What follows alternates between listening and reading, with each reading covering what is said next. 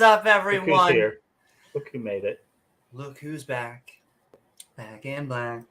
Well, brown, but it has tones and mixes. However, Close enough. Close enough. I've been so excited because I've been getting into beige. In this episode of Skeptic and Ranting, the six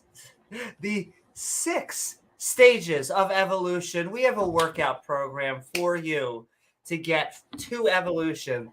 We're watching a mental gymnastics workout. It really is a workout routine. Yes, generally speaking.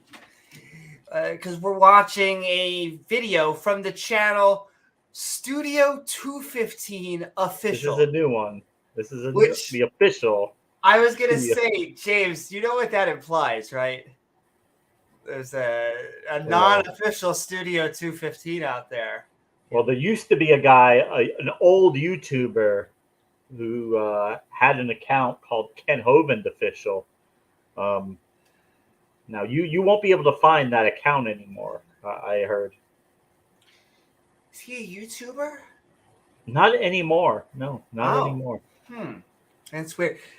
It is surreal that his account, since we've last talked about it, because I don't think we talked about it on the debate. And it was within the past week or so that we exactly. And I was telling James, we were just venting about how apparently I feel like an up and coming person from the 1990s was no longer a part of the YouTube community, because it turns out not a YouTuber anymore. Exactly. And we did a side-by-side, just because I think if you just look at it at face value, you think nothing of it. You give this, they gave this up-and-coming YouTuber a lot of credit because he had maybe been on the TVs. And so it's, you just thought, oh, that makes sense that he has that many people following him. I know. Exactly. I'm almost trying to pull. There's a presuppositionalist that goes by the name of something. I don't remember if it was it was a Star Wars character, but exactly. Ken's name will go away like the Amalekites a little bit. I mean, or the Hittites. Well, he did something that I used to joke that when I worked at Walgreens, and I feel this way about a vast majority of corporate jobs. You only have 3 rules, okay? And they will eternally not fire you. Eternally not fire you. And that is, as long as you don't call out, you show up when you're supposed to. Show up for work. You don't do something, you don't hit someone, you don't do violence or do anything wrong. And then the very primary thing, don't steal from them. If you don't steal from them, you show up and you don't do anything bad, they're going to keep you on forever. Hard to get fired. However, YouTube views only one way of kind of making money. And, they're like, oh, great, you're Patreoning and all of this stuff. But we have these ad spaces back there. Also, we're ranting too much. We couldn't even get through the thing. They only care if you can actually bring eyeballs. And so if you're cheating them out of that, then it turns out that they're going to shut you down. You mean people didn't want to watch videos about sea sponges having sex? No, well, they didn't care about that, I guess. But apparently it wasn't tracking enough views. It wasn't tracking, yeah. Yeah, for all those subscribers, but so few views. But okay, this is really housekeeping. We didn't even get to it. All right. In this episode of Skeptic and Ranting, the 6 stages of evolution, we're watching a channel from the Studio 215 official called Evolution Exposed. These 6 stages of evolution. Did somebody else talk about the 6 stages too? I think. If you need religion, this will be a recurrent theme. Yes. So won't you join James W. and Amy Newman for an evolving good time?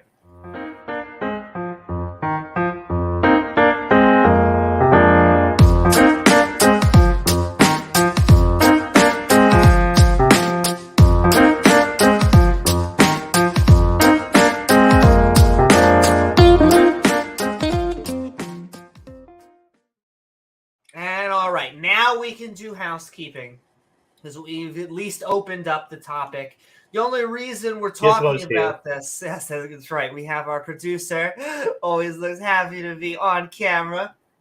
And the arguments that we're getting, if you might think that this 6 stages of evolution is that we're about to watch a video from Metmoven, but they apparently create acolytes and clones. Exactly. Clone accounts. And although I would say a giant root of the problem has been outlifted, once again, we are a freedom of speech channel here. You can't buy your way to something. You can, however, go on a kink site and get subs. Completely much better plan. The thing is, with him, it was so unnecessary. Even without buy, he still would have had a large channel. There was no real reason for him to have to go out and pad his numbers like that.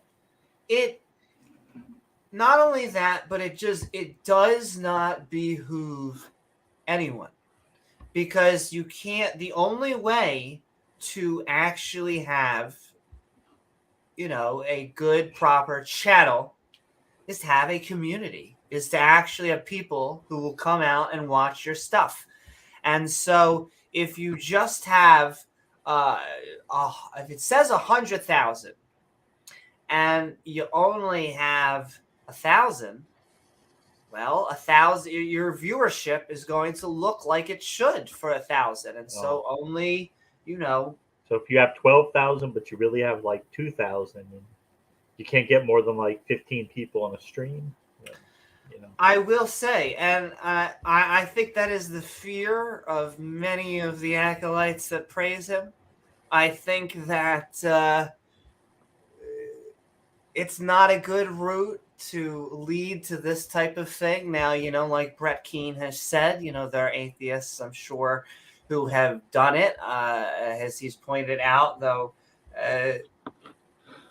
I think that the creationists, you don't do yourself any benefits trying to sell for crowd. I mean, the Bible just brings out an audience itself, doesn't it, James? It's so textured and flavorful.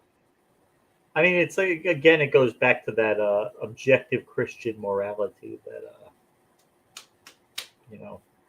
about always being honest and upfront, and exactly. Really having one-on-one conversations with your audience that doesn't exist. But yes, enough about. I think they were an up-and-coming YouTuber. I'm trying to remember. They'll have not gonna work here anymore. Not gonna be on YouTube look anymore. For them on Parler. Though I think that someone told me Parler is being bought. All these companies. BitChute or Rumble. I'm trying to remember what it's called in Idiocracy, but it's basically going to eventually be Walmart, Costco, fucking Wendy's, all in one company. All right, sending love. Welcome to Costco. Welcome to Costco. I love you. Welcome to Dinosaur Adventureland. You're going Welcome to Dinosaur Adventureland. I think a kid drowned there. Welcome to Dinosaur Adventureland. The gift shop is right there. Yeah. It's really the only place you need to go. That's where all the cool stuff is, the store. Exactly. You can buy their specifically number 5 of their DVD. It's a hit seller. Ken Hoven and also a hit seller, or salt and pepper shaker, or just someone who gives hits. That up and coming YouTuber, gravity scientist, with his past wives. Do. Yeah. Ken Hoven and a salt and pepper shaker, one for his current wife. So you've got like all 4 additions. His cadre of wives that he's got going on there. Many of them he doesn't. He doesn't. I think at least he's now officially. He's not a big believer in the government. Government, more of a sovereign citizen. Also, we're almost bringing it done to our marinade of this, because we're getting the Wish version of this up and coming YouTuber tonight, because it's, as James said, basically his shtick, down to almost some of his same jokes. Yeah. And this is an individual, by the way. Let me pull up my calendar here. Who I will be debating on Standing for Truth in 4 weeks from tomorrow, March 8th. So we're going to get a little preview of what we've got coming up on the calendar in 4 weeks. Exactly. This is the prequel. And all right, enough of them, because we'll get to them shortly. Yeah, we'll see the Wish version in a few minutes. The opposition viewpoint. We are going to instead remind everyone that you're amazing. You're lovely. In fact, welcome to tonight's episode of Skeptic and Ranting. It's been a few days, so everything is just taking longer. But it was a great debate. It's lovely to be here with YouTuber James W.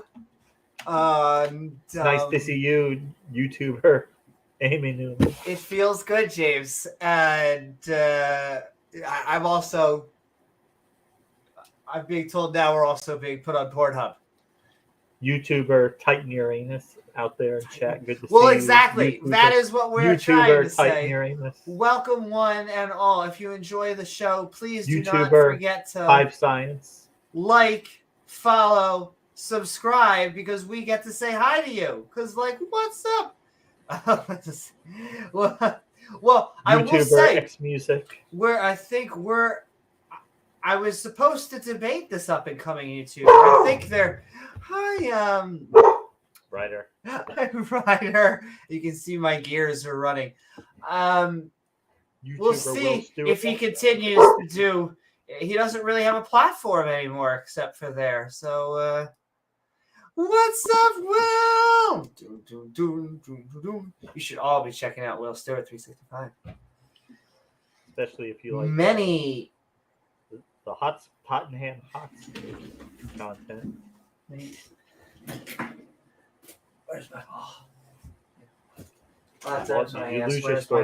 When I asked my ball. No, that should be behind me. I'm looking for Wilson. Because, the other kind of football. Soccer ball. Unless you're on an island.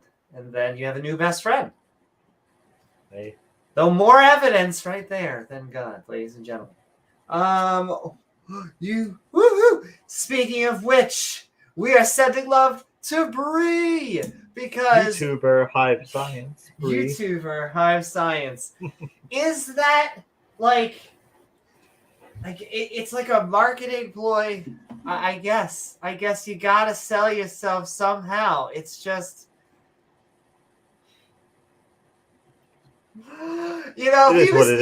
he's nice to us, and it was a fun debate. And so more Debate Me Bras up and coming.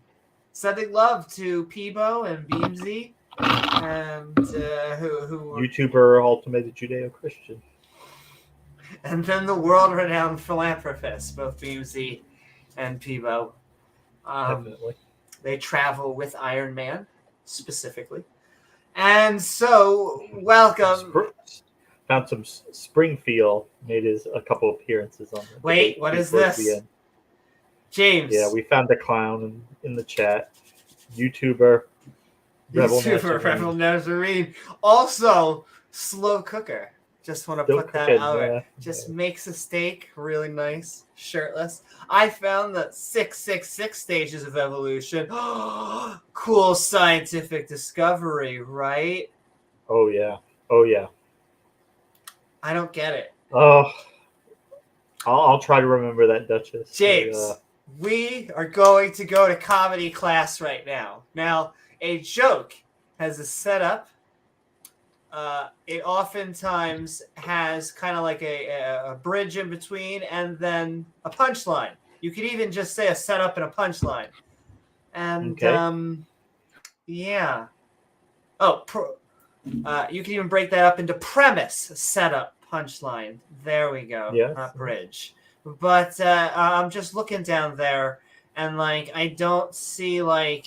It's like missing some components. Here would be the premise. All right, I found the 666 stages of evolution. All right, and then the punchline would be cool discuss. No, but I love you, Rebel. I love you.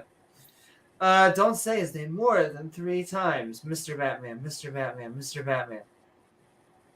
You're on your way to hell, sir. Damn, I was just hoping that we were just gonna have like an before you go to hell, can I get that dick pic? Can I get it before you leave? Go to hell. Yes, exactly. Just for the evidence chamber. Well, I have to know what them disgusting gays are doing. Somebody's got to keep track of them.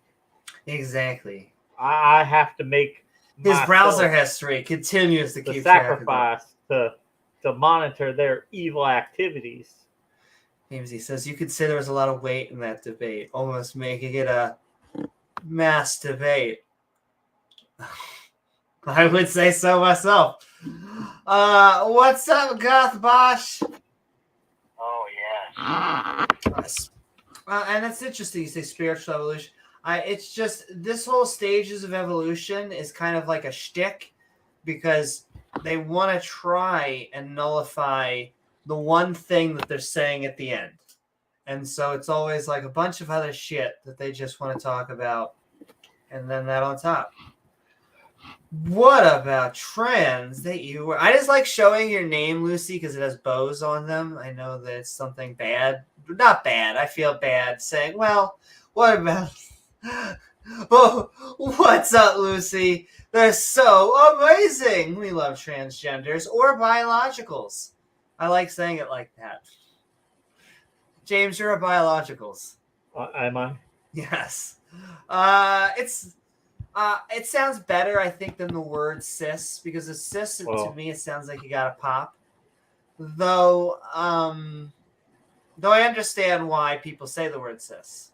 So I see both sides, but I don't find it a particularly useful term. But I realize some people really like it, so they're going to use it. So. Politics is all about marketing to me. It's all about opinion anyway, and so sure.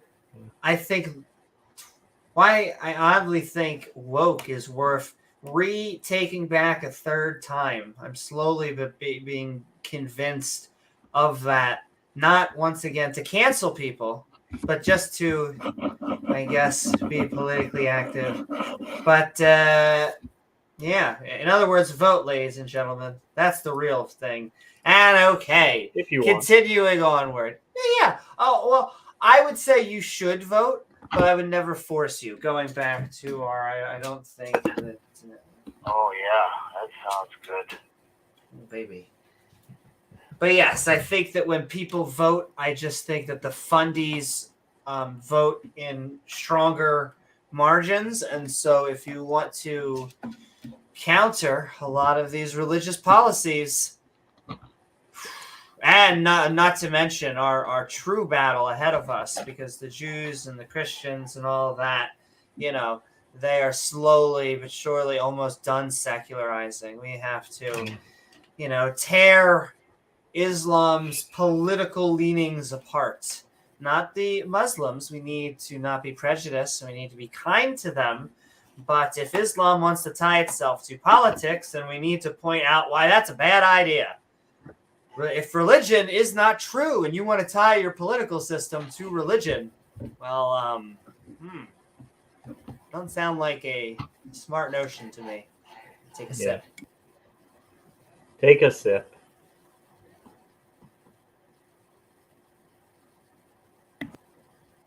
Why not? You deserved it. Take a Brando. James, it has what plants crave. Of course, it's also got what cows crave. It's got what snakes crave, aardvarks crave, donkeys crave. Yeah. Because it has electrolytes. I showed Rachel that movie. I think we finished it because I've seen it a million times, but she's never seen it. This is a great documentary. Let's continue. I love the trial where the judge comes out there and they're like, guilty. He's guilty. That's going Camacho.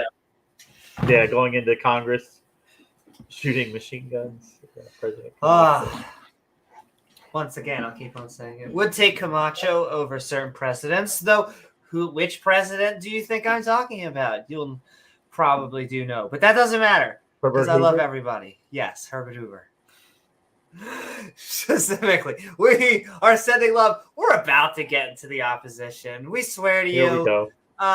We're just gonna we're sending love out to like I said, if you're out there, we're Twitchers apparently.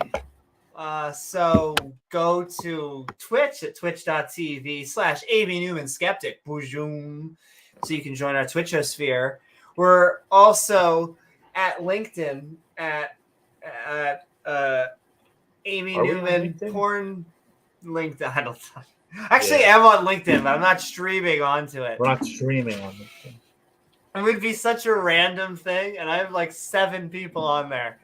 Where I have way too many. I'm streaming to Facebook. I have way too many people. I have a lot of actually because of the memes. I need to go back on Facebook. I got into big religious fights on Facebook, and I stopped. I was like, I can't even do this anymore because it felt like a void. I think I get what I haven't been on Facebook as much, literally because of here, because I was just sick and tired of getting into, at least in a text debate. Oh, you lovely people in chat, your text is being recorded right now, and so as long as no one porn bombs us as much as we love our porn, and we don't have to get rid of any of the text, it's going to be recorded. Whereas on Facebook, I am just screaming into just one step above 4chan. And I'm being generous, being real generous, because 4chan is anonymous. And so that is streaming into a piss of piss. Anyway, but sending love to Moot, who I'm sure is doing lovely things somewhere. He doesn't even have control of. I'm pretty sure the man who owns 2chan or whatever the fuck owns 4chan now. Okay, what'd you say about the they're doing to the chat, Amy? They're doing what? They're doing what to the chat? This conversation is being recorded. Oh, they're recording the chat. Yes, indeed. Damn it. Are we live? Should we start the stream? We should start the stream. Are we? We're being recorded. Amy. Yeah. We're live. Holy. Okay. Yes, we do want to thank all of the people out there in the live stream. We'll keep on saying hi to you. Hi there. Hi. Oh, look at all these people in the Twitchosphere. Hi, Pookiekins and Rubik's Cube and Joey. Hey, Joey. What is up? It's a Pat. I agree. I think election day, that at least we can all agree on, right? Americans love holidays, and actually I think it should be that way for probably even if you're, worldwide. I feel like it should be a holiday. Make my birthday a national holiday. Hey, well, I like traditions. The reason why I think it's more, well, I guess everything's arbitrary because of a mind, but why it's heavily motivated with evidence to make a good election day is because if one of the main reasons you can't get to it is work, I think that just cuts it out. And so, but I mean, I have to work most holidays. I don't know. I mean, sure. If people who have people who work 9 to 5 jobs have Monday through Friday have holidays off. I mean, I guess. Sure, but don't you think? I guess it would help some people. It would just help. I don't know, civically. I think we'd have a more healthy society if just everyone were to have. I don't know, a day just to vote. There was no pressure. There was no mandatorily closed businesses. No. Oh no, because Walgreens wouldn't close.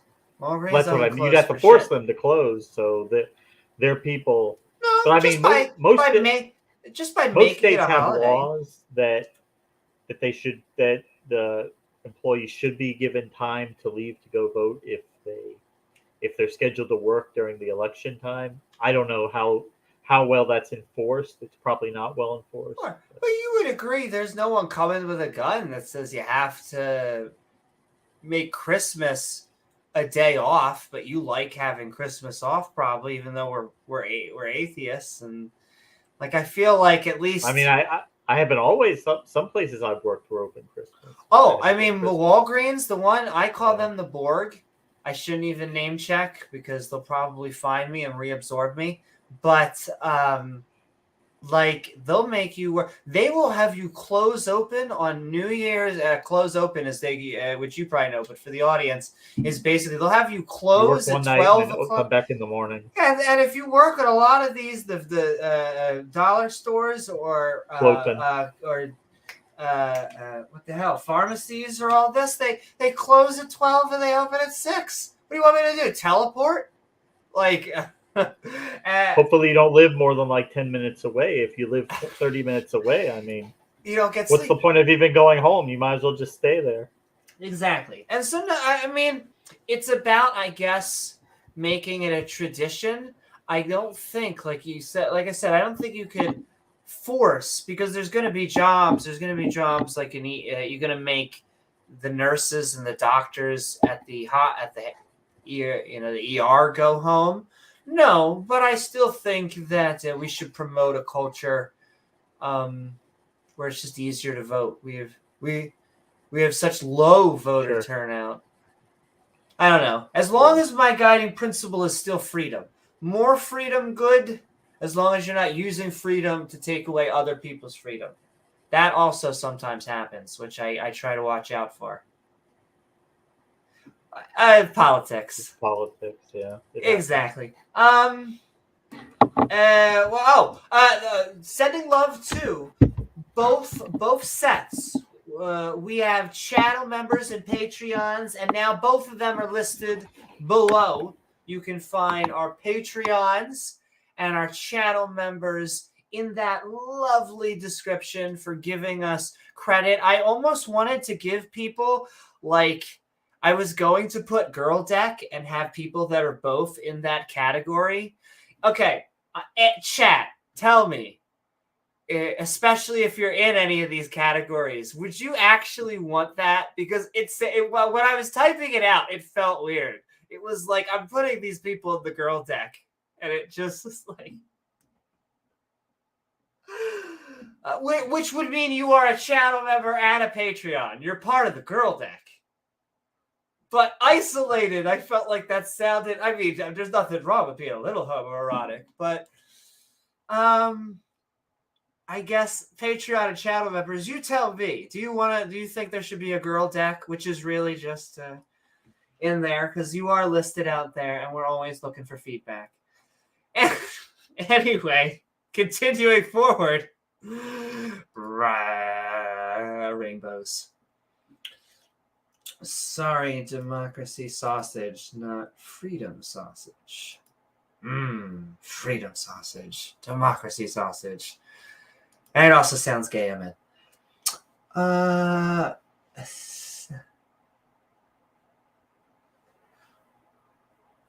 Why not? Will's like, why not make it a week, baby? Still not get why it had to be one day. I want 7 days of Christmas. That's kind of what Hanukkah is, but it's all... Hanukkah is if you were to take, like, what, the stockings, and you were to do, like, 8 days of stocking stuffers. Like you're waiting. What happens is they kind of, if you're a smart parent, you at least put the good gift at the end. So they at least get something. But socks. Oh my God. A pen set. And I'm 9. That's great. Anyway. Sending love. But now I love pens, okay?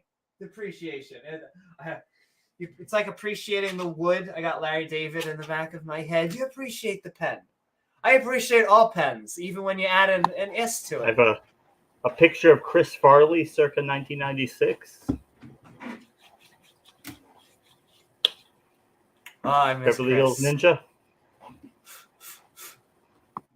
I feel like I should know the reference, and yet it's been so long since I've seen. It was a movie he did with Chris Rock. Yeah, Beverly Hills Really? Ninja. Yeah. Chris Rock is great too. I miss Farley. Miss Farley and his boy Dan toy. Speedball did him in. David Spade, you talking? Yes. It was so funny because he views himself as a pretty boy. He is kind of, if you isolate him, even though he's always gotten typecast as like the underling. Yes. But he views himself as but I love all of my I really do love my comedian brothers and sisters. I'm going back up. I keep on saying it. Though, even though I'm going back up, that doesn't mean anything's going live yet, because I've realized you got to record a few improvs, and then you work that secret sauce and you pull what actually works into a thing and make a bit. Because I don't want to just rant. I at least want to take shots. So you haven't recorded anything yet? No, I was going this Saturday, but we did the double decker. It was a good movie. We did Fridays. We did movies Friday and Saturday, and then there was John Super Candy Bowl was Sunday, and so sending so much love, which I always say, this is I'm very much team sports, but if you know that I am. It was kind of I had a win-win moment in my head because I'm from Philly, born and raised, at least the suburbs. So I'm really from Philly, but that's really, West anyone Philadelphia, from the other way. Exactly, kinda. And Playground, you spent most of your days, yeah. I am an Eagles fan. I am, with my whole family, but. Last night was going to be turned into a movie. Like, I had no idea. I don't even know enough. I, looked at the coach on the other team, and I'm like, he looks familiar. I feel like I know that guy. He used to be the Eagles coach, yeah. and they're like, yeah, he used to be I'm like, he used to be the Eagles coach. Okay. And so you're telling me he couldn't get it in the Eagles. And then he went on to City, and now he's winning the other team. And then, as the underdog, goes all the thing. It's a close game, and then that's going to be made into a movie. You'd be silly. Please let me be the first MVP one. It might take 10 years. A busted up ankle, and then he runs for 25 yards to set up the field goal. That was And people shouting at the TV like, "Oh yeah, you're hurt. Good acting." I don't know enough about sports to know if that's true. Yeah, what's going on.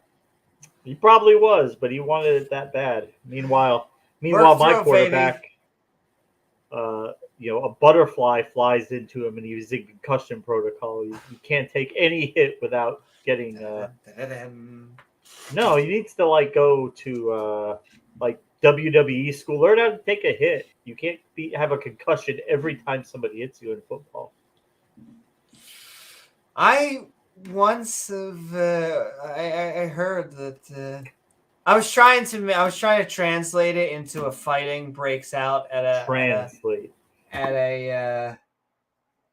hockey game, but I can't do it for football because I don't think fighting generally breaks out at.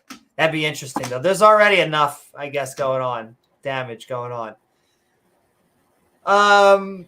boop, boop, Hockey's, boop. yeah, they're really the only one where fighting is like very common.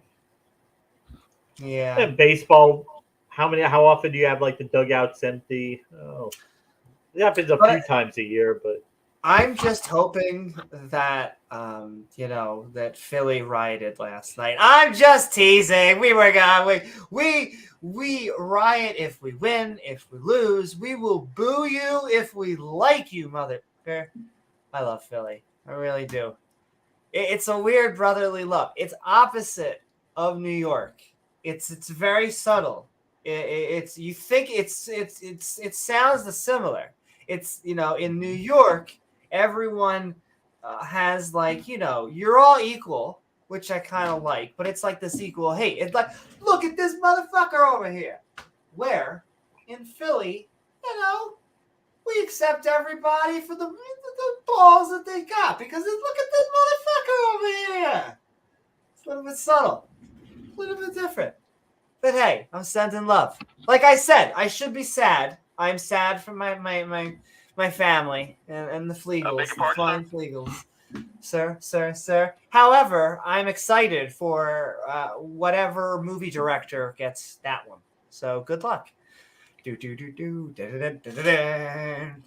be James Cameron. Don't even. No, it's not going to be. Don't even think about it. We don't need to go down that rabbit hole. That would be funny. No, I want it now, directed by M. Night Shyamalan. That would be a movie I would watch. Oh my god. He caught the ball. And then Cthulhu. No, my Lord and Dark Savior. It was pigskin. No, the skin. The pig, I get it now. The pig, I get it. And my shovel on.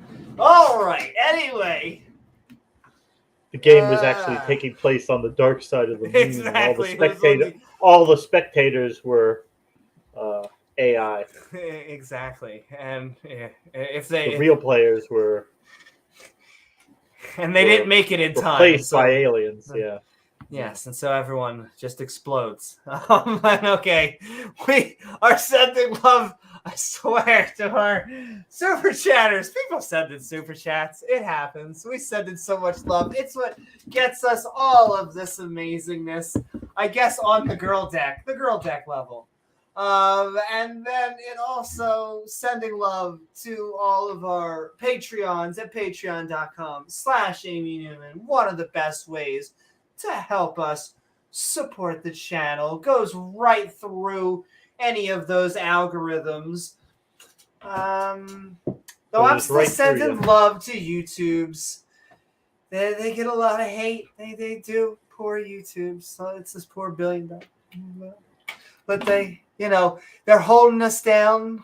They really don't. They don't really spend a lot of for all of us, they've actually passed almost all of our videos, almost the giant 90+% of our videos. And so it just makes me wonder what kind of content the people. Rah. Vaccines caused me to turn into an alien.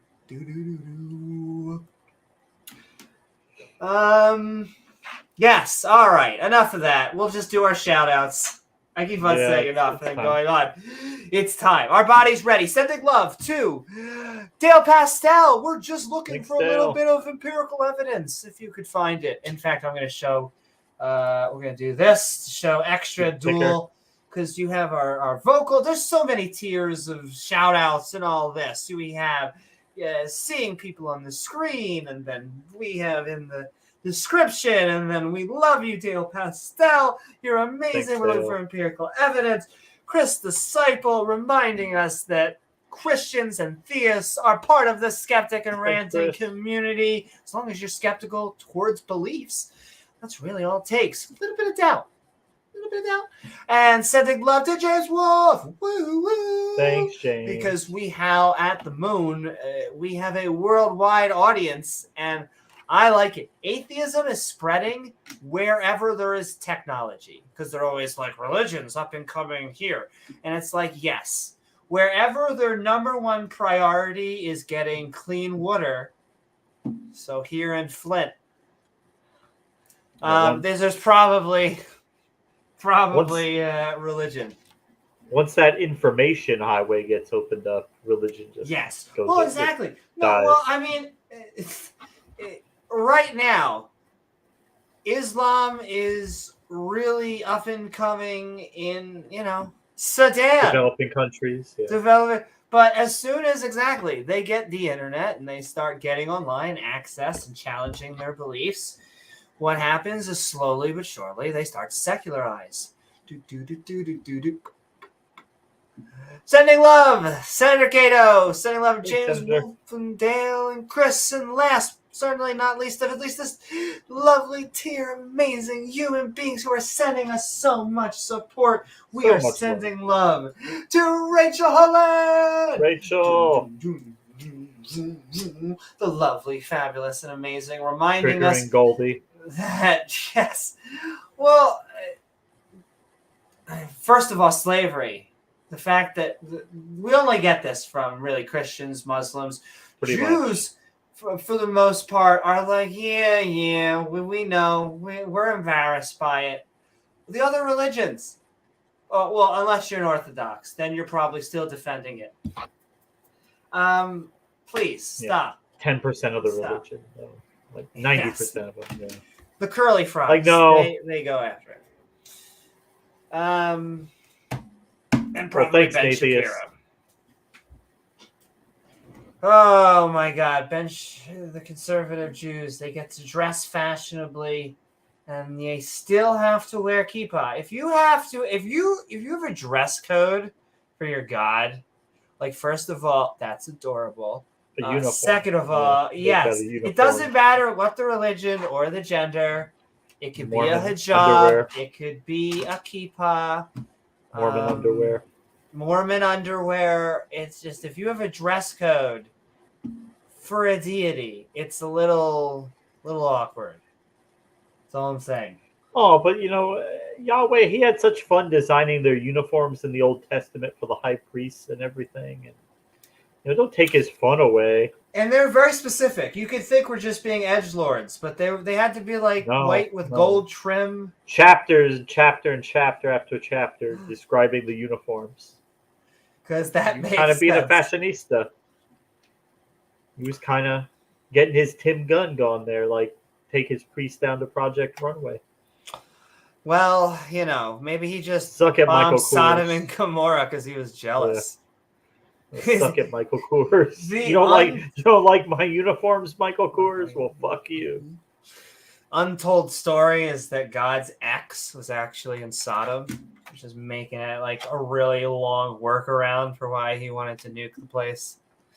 Yeah, like they're like really bad. Like the worst people are in there. Like they like block me and like haven't called me like anymore. And like I feel like they should die or some shit. I've been spamming dick pics to them and they don't even respond. Yeah, I'm totally gonna nuke that place. Totally. Yeah. They're not even saying how nice it looks, wow, it's that big. Wow, I want to get a piece of that. James, it's infinite in size for a reason. You think he would mention it like once. But nothing. The response for Stupid Horde Energy was to ask God how big it is. He'll tell you. Yes. Also, sending love for just Stupid Horror Energy out there. This is just my obligatory.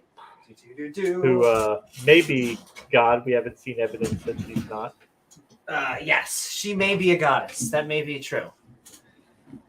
Titan Uranus may also be a goddess. Sending love out there. And also triggering creationists. I do not get why sex and gender trigger them so hard. Like, it is just like so many things trigger them, but definitely those two are up there. I have never found more caps locks, more death threats, and more homoeroticism than the people who hate gays and trans. But yeah, no. From the people that like, come on, tell me, have you ever sucked a dick? Well, there was that time, yeah. Oh, so what are you doing in our chat, spamming all this anti-gay, anti-trans shit? James, I don't know if you've seen my new cookbook for semen, but like it's titled "How to Be a Family Man." Oh wow, cool! The Jado Christian story. Ah, fantastic. Forward by Ralph Shorty, the former conservative politician from Oklahoma, who is serving 17 years for being caught with an underage prostitute. Oh my, yes, or as they call it, objective morality, objective religious morality specifically, which I will never let them get away with. Like it, they really have no claim at morality. Like it is not even.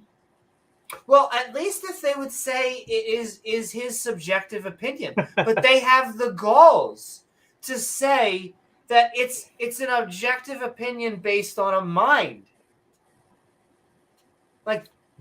How does that make it objective? Just the only difference is he's the one with the power to impose his opinion on it, but it's still an opinion, right? Oh, well, James, it's not an opinion because he could kick your ass. Well, yeah, I know. Did you ever think about that? That's where we get mafia boss. The mafia boss argument comes in because, which is really their morality. It's just he's the boss. What are you gonna do? He doesn't like gays. He wants to kill him. He's gonna kill him. I mean, hey, gonna kill him. Don't be gay. You know. Don't be gay. They also, I love. Can't say why it's bad or why he doesn't like it or why anybody should care what he thinks. No. Yes, but drown babies. He's the good guy. Well, drown evil babies, of course. Evil babies. Evil babies, yeah. Evil babies. But yes, also sending love to the three last, but certainly not least. And then we are going to do, I have like a 30 seconds of an opener. And James is going to yell at me to then get to the video. The video, so we'll be going right into that. We'll put it on 1.25 to absorb all. It's a short video. It's like 30 minutes, 27 minutes. Yes, this one that's the second one you're thinking of. I was looking at both. This one is 24, almost 25 minutes. Okay, that's short for our videos. Exactly. So for us, that's only about 1 or 2 days. Right. Sending love to Regos, the one and only. We have a Skeptic Bible study. On the girl deck, Regos. Exactly, on the girl deck. I know that purposely. That's what I mean. Regos, if you're out there, tell me. Would it be funny? Should I put you on the girl deck? I think that those are Patreons and channel members. Patreon and channel members. Do you think that would be a good idea, James? Do people like being cool? I wanted to have Girl Deck as one of our titles to begin with for the channel members. See, and I think there's a reason why I think we couldn't do that. I think they don't let you have. There's some reason they don't let you have custom titles or some shiz. I forget what. There was a reason why. Because remember how I had like 666. I remember you wanted to have a bunch of tiers. These. Oh, the price numbers. There's certain. I had all these things laid out. You can't do 666. It's like 50-cent increments, I think. Yeah, they have like set. They want to be nice round numbers. But that's okay. All right, we'll make a girl deck then. A girl deck will be Patreon and channel members because that's motivation to become both anyway. Ride the girl. And we'll deck. put them first. Ride all the girl cool deck. People are doing it. An actual cookbook. You know, it's funny. I don't have a semen cookbook. Yeah, and I will not be having a semen cookbook. Look, I'll tell you. I'll be straight up with someone who, as someone like myself who's very not straight. It's not terrible, but it's not something like I feel like needs to be added like with cinnamon to like my fucking, coffee, my cinnamon roll while I'm drinking a coffee. But I mean, there's ways to make it taste better. I'll tell you that much. Have a healthy diet. Eat more fruit. And by that I mean more gays, very specifically. Beamsy will send you his cookbook. And Twitch subs. I need to do a lot more love with Twitch. They have flair and all this stuff. I need to add, I think, the emojis. I should do that this weekend. So if you're on two, if you're either a Patreon or if you're on 2 of the 3, then yeah. I'll count being Twitch on the if you're on 2 of the 3, if you're 2 of the 3, then I'll put you on the girl deck. That sounds good to me. We can't help it. A lot of this is just like, I mean, all channels have to go. If you're lucky enough to have a community and audience and be a content creator that can be monetized, you go through this stuff. But it's just so funny. Just so much, half of this is trolling Bob Larson. Just can't, Do you remember him, Amy? Get your all right, channel members, get those emojis ready. Really, Satan, he hates those emojis. He hates them. Of course, you have to be a channel member to use them. So, of course, go ahead and become a channel member at the sword bearer level. It's close to an emoji. At the sword bearer level, so you get your sword. And you get your reminds me emojis. of someone, I can't think, like an up and coming YouTuber, but they must not exist anymore. It's like in James, you're not gonna understand this reference, but it feels like someone just got snapped out of existence. Mr. Holen, I'm not feeling so good. Oh, feels good to be a Marvel fan. Kent's melting. He's melting. Yes. I'm trying to think if it would be like, I feel it would actually be technically if I had to do the correct reference, because Matt is actually going to continue being a YouTuber, a content creator, as degenerate as a reprobate as he is, and most likely in the closet. I guess the more accurate reference would be, Hey, Matty, I'm not feeling so good.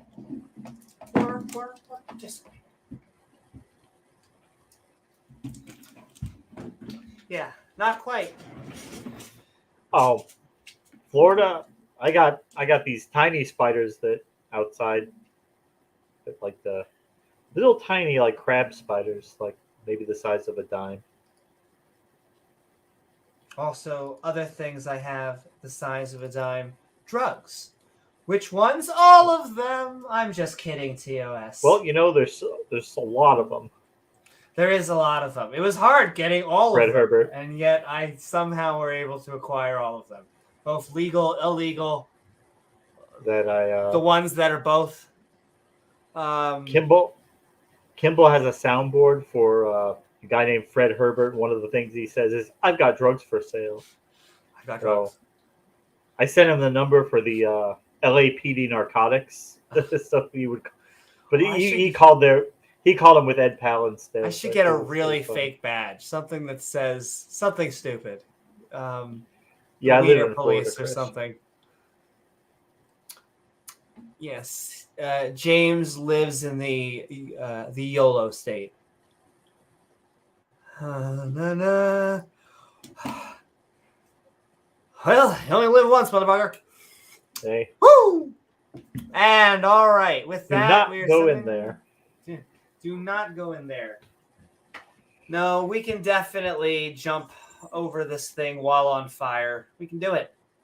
We can do it. Anyway, sending love to Reid. I have to fight because I jokingly, lovingly say that, like, my ancestral homeland, I'm technically, I am an X now, an ex-Jew. But most Jews, as they get older, they start to molt, and then they naturally go to Florida. I don't know why, but the mating call, they travel in packs, and very specifically, some get go towards other mating seasons, like in Arizona or California. But at certain times during the summer, you'll hear the very specific mating call. I need lotion. I need some lotion over here. I'm pretty sure that's true. I think I saw it. Most likely. Anyway, sensing love. I would love Florida. I can't. I love warm. It really is. That is the Ashkenazi. Not even gonna lie. Oh my God. I was gonna say put me in an oven, but that would be a bad statement. That's Godwin's law number one. If you hear James, if you hear someone start screaming German, just tell me to run. I'll run. I'll hide out with Gavin and Iron down here with our pantsless apologists. Just try to blend in with one of them. We'll never be able to tell the difference. With those good Christian men down there. Yes, good Christian men. There's so many to think of. Oh my Lord. And they try to call us degenerates. And it's just so funny. It's always a form of projection. Because that word means a degeneration of culture. Even though, yes, there's been nothing of value added to culture from the LGBTQ community. Who can think of anything? But yes, it's that's degenerating our culture, and not the I hate gays because they make me feel ill. It's icky. Really? Icky. Can you put that in the syllogism? A syllogism? No, look, get that stuff away from me. I told you that's why I wasn't for it anyway. No, sir. I hate to tell you, but Duchess already said. But I'm going to say if you say syllogism 3 times, somebody else will show up. With a syllogism. I would say, if you say that, the truck, probably. Yeah. Woo. James, we can have a business. We just need to get him to do more debates. He has many a syllogism. He's worked hard and long on his syllogism, and he's been edging, apparently. Though we are going to do we're going to do more debate me bras. God has no edges. Yeah. No edges. So sending love out there. We need to get Mark and Zeleni on there, as well as others. So sending love. What was that? Rejos, Matt Deig. Sending love to Matt Deig. Boom, boom, boom, boom, boom, boom, boom, boom, boom, boom, boom. Reminding us that flat earthers, young earthers, they do not have theories. And that if you use the phrase, that's just the theory, maybe you should just take a biology class. Maybe you don't know what you're talking about. Or really, exactly. Or a science class. Because a theory is they're using that wrong on a more fundamental level. It's a theory is used. Because science never proves things. They don't declare things to be proven, because all knowledge is provisional. You're not going to say something because you could find something else out. But the most accurate model we have currently. Be that as it may, the world is still round. It's not flat. It's not going to be flat. Run round. Davegar. But if you asked how sure we are of it, it would be 99.99999%. Functionally 100%, but close enough. Close enough. Sending so much love. Yeah, it's in a irregular elliptoid, because it is an elliptoid, but it's slightly pudgier, I think, at the sides. But don't tell her that, Jesus. And we like thickness anyway. But not Matt Deig wouldn't. Matt Deig would compliment not at all. Those theories and is amazing. Amazing. So thank you, Regis. Thank you, Matt Deig. And last, but certainly not least, reminding us that watchmaker arguments are silly. as we send so much love. They're really dumb. They're really dumb. They really are. They spend hundreds, if not thousands, of years creating these apologetics, and then we get James. What if we're just all watches? I mean, they have had thousands of years, and basically what they could do is I mean, if you found a watch, you would know that somebody made it. So, like we have this universe, and so therefore, somebody had to make that, right? It makes sense, right? Yes, because you saw a watch on a beach, and you saw watches have to be made, so universes have to be made too. Yes, the difference is that a female and male watch didn't like dry hump each other until a baby watch popped out. I don't know if they know this. We don't know, but how do you know that? Have you seen all watches at all times? And that's true. Sounds very watchable, though. They're not having watch sex. How can you make a statement like that? That's an assertion and a gish gallop. I would say that would be on the next episode of Rick and Morty, but I don't think that. Well, there are going to be more episodes of Rick and Morty. Excuse me, sir. You're maybe possibly gish galloping. Answer the question, please. Interdimensional cable, sir, please answer. However, maybe they will. We shall see. We're about to sending love once again. Look at the trees, Nathan. Look at the trees. That's right. James, they're such beautiful trees. They really are. That's only tardigrade. Where are my trees? I need to spend like a day of organization here. They were organized. There's just so many props now. How many props? James, you have no idea. I could literally replace that YouTuber probably. Oh, you want that fairy tale? Mm-hmm. Yeah. Oh. Listen, I just don't want the government teaching your fairy tale. Just don't want them teaching your religion. Don't want to teach religion in school, right? Sir, this is a court. Oh, really? Why do you have a hammer? Sir, that's evidence. Evidence, you're saying. I was listening to somebody you guys may know of, a Fox News host by the name of Tucker Carlson a few nights ago, and he was the opening segment. He's just so salty that religion is dying. Like he's like, nobody goes to church anymore, nobody believes in God anymore, and then he's basically saying that climate change is becoming a religion because people have to have a religion, so since they're abandoning Christianity, they're just substituting it with climate science. That was it's kind of a stretch there.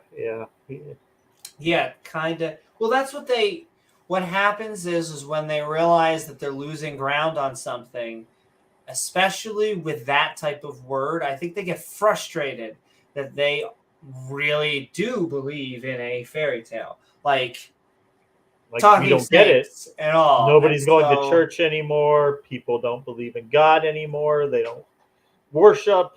So, maybe it's they're worshiping something. They're just worshiping. So they have to climate science. Yeah.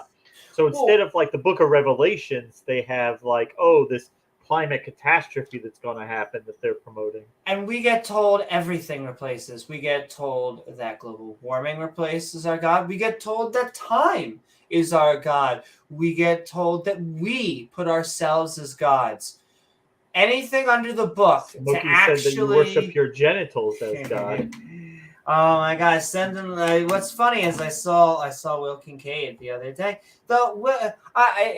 I have very conflicted feelings because I don't hate Will. I have no ill will towards Will, even though I think that the obvious name choice is shitty. Not the name Will of his YouTube channel, but secular Jews I have no is now. even that wispy one himself, he was an old earther. The problem came when it turns out that, yes, if Chuck E. Cheese starts to put out an investigation, then, well, we're going to let the investigation do its thing. Well, I mean, he did that to himself by lying about it. He probably could have kept his channel if he just admitted it and, took the heat for it and whatever. He probably could have, he would have lost some subscribers, but he could have said, well, hey, it was a long time ago. I made a mistake. But to just lie about it and then insult your victim. And he would also lash that just made it worse. In a way that that is narcissistic and that is projectile. And so I hate tying this YouTuber to this person because they won't want to be tied. Well, because I mean I love Knock. I'm sending love to the raging atheist. But and I forget where I was going with that because I think that Rage actually said he's going to calm down on basically, trying to go to war with people and stuff. I've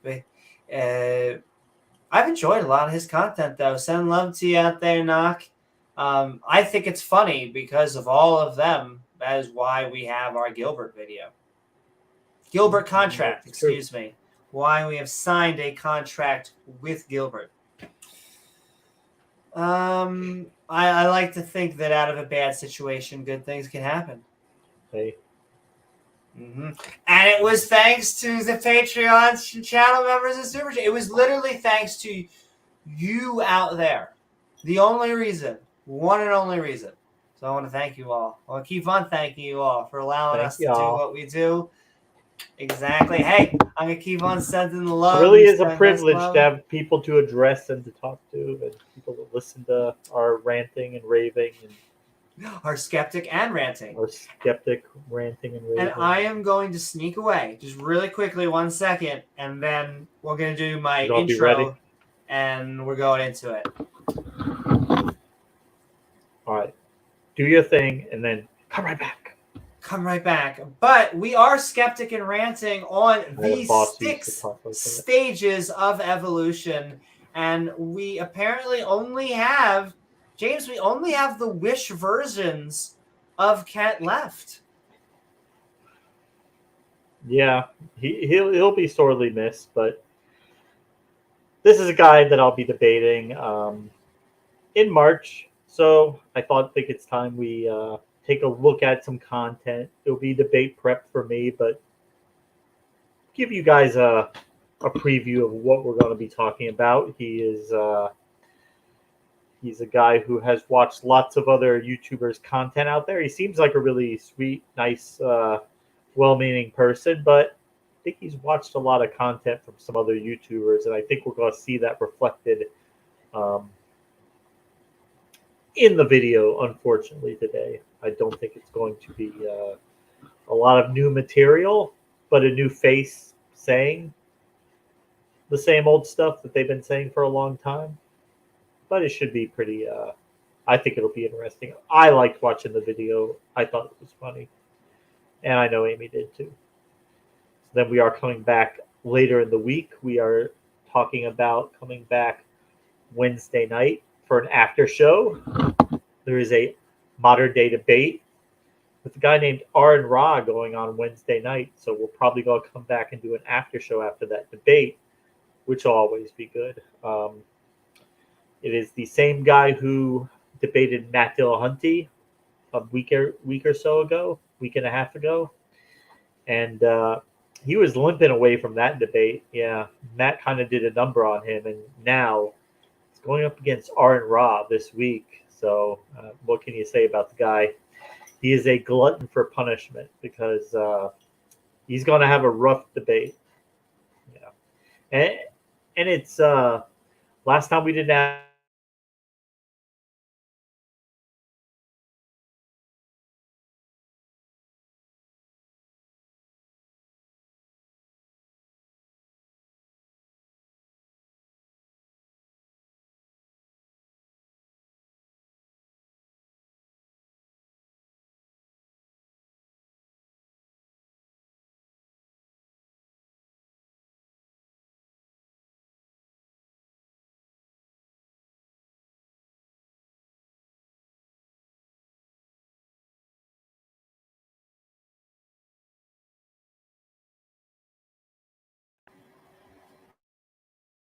I'm back.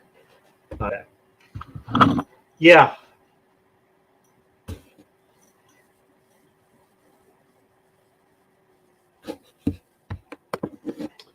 Is that so, Pat? Jesus Christ himself will be debating Romulus to see who's the...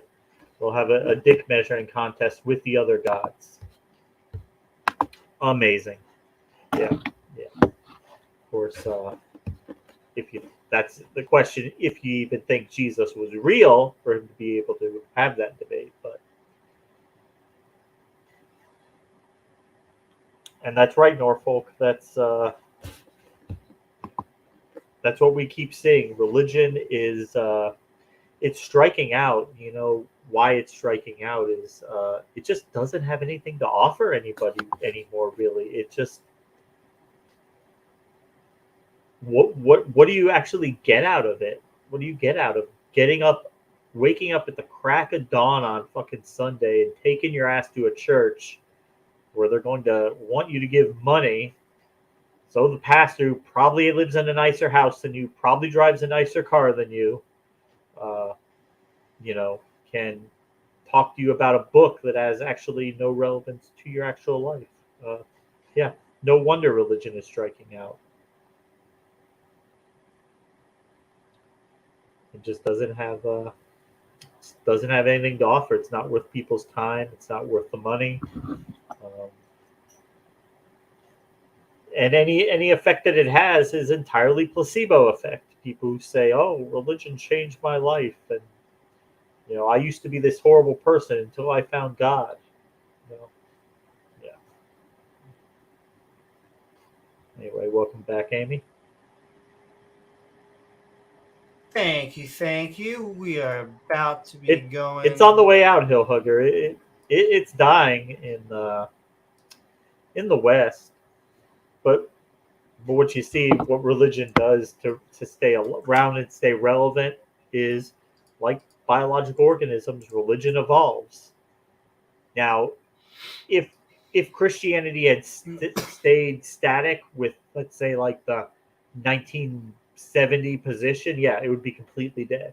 It would be, even more so than it is. It would be like relegated to 5-10%. So you would think if it was based on a god, you would have society bending itself to the will of that god. But what actually we see is the religion is bending itself to the will of society to remain relevant, to get more people to show up into the church. And when that happens, when they can't pay the bills, they have to liberalize. They have to, they have to throw out the things that their book rainbow says. Flag down. Yeah, they have to throw out the things that, like the ads during the Super Bowl, the famous, like, he gets us, like the Christian trying to court the members of the LGBT community, because don't worry, guys, don't worry about what all that stuff in the Bible says about how evil it is. Jesus loves you. Don't hold that. Jesus loves you, Amy. He just wants you.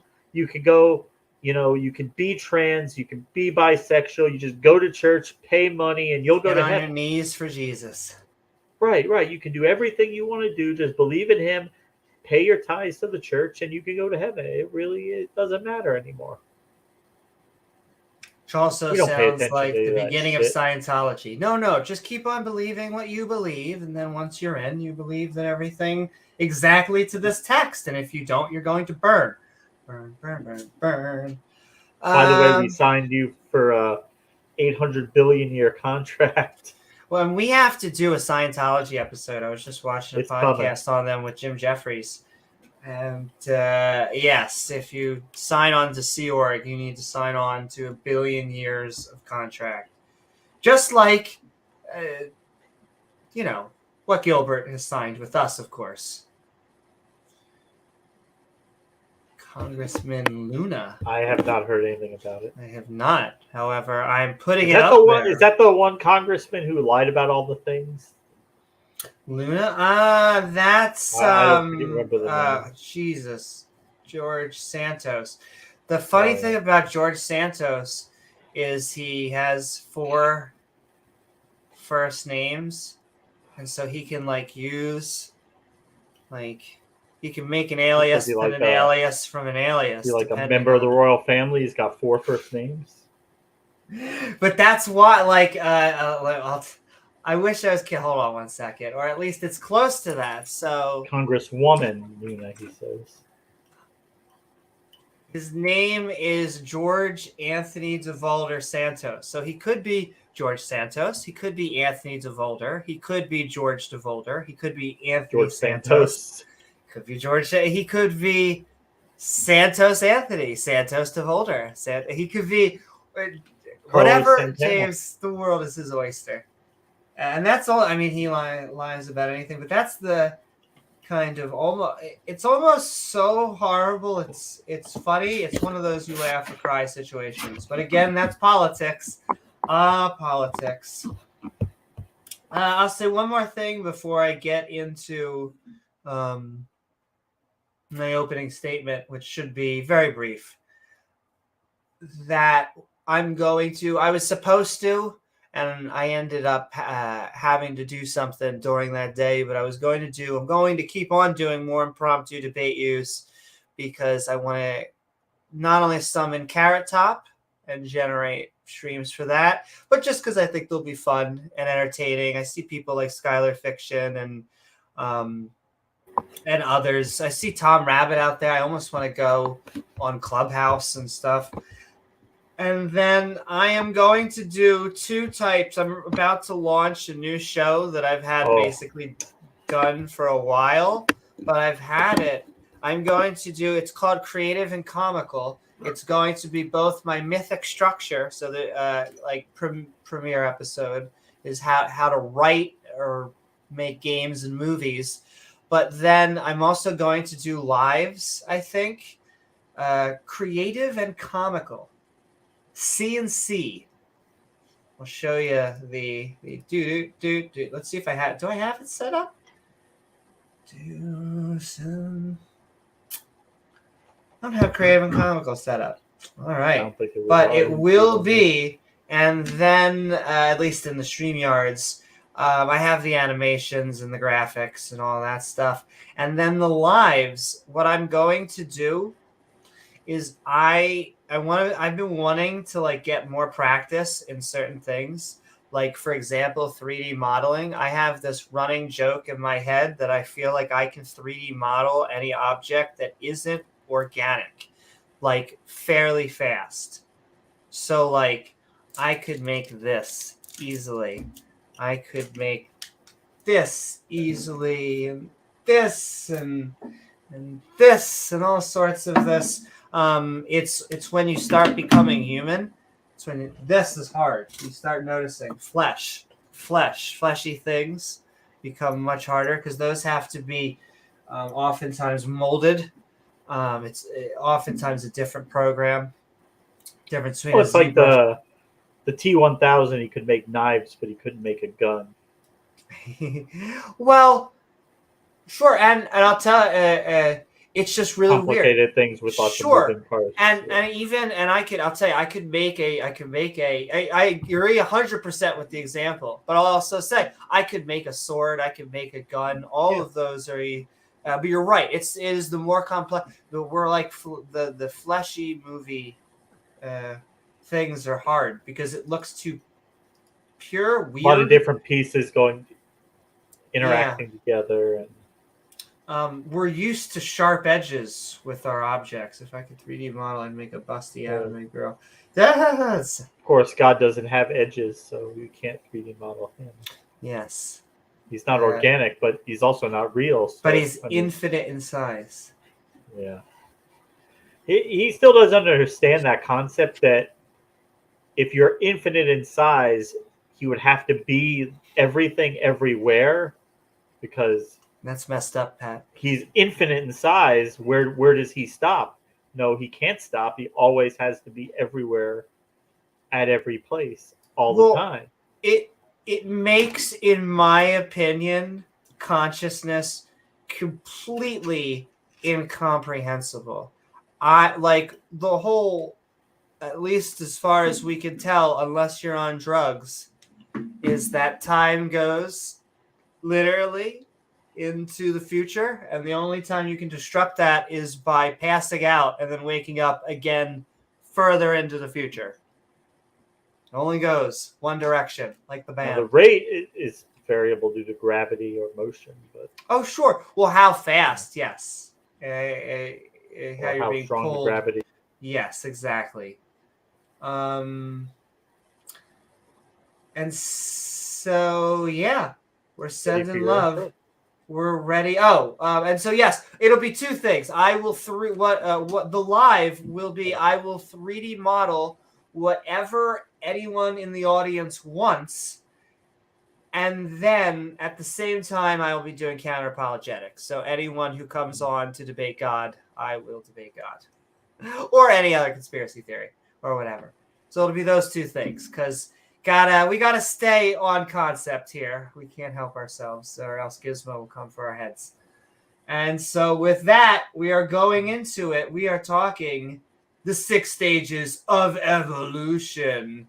Evolution exposed? Oh my goddess. James, we're gonna have something We're out exposed. of business. We're out of business, yeah. Damn it. Indecent exposure, huh? We're gonna put the biologists out of work. We're all gonna be theologists, apparently. But yes.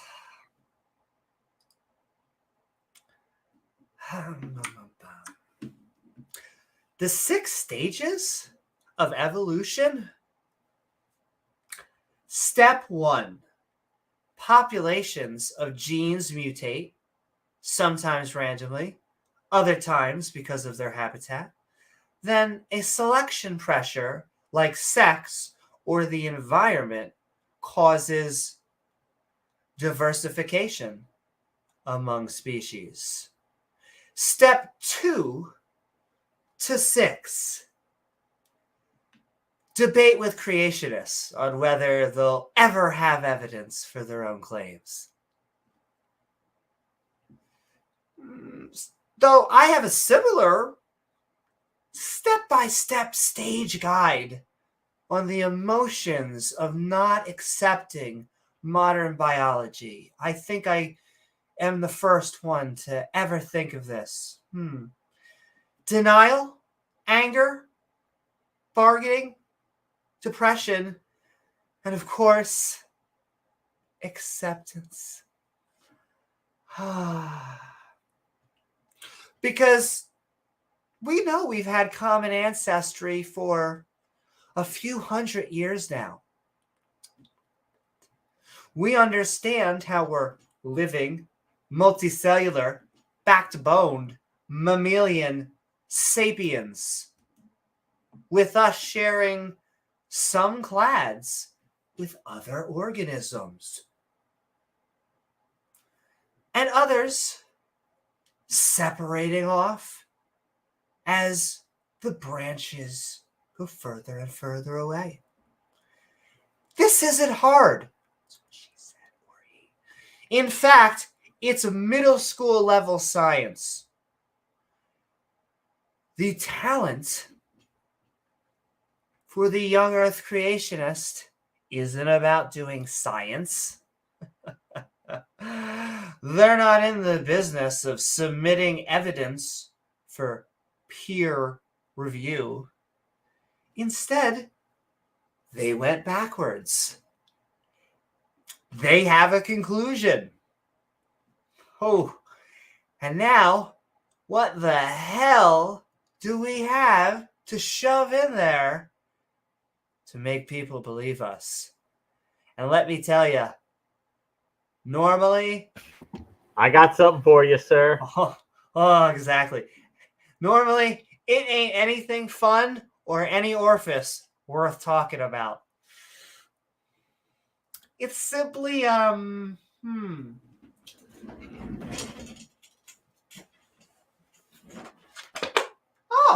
whatever their holy text says.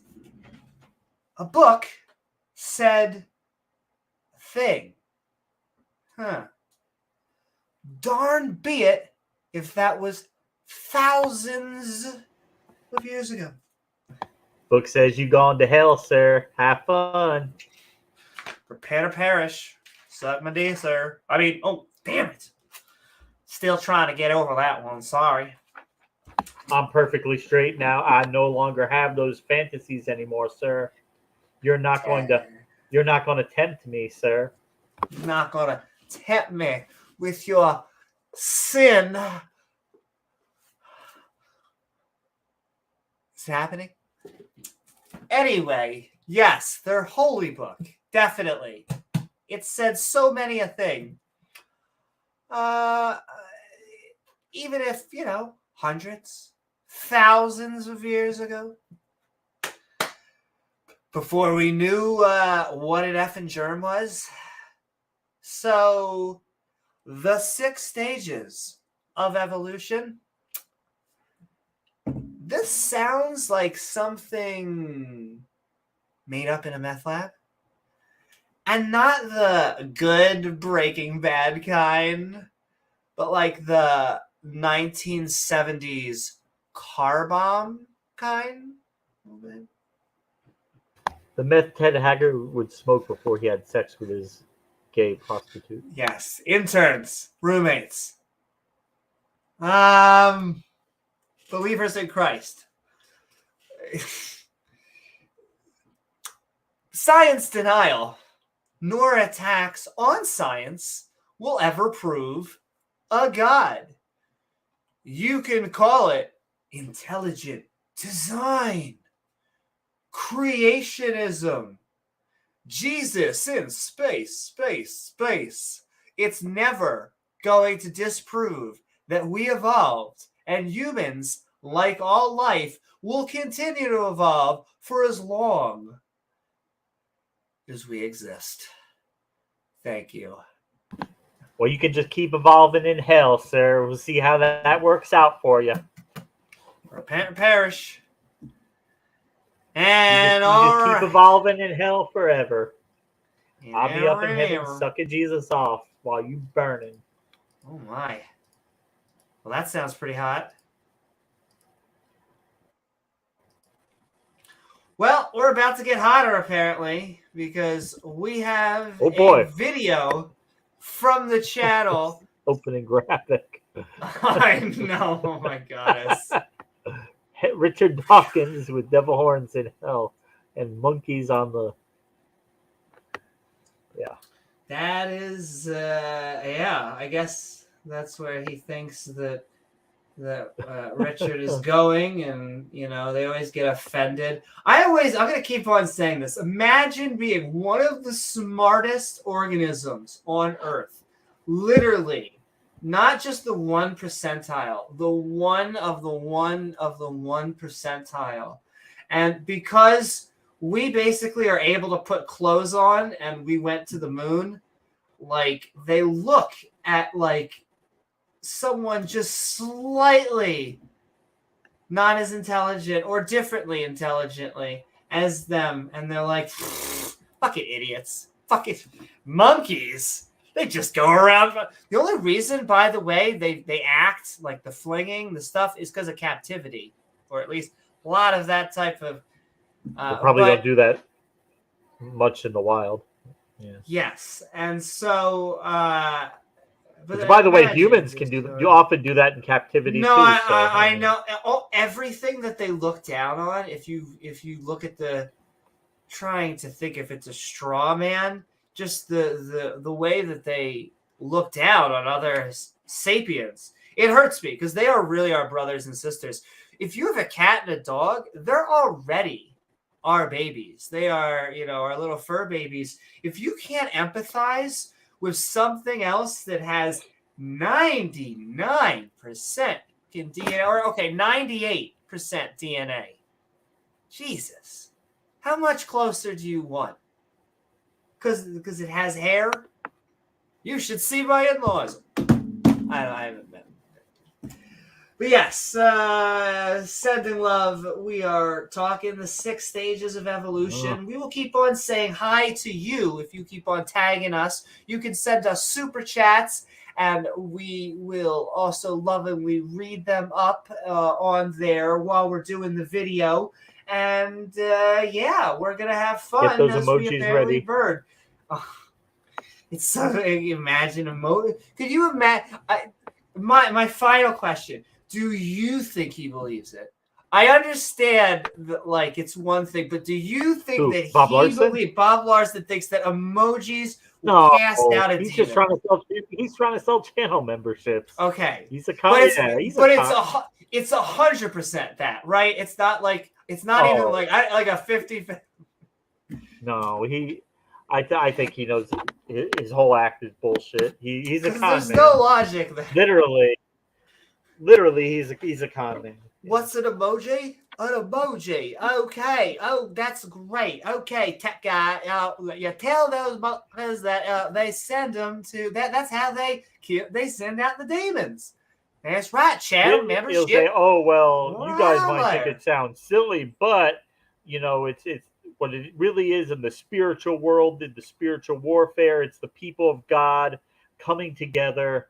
That's what he said to the will of the people of God to cast this demon out. The demons hate that because you're all coming together to. Okay, what you're trying to tell me Yeah. is he has a shtick. He doesn't believe any of it, but man, does he have a good shtick to sell it. Okay. Speaking of which, we may not have. I'm not debating Bob Larson. I would love to debate Bob Larson. I'm debating this guy. This guy on screen right here. Can't hear you, Amy. Sorry. James is going to be debating the Wish. Yes, exactly. The Wish version of the person who put this nonsense forward. And I think we had a really long housekeeping. I'm so sorry, everyone, but thank you for all of our shenanigans as well as evil shenanigans. Yes, but apparently we're having evil shenanigans. We are getting into the 6 stages of evolution.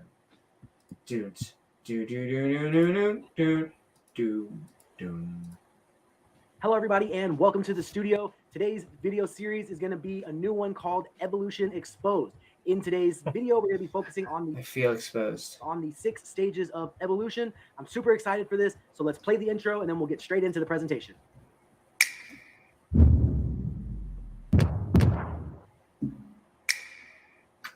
Okay, that was okay. Sound effects really gave it a pop, but like, I don't know. I feel like missing something. Yeah, I've seen better. I've seen worse. Seen way worse. What about our facial hair? Like, you can't really see it in this picture. Facial hair meter. It is not bad. He actually, I have to say, he has got it going on my meter pretty well. He's close to where he needs to be. Yes. It could be a little bulkier here, but that may not be his fault. That looks like that'd be as much. Just might get a lot of hair up there. Yes. He has to be careful of this becoming a neckbeard. But, I can't dock points off for what can become. I can only grade for what is. That's something to be cautious about. Yes. But it's not bad. It's not bad.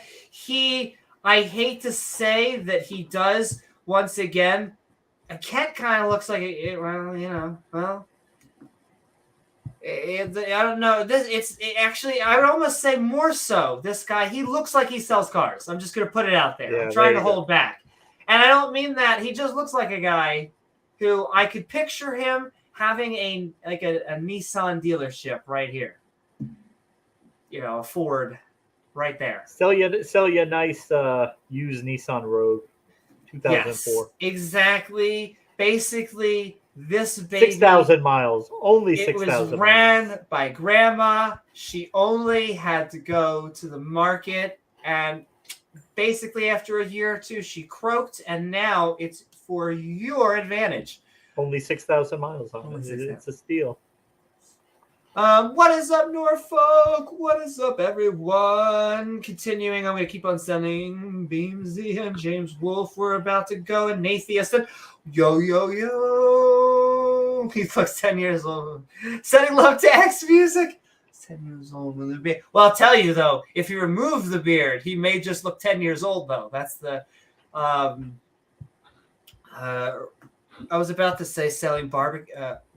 propane and propane accessories. I'm going to cough again.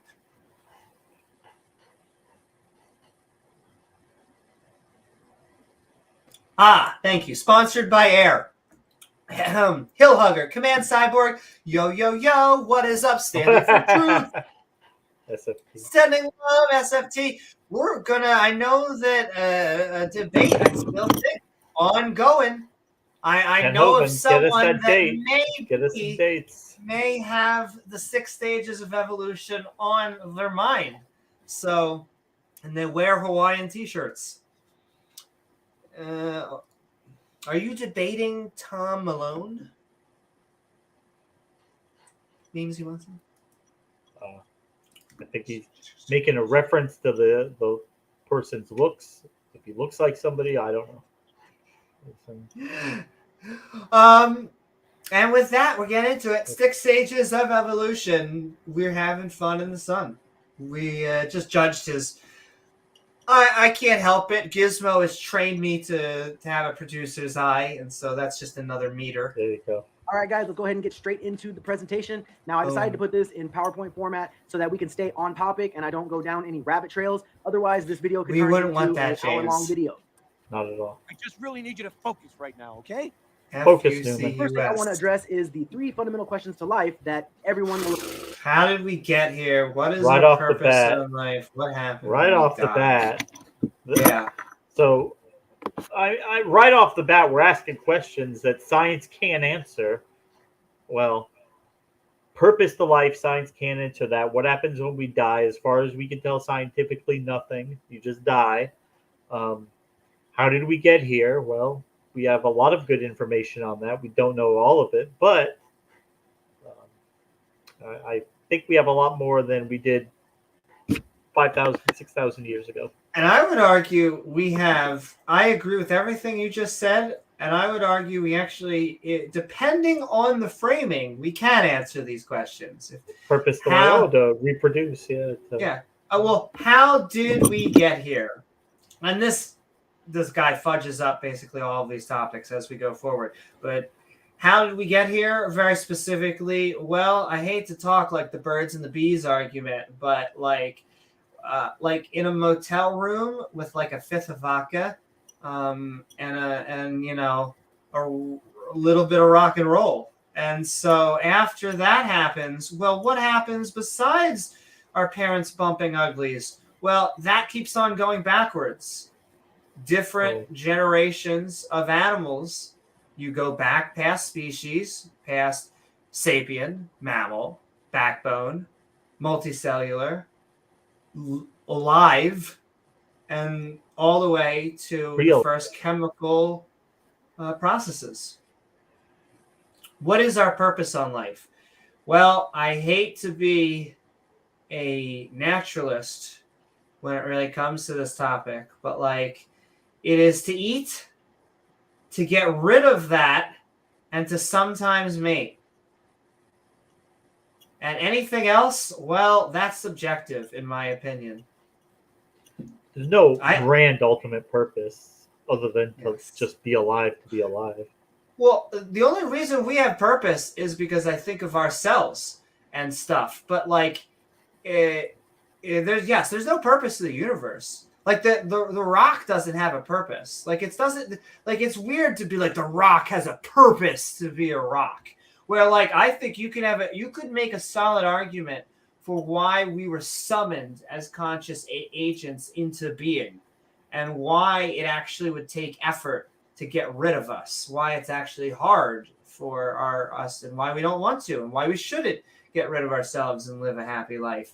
But yes, just like James was saying, there's no intrinsic purpose to the universe. There's no like wum. And you can even override your body's purpose. If you want to be like, well, screw you, I don't want to eat. Well, I mean, you could do that. I'd highly advise against it, but there's not a all floating eating edict out there. What happened? And then this one, once again, what happens when we die? Okay, we could make guesses about does our consciousness, could there be an afterlife?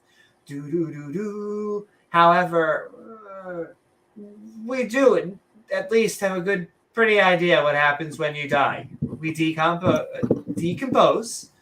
We go back into the circle of life, and that's my nice way of saying worms eat us, and bacteria, and a whole bunch of other things. And you know what? We were doing it the same to them for a long time. And so, let them have their time. What can I say? I hate to and I always say this question is the mandatory, you need to be an adult. I hate to say it because it's not the thing. Listen, if you are at a funeral, you should not be whispering in people's ears like, hey, do you know she's not in a better, do you know he and she and they, do you know they're not in a better place? That's a dick move. On a social level, you're a dick. It doesn't matter that it's true. That's just not a nice thing to do. However, when we're not talking on an emotional level, when we are just isolated trying to be just rational, talking about rationality, yes, what happens when we die?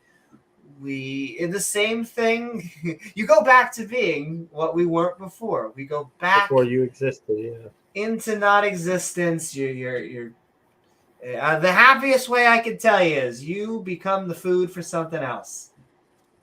Well, I think it's Matt Dillahunty has said hey, what's it gonna be like after you're dead? Well, try to imagine what it was like before you were born. Before you existed. If you have any awareness, any thoughts, no, you had nothing. That's probably what it'll be like after you're dead. I'll concede I'm afraid of dying. I am afraid of. Most of us don't want to die. Being dead, I'm not afraid of. Being dead, I always say I would like my funeral to be a party. However, I'll be honest. I mean, I'll be dead. You're not hoping. You're hoping it's going to be a long, long time from now. And yes, well, exactly. I like life. I think that it's worth living. I think that I think we all have our little personal journey of crap that we have to go through. We have to work on that makes us better people and all of this. But I also think that we have just so much joy, just so many little moments in life that I would not trade for anything. Just cat videos. How much joy do you get out of those little nuggets of joy that you get? But I mean, these Christians, they're so I mean, it's just imagine there's going to be a kick-ass party and, you're excited about it, but that one day or one time the party's going to be over. I mean, does that mean why even go? Because it's not going to last forever. I mean, no, you can still go and it can still be a lot of fun, but you realize that doesn't go on forever, that it will end and everything will go back to normal the next day. Also, I know you should never do this because it's a phone, but I have to. And for ad purposes, there's also a vase on screen, but it's a lovely vase. But it's just to Moonlight and Buttercup.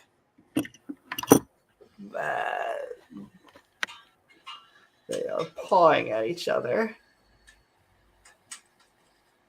It's hard to see. I know it's hard to see. I was trying to full screen it, but it doesn't do the tilty thing. Oh. Your problem is that you got an Apple product there in your hands. Hey, I like them all. This is here is both Buttercup in a bowling ball box, and I'm kind of going real mom here, and then here's Buttercup in the food chamber, and then that'll be the last thing. This is her in the food chamber. Buttercup. And all right, with that, we're going back into the stick stage. Let's go back to people who insult other animals and don't think that we're related to them at all. That's nice and peaceful, just like my grandfather. No pain or screaming like the rest of the people. 50 seconds in. I hope my death is nice and peaceful, just like my grandfather. No pain or screaming like the rest of the people in the bus he was driving. I agree. And sending love, Beamsy. We are going back in the 6 stages of evolution. We're having fun. Will eventually ask themselves. The first one is, how did we get here? The second one is, what is our purpose in life? And the third one is, what happens when we die? From what I understand, there is only 2 ways that people have attempted to answer this question. The first Incoming is religion. not true there are many dichotomy. different religions. They don't agree on anything for the most part, so only one of them can really be right if that is the case. The second way that people attempt to answer this question is with science. Now, I want to clarify that we cannot scientifically prove the origins of the universe, but we can use science as a set of guidelines to help us come up to a logical conclusion for this answer. So what exactly is science teaching us in regards to the origins of the universe? Well, most scientists are going to generally agree on the idea of evolution. All right. So, like, who thinks that he's going to do a proper summary of evolution here? I would not bet your grandma's paycheck. Anytime you talk origin of the universe, evolution is not like the first word that comes to mind. It only comes from young Earth creationists when they're trying to piggyback cosmology onto evolution, the Big Bang. I guess you could describe it as an evolutionary process because it's dynamic, it changes over time. That's true. But is it the best word to use to describe it? I don't think so. Almost all of the things that he shows are all true and facts and well known, and they're like the weirdest things to try. The reason why I think that I think they try and tie all this stuff together is because you need multiple degrees in all of these separate fields to have any expertise. And so they could be like, unless anyone with all of these multiple degrees, I have superhero, supervillain level degrees. They're not in those fields though. So even I don't qualify. So it's like, good luck. You would have to find like a biology. They'd have to be a biologist, a physicist, a chemist, all at the same time. Because of division of labor, like Ben Burgess says, we can't all be experts at everything. So we have people who specialize in different subjects. And the thing that these creationists do is they come and they just wipe the slate clean, like entire fields of science, entire areas of study that people have spent their careers working. And they just wipe it all off the board and say, it's all fake, guys. I'm sorry. It's all fake because then they whip out that book and say, sorry. Geology, it's all bullshit. Cosmology, bullshit. Biology, we have a book for that. Yeah, we have a book for all that shit. Evolution. So let's go ahead and look at what they're trying to teach us with this theory. Yeah, I'm sure you'll be able to. Once upon a time, there was nothing. Then that nothing.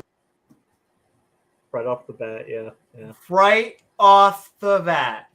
Like the first sentence. This theory. Once upon a time, incoming Brett Keane. Brett's going to just pop out of the back.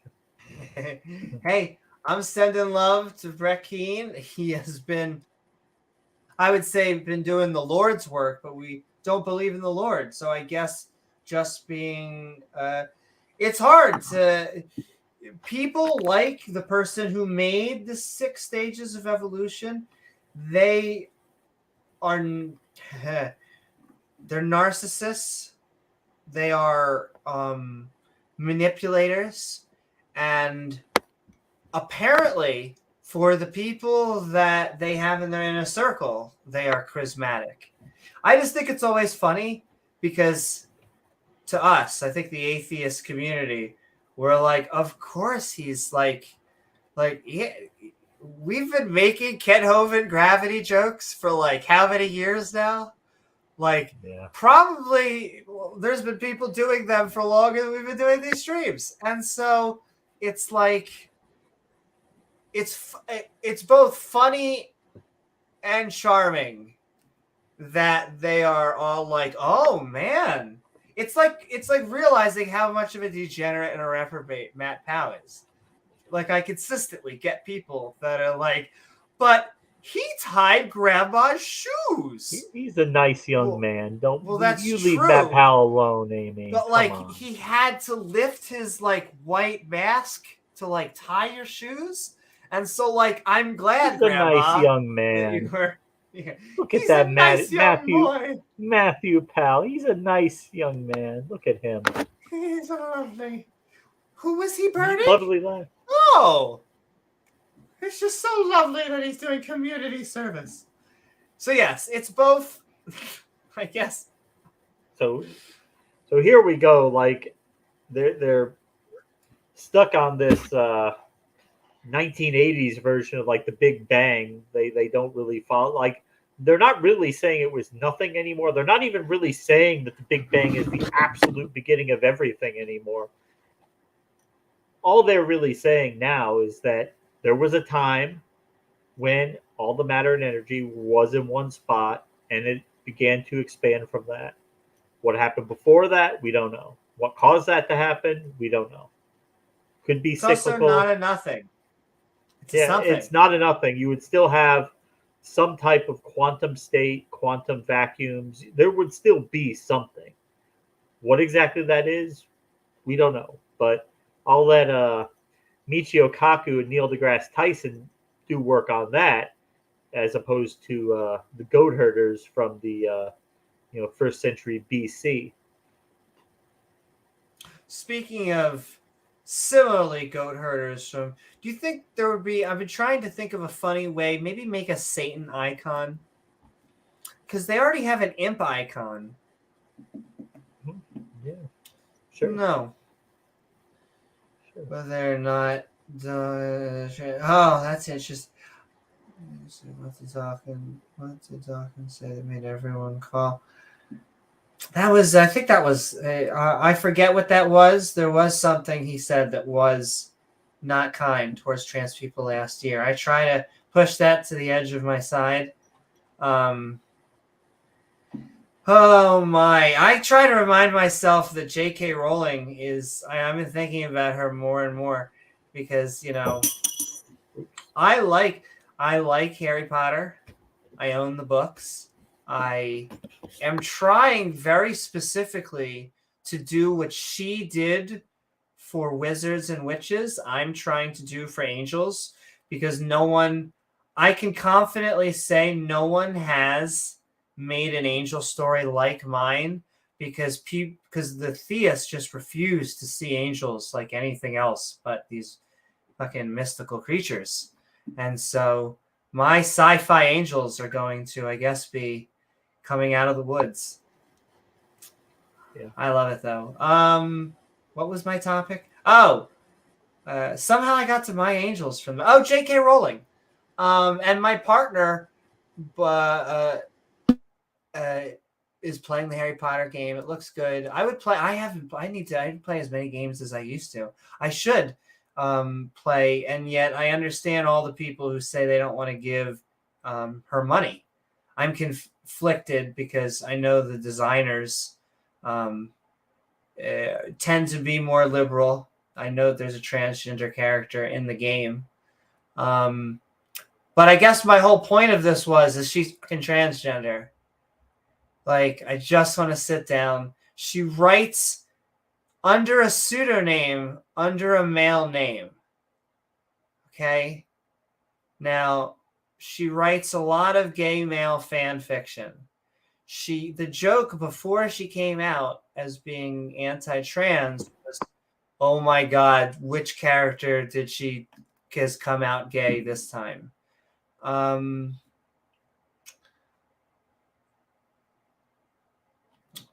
So I'm conflicted. I feel like if I could get her down to conversation, I could make her not. I'm extremely biased, though. I feel like I could get her to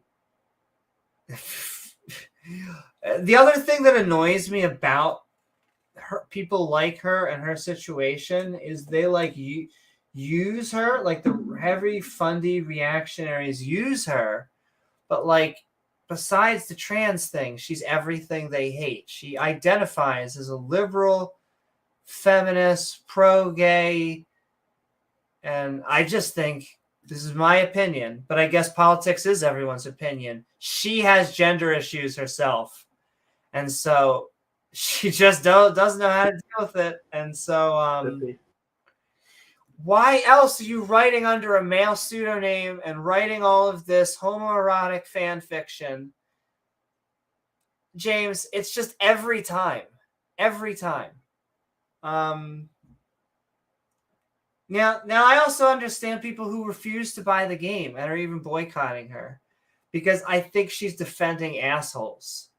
Like, I don't believe in canceling people, but the arguments that she gave, like her original defense and why people got upset was because when you say a statement like sex is real, it's like, of course sex is, who said sex is fake?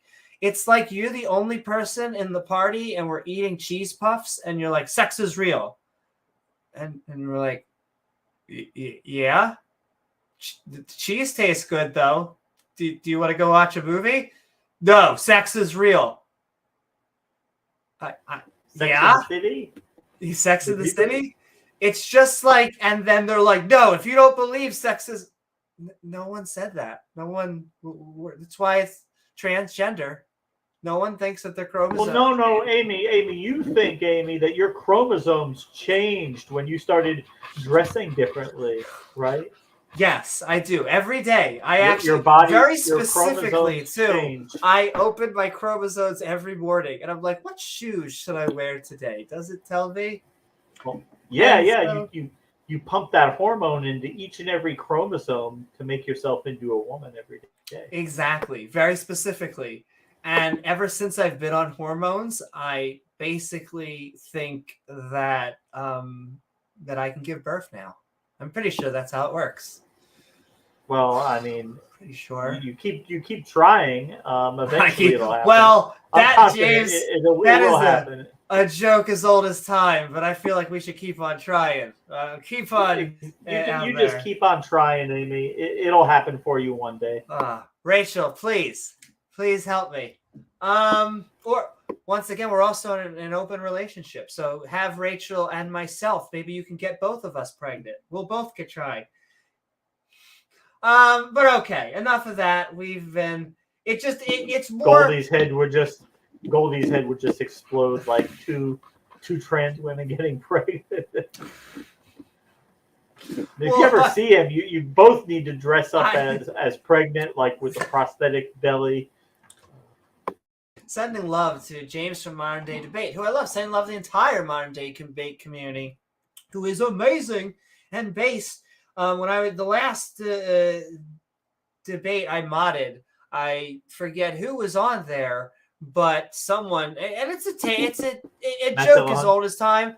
I wish. Well, one day back I'll have him on. Matt is a mensch, and so is the younger.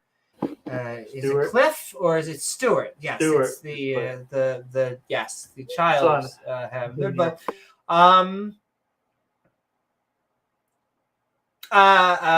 They asked me. I sometimes I forget to. I don't like changing in the Zoom James's thing. It says James Coons, and I'm secure enough in my sexuality that I'm like, I don't really give a crap that it says James. And I always get. I don't even know if you can actually see it on the actual OBS. It still says Titan has some feelings about that.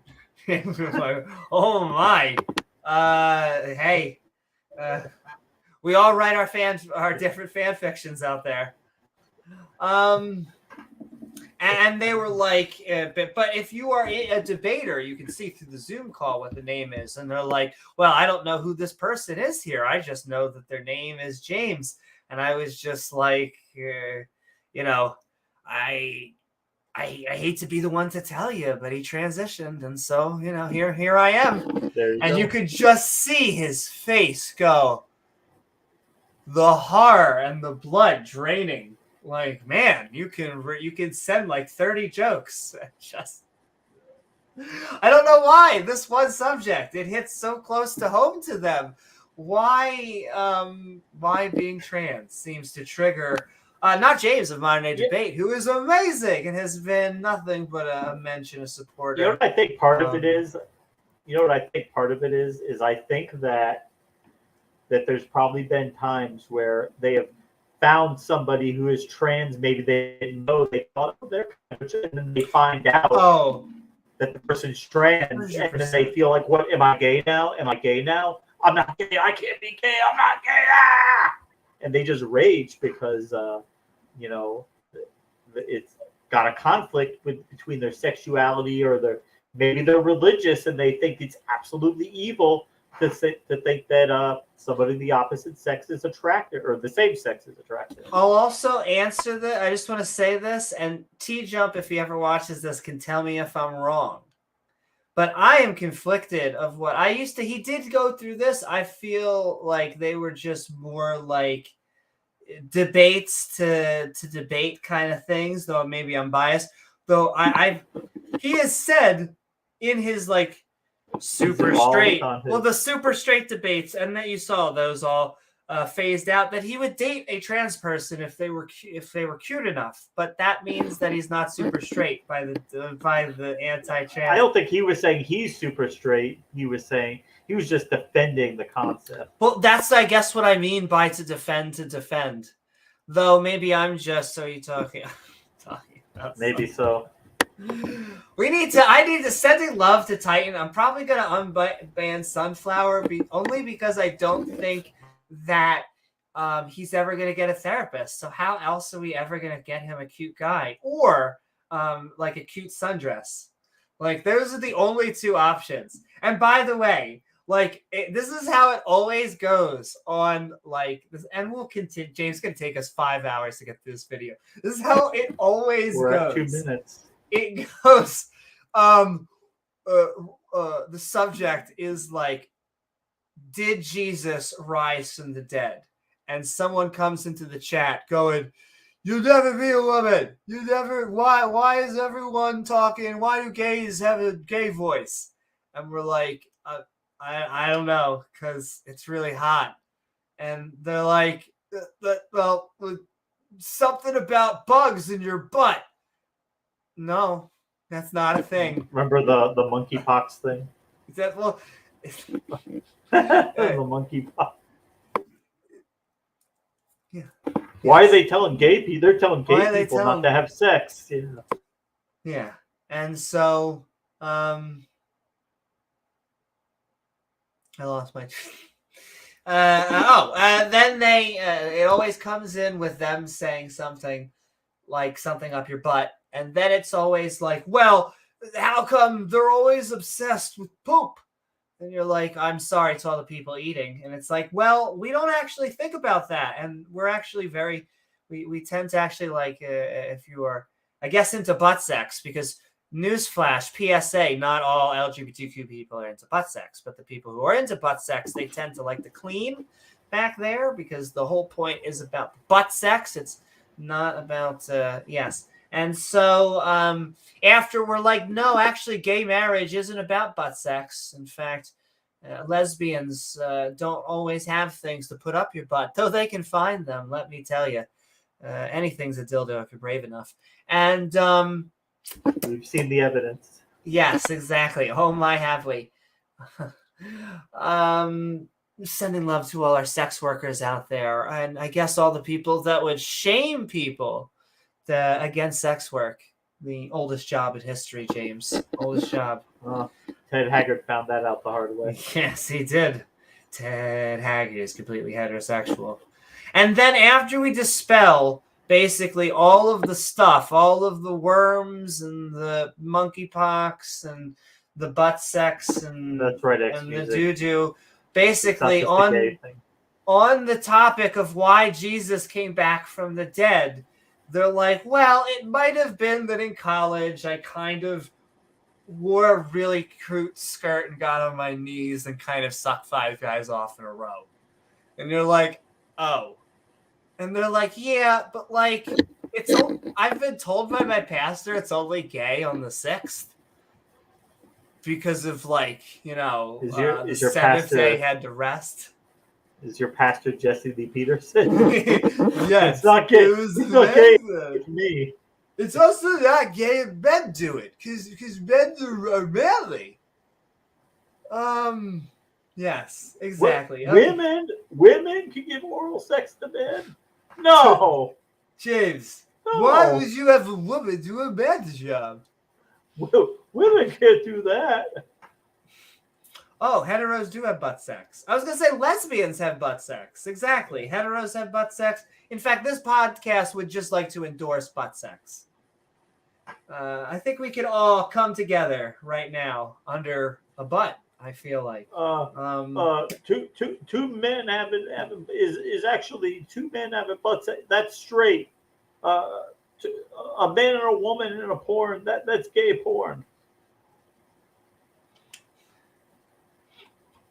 And send in love, Michael Smith. I'll give you I'll disagree on that point, but then I'll agree on one point, and then we'll move forward on that.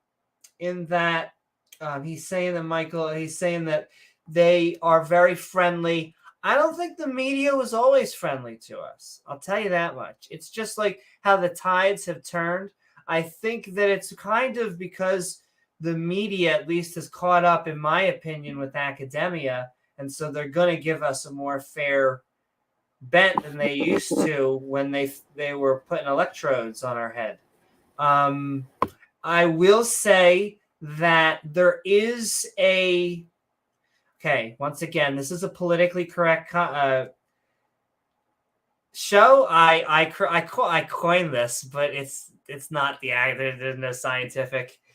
I believe many people go through what I call the awkward tranny stage. Okay, and the awkward tranny stage is like when you just come out. It's when you just there's this certain window where you have not been able to do anything. Like your sexuality has been so repressed that you're like, it becomes Mardi Gras every day for a good 2 weeks or a month or so, whatever it takes to get that out of your system.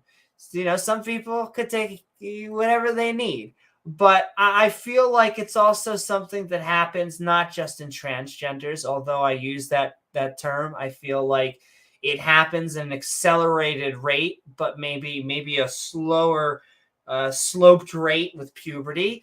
You do things you regret in college. You wear more risque clothing. I still think there's good times to go out and have a sexy good time, wear cute things. You only live once. But estrogen makes me, or maybe I've always just liked being cold, and so I wear, I'd probably be acceptable in Iran right now because everything's covered. But that's out of choice, and that's because, I kind of found my groove in between. I will say I lost a friend because I posted risque pictures early on social media, and they were like, oh my goddess. However, they eventually came around and apologized, and yeah. So I guess that's my give and take, is that I think there's kind of like a reason. I think it's almost appropriate that that there should be a bias, because I think it comes from academia. I don't think we should throw out just conservative viewpoints. I always say, when I say I'm pro-liberal, it doesn't mean I'm anti-conservative, because politics, again, is opinion, and it's just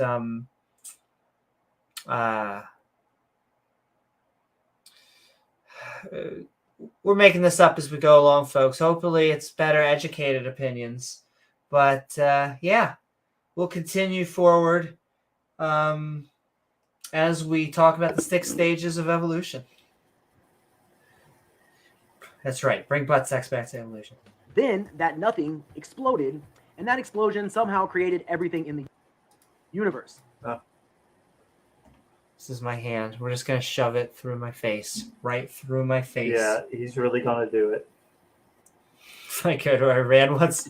Sensen loves spooky. Spooky sinister porpoise. The porpoise you should think about when you're being sinister.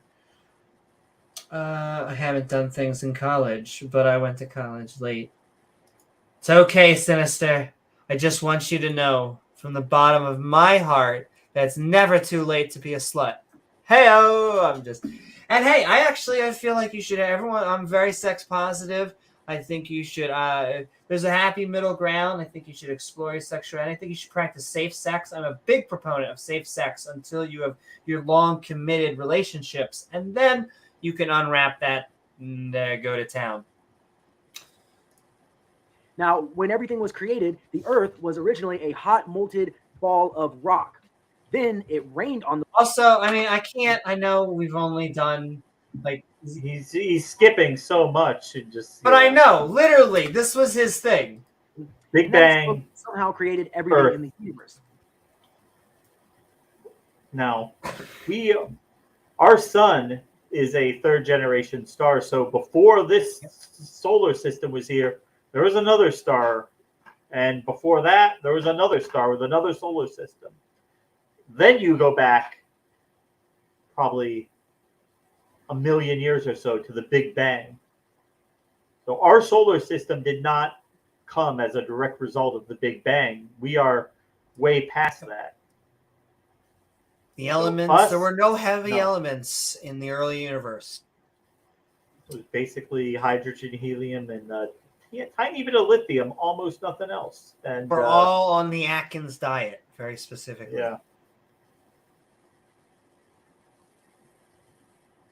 Yeah, when is he going to actually get to evolution? Whoa. Oh. Eventually.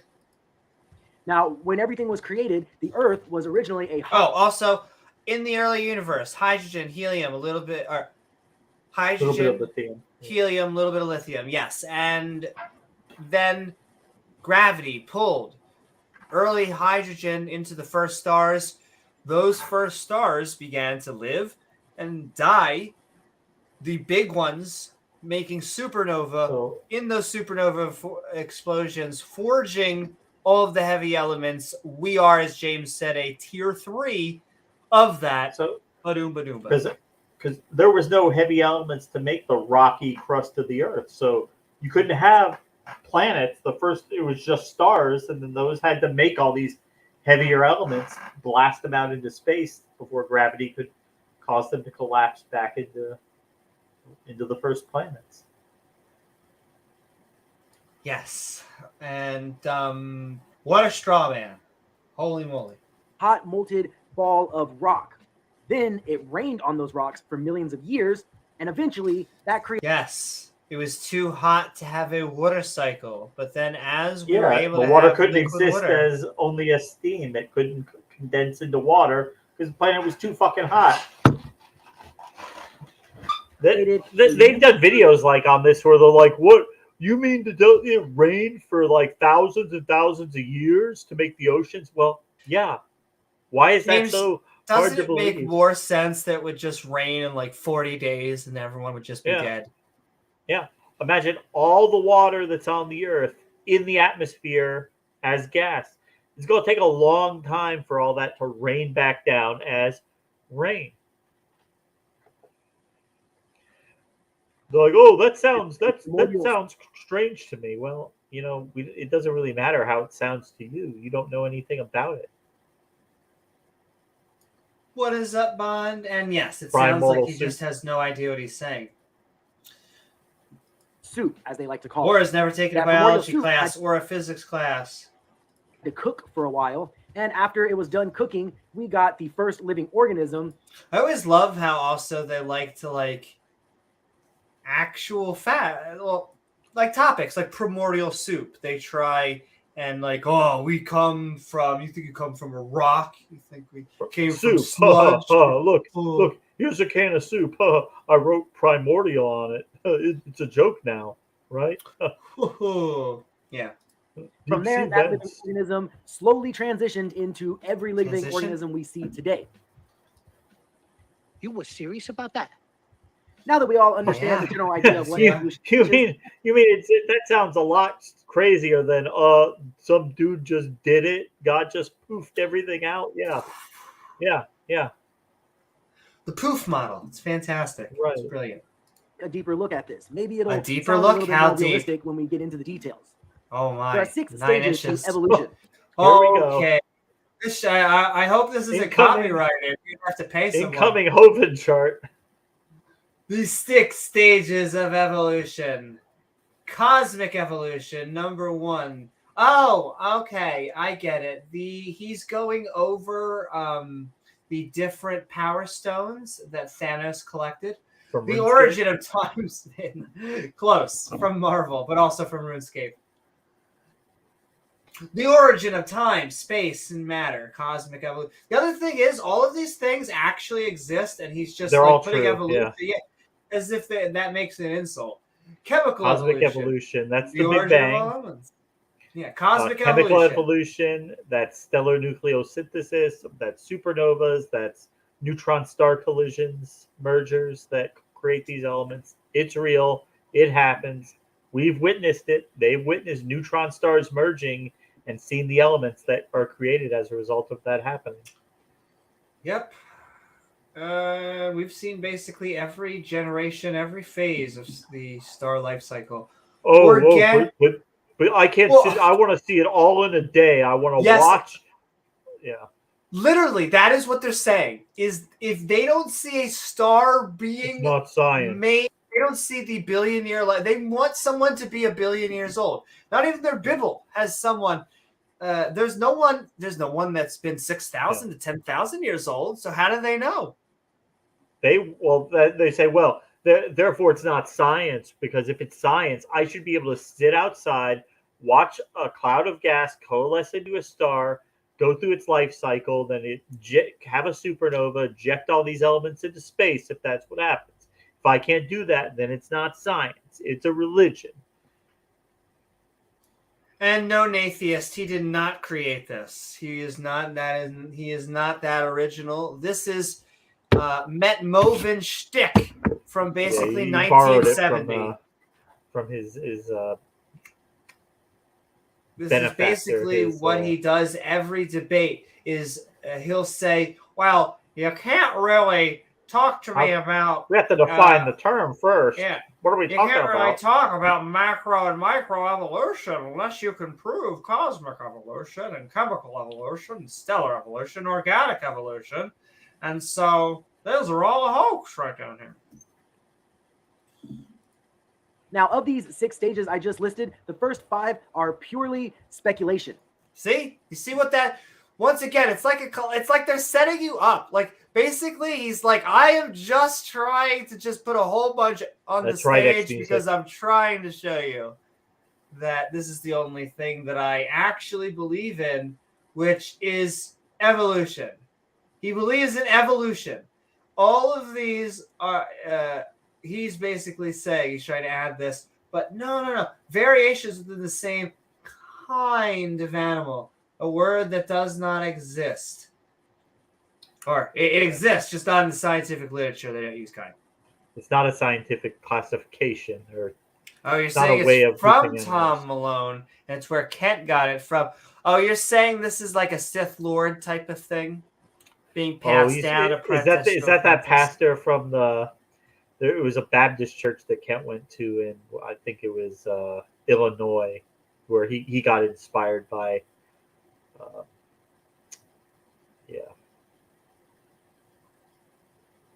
I'm trying to find him, but yeah. The pastor at that church was one of the early pioneers of the YEC movement, and Kent was inspired by that to start his ministry. His This is the least flattering picture that I've freezed him in. His cheeks look really chubby. I'm not hating. I like a little chub, but it's just not a good freeze frame. would he be? Is he now? He's bigger, but he's not. Doesn't seem to have a lot of hair. Would he still be in the bear category? Well, James, we'd have to see him shirtless. Okay. Feel like that would be a more deciding factor. He Yeah. could probably, and He might be it able to helps. swing into the bear I'm night. not saying there can't be a lot of short bears out there, but even a big hairy bear is kind of the stereotype that we're thinking about. Typically. We're dreaming about. What are we talking about? We're talking the 6 stages of evolution, apparently, because he just pulled the stuff from his butt, from one butt to another butt, even though they don't like to think about butts. Can't drop the soap. Yeah, exactly. They have not been observed, studied, tested, or demonstrated, so they are, in fact, They not absolutely science. have been. However, because Everyone- microevolution, The funny thing is, every one of They're these, all science. all Science. of these are science.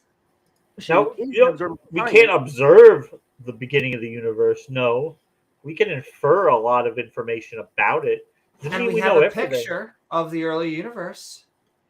Yeah, we can look back in time, which we can look back 13 billion years and see how the universe looked back then. Because when we look really far out, we're also looking far back in time.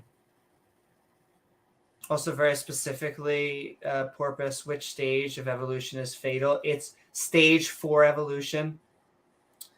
Yeah. You never Does it recover. every time. Almost never, anyway. You would need a miracle.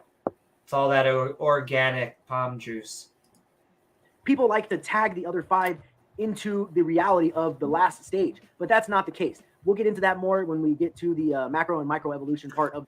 Do you notice that he's like, we'll get to actual evolution later. Now back to my shtick. The video. Yeah, So let's pretty start much. with cosmic evolution. This is the origin of time, space, and matter. We Most have to. scientists this with the Big Bang. I haven't really heard any other common theories, so that's the only one we're going to focus on for. Yeah. Time and space connected. Energy and matter can't be created, so there was no creator. Therefore, there was no creator. This video. Now, a lot of evolutionists in debates tend to argue the fact that cosmic evolution is, in fact, not a part of the evolution theory. They also really Of course, dislike Neil it's not. deGrasse Tyson. Oh, they Haley hated Neil deGrasse Tyson. Neil deGrasse Tyson and Bill Nye, they both just really trigger. They really trigger these the fundamentalists. The flat earthers too. Science Flat communicators. earthers. Why would they hate science communicators? That's really weird. It's not Because even a they're real term. people who they take the hyper technicalities of physics and they break it down and make it so that your average person, you're not going to understand the fullness of astrophysics just from that, but you will be able to understand it much better than you did before, and much better than somebody who hadn't had the information at all. You mean their job is to break complex subjects down simply? It's not to go out there and take simple things and make them sound complex? Yeah, basically. Yeah. That's weird. Really weird. Go figure. Beg to differ because there are tons of books that are, in fact, about cosmic evolution. As you can see from the title in the slide that I'm showing, we have a book called Origins, 14 Billion Years of Cosmic Evolution. This book is written by Neil deGrasse Tyson. Okay. I'm not sure if So, as we've said, you can describe it as evolution because evolution at its core really just means a change of state evolving over time. Okay. Yeah, in that sense, but it has nothing to do with biological evolution. I mean, Also, that would also exist. Like, their whole thing is that none of these exist. None of them. Like, proving that cosmic evolution is not the ballpark. We know that the debate is about means of natural selection. The point is that you're trying to equivocate. You're trying to bring it out of biology. You're trying to bring it into other fields. Even though all these other fields are highly substantiated. we know that we have the cosmic microwave background. We know what the early universe was short, dense, and hot in that state, and it's not like that anymore. So you could describe that as an evolution from one state to its current state. Sure, but that's science. What isn't science about that? Science. Sending love out there. I see Nathiest and Sinister Porpoise and Command Cyborg and Goth and Ian and everybody out there. I hope you are sending love. We're sending love to you. And we're watching the 6 Stages of Atheism with basically that look on our face. Actually a scientist, or if he's just some. Oh, I love this. Yeah. This book is written by Neil deGrasse Tyson. I'm not sure if he's actually a scientist or if Yes, he's actually a scientist. You're not a scientist, and I know that. Isn't that kind of funny? Yeah. Those kind of accusations, and always kind of seem like a I little mean, bit of projection. Astrophysics, I'd say that's a fairly substantial field of science, right? A little bit. he's just some kind of whack job philosopher that people give a Ahem. Neither here nor there. We're going to look at a couple of pages in his book and just kind of see what he has to say about cosmic evolution. So, in his book, if we look at the contents, in the overture, he titles it The Greatest Story Ever Told. In his book, I thought this was interesting because that specific phrase has always been used to describe the Bible. So you can see that he's trying to either mock the Bible or he's trying to associate whatever feelings you have with the Bible to his book. James, next, we look at chapter 1. It always chapter goes 1 back is called to the book In set the of thing. Beginning. But we're going to look at that in just a second, so hold your horses on that one. Let's look at The Greatest Story Ever Told and see how he starts his book. Some 14 billion years ago, at the beginning of time, all the space and all the matter and all the energy of the known universe fit within a pinhead. So we see that the first sentence of his book has no actual science in it. I'm sorry. I love how, look at what this says on the page. He's like, no actual science. Some 14 billion years ago at the beginning of time, all space and matter and all of energy of the known universe fit within a pinhead. The universe was then so hot that the basic forces of nature, which collectively describe the universe, were merged into a single united force. When the universe was roaming 10 to 30th degrees and it cuts off. And he's like, no science. Basically, just, yeah. I mean, compare that to just God go poof, universe begin. Makes way more sense. Dogmatic statement that he's expecting you to believe. Imagination. Wait. Who is doing the dogmatic statement? Is it science or is it the religious person that's kind of just saying, you gotta believe it because the guy upstairs says so? Now, is Neil deGrasse Tyson threatening you that if you don't believe this, something bad is going to happen to you? Yes, very specifically. Is there any coercion or threats that he's going to torture you or your family if you don't believe in it? No? If you don't believe in stellar evolution, yes. Cosmic, yeah. But no, let's apparently get back into the doctor here. Furthermore, I don't think you can fit anything into a dot the size of a pinhead. So this is not Dr. science. Nissan, we're gonna call Let's him. continue on in his book and see what else he has to say.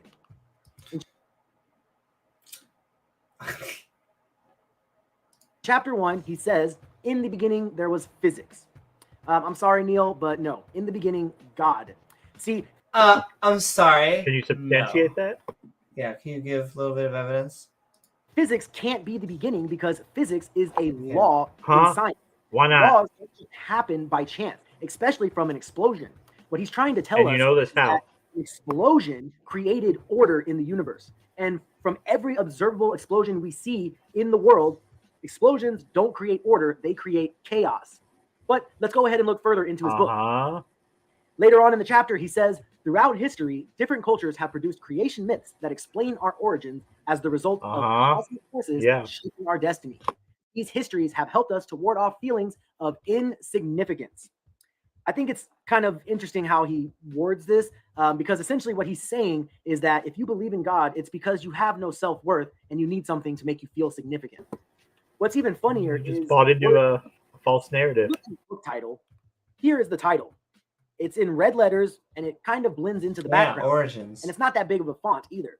Then you look at the name on the title, and you can see his names are in big, bright letters, and they cover half of the page. So is this a feeling of insignificance, Neil deGrasse Tyson? You know, he probably didn't design that. That was probably the publisher who did it. And, you know, I'm sorry if you're jealous, but they thought just having his name on it in that big letters would be the best way to sell books because people can identify with that. Now, if they put your name or my name on a book, probably nobody would look twice at it because nobody knows who the hell we are. Don't be jealous just because the man, a lot of people want to buy his books. And all right, we're jumping back in because he's spewing out nonsense. The right to remain. No. But that's enough for Neil deGrasse Tyson's book. As you can tell, we're not going to really see any science in this. It's all going to be dogmatic statements. All right, so let's go ahead and move How on much to- of that book did he look at? He can say from that, like, yeah, we're not going to see any. You looked at like one page, dude, and you're like, there's no science here to be found here. Let's move on. Yes, thank you, Dr. Nissan. problems that the Big Bang must address. The first problem is, where did time, space, and matter come from? The second question is, does the Big Bang violate the laws of thermodynamics? No. And then the third question is, does the Big No, Bang not at violate the all. laws of physics? No. Let's start No. with physics. No. So, does the Big Bang violate the laws of physics? For this, we're going to focus on conservation of angular momentum. Imagine we have a Incoming Hogan grenade, argument. and I pull the pin on this grenade. The next thing that's going to happen is kaboom, it's going to blow up, and then all of the pieces of shrapnel metal are going to go in different directions based on that explosion. Now, what the conservation of angular momentum does is it explains the patterns we should expect from this explosion. What's even more interesting is that this angular momentum in the Big Bang would have caused the sun Oh my God, this is a Hoven slide. Look at this. yeah. my. This is a Hoven slide.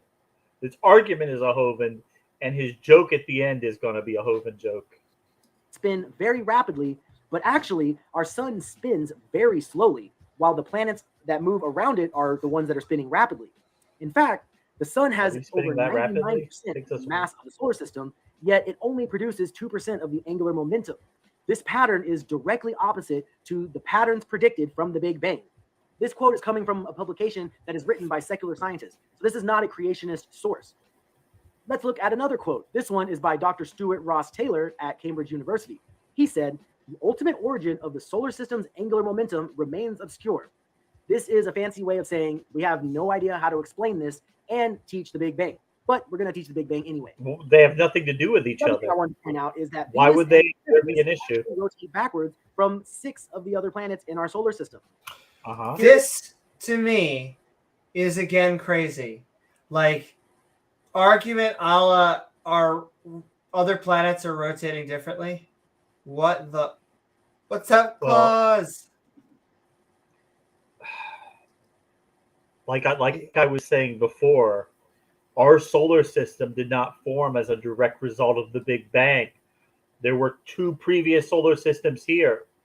So the fact that one planet spins one way and the other one spins another way does not violate angular momentum from the Big Bang, because our solar system didn't form as a direct result of it. There were 2 solar systems prior that existed, went through their entire life cycles, blew up, and now we are. And the localized events that cause one planet to spin one way or another, the gravitational effects or whatever, we just don't know all that much about the early solar system, but it has nothing to do with the Big Bang or angular momentum. It's just Well, with the last point from Hillary's emails, no, I couldn't agree more.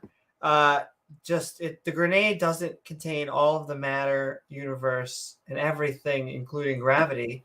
right. And There's nothing for it to crash into to cause it. Like, explosions cause damage because of shock waves, air blasts. There's nothing for it to crash into.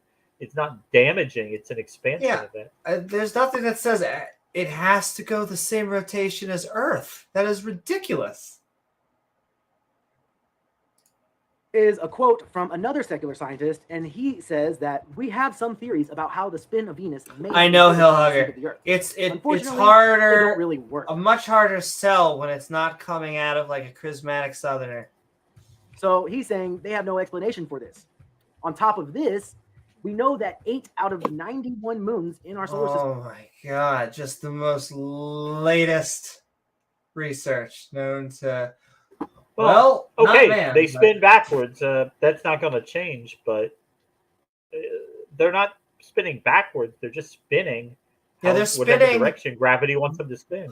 I was gonna say, there's no right or wrong. They're spinning in the direction they should. The way be. gravity wants them to spin. God, it's like they were supposed to be like all rotating in one direction. I kind of like have a thing like, and this one's going this way, and this one's going. Oh. System rotate backwards. When you look at Jupiter, Saturn, and Neptune, they actually have moons that orbit in both directions, and no one knows how to explain And it. If you were to ask gravity. an evolutionist, why do these planets and moons orbit backwards, they're not going to answer you. They're going to say they're not sure. Science doesn't have Not an backwards. It's a false answer. Yeah, there's no backwards. That would They rotate apply. however gravity wants them to rotate. They should be going in a direction. You realize like they might not have all formed at the same time even.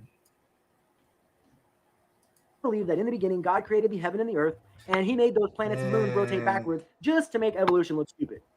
That's the Ken Hovind joke. Go back, play it again. I'm processing it because That's the Ken it's Hovind so joke. stupid. Like, if we were to then ask, why did God make like that? That's why. Like, now actually answer the question: why do the planets go backward? Just because God likes the interior decor? Maybe up the interior decorating. And he made those planets and moons rotate backwards just to make evolution look stupid. Pow.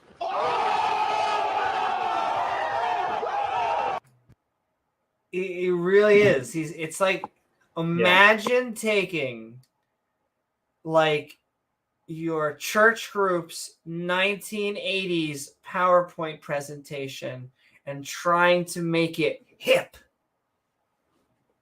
That's what this is what Dr. Nissan Ultima is trying to sell us here. Okay, sure. Next question we're going to look at is, does the Big Bang violate the first law of thermodynamics? No. Now, for those of you that don't know, the first law of thermodynamics states that energy cannot be created. James, what does that word say? I don't know if you could see it. It starts with a C on screen there. Created. Created. Yes, it was a very good first guess, but created, yes. And it seems like, James, if something cannot be created, that would seem to imply that there was no. Well, no, but you see, Amy, like if you had this, so let's say before that we had this dude, a dude specifically, and he's just there with a surfboard. He doesn't come from anywhere. He comes from nowhere. We actually don't know anything about his origins. If he has an origin, we can't tell you anything about that, but you just have to accept that he exists, okay? You just have to accept that as premise one. And then that dude just decided to make everything one day. You follow? Like the energy, he can create energy because all those rules and shit, Amy, that shit don't apply to him. He can do whatever he wants. He can go up to the Sizzler's buffet. He's special. Twice. He can do the things that you and I can't do. He can pee standing up without missing. He never misses, Amy. Exactly, like Kim Jong-un. And yes, Hillhugger, they get told a completely this is like how they basically, this is the Big Bang in their view. Well, nothing exploded and basically then there was Earth and then all of the animals started having sex with each other and it started after the rocks came alive. The rocks came alive. And then they all became fish. And then the fish are now humans. And I feel like the fish decided one day it wanted to climb up on land for some reason. And then It just evolved lungs. Like poof, now I have lungs. We decided now I to. can survive on. Yeah, now I can survive on land. And look, oh, there's another fish that did the same thing. Now we can have landfish sex and make more baby landfish. Pearl Porpoise is saying this is the program for the program that comes before PowerPoint. She said the evolution is photo slides, hypercard PowerPoint. Yes, he probably is that old. I mean, my joke is always like, to me, the 20s or the 2000s is right now. It doesn't feel like 20 years ago. Like, the fact that he's using slides from the 70s means that this is 50 fucking years old. It's unbelievable that... I mean... to read from a book that's a lot older than that, trying to say that book invalidates all of modern science. To them, this is modern medicine. Book, yeah, their goat herder's book disproves everything that we know to be true about the natural world. That's true, nerdy rodent. If humans exist, how come there are still rocks? Checkmate Can atheist. we go back and play that meme of the kids like laughing and say, "Oh"? Yeah. Oh! Next question we're going to look at is, does the Big Bang violate the first law of thermodynamics? No. Now, for those of you that don't know, the first law of thermodynamics states that energy cannot be created or destroyed. It can only be changed from one form to another. In a closed system. So if system. we look at this textbook, we can see that they say nothing really means which nothing. We're not in. From this state of nothingness, the universe began energy poured in us about from the sun. 1989, so we're almost up to 90 on that meme. Whew, James. We're getting close. close. Modern textbook right here. Oh, yeah. They're just dogmatically stating it and expecting you to believe. Dogmatically stating it. Let's read the dogma. In the universe, if the universe is expanding, then it must have once been smaller. If you can run the life of the universe in reverse, like a film, you would see the universe contracting until it disappeared in a flash of light, leaving nothing. In the realm of the universe, nothing really... Now, this is from 1989. Nothing really means nothing. Not only matter disappear, but also space and time. Our physicists theorize that from the state of the universe began a gigantic explosion about 16.8. See, we've actually refined the number. 0.5 years ago. Our instruments and data have become more refined. This theory of the origin of the universe is called the Big Bang. The Big Bang does not explain how the universe began. The theory only explains how the existing universe could have developed. So... even in dogma. It's dogma. Yes, dogma. Even in the still needing to be updated, still doesn't sound like dogma, James. Still seems like a fairly scientifically accurate tech book of 1989. Well, especially since they're saying this theory. So they're saying it's a theory. Now, theory, when we say theory, we don't mean it's just a guess or conjecture the way they're thinking of. Right. We're saying it's a very well supported, demonstrated idea. We're not saying absolute fact because other information could come forward that would modify the theory. It's a framework of facts, and so as your instruments get better, are able to get more accurate representations of the early universe, we're able to get a better picture and translate that into our textbooks. But once again, drastic difference from not dogma. Yes, from that and religion and no threats billions about of going to hell years. if you don't believe it. You know. Exactly, and No thousands coercion. of years. Believe it. The problem is that nothing cannot create something according to the... Well, what did your God make us out of again? Trying to figure that out. Was it poof?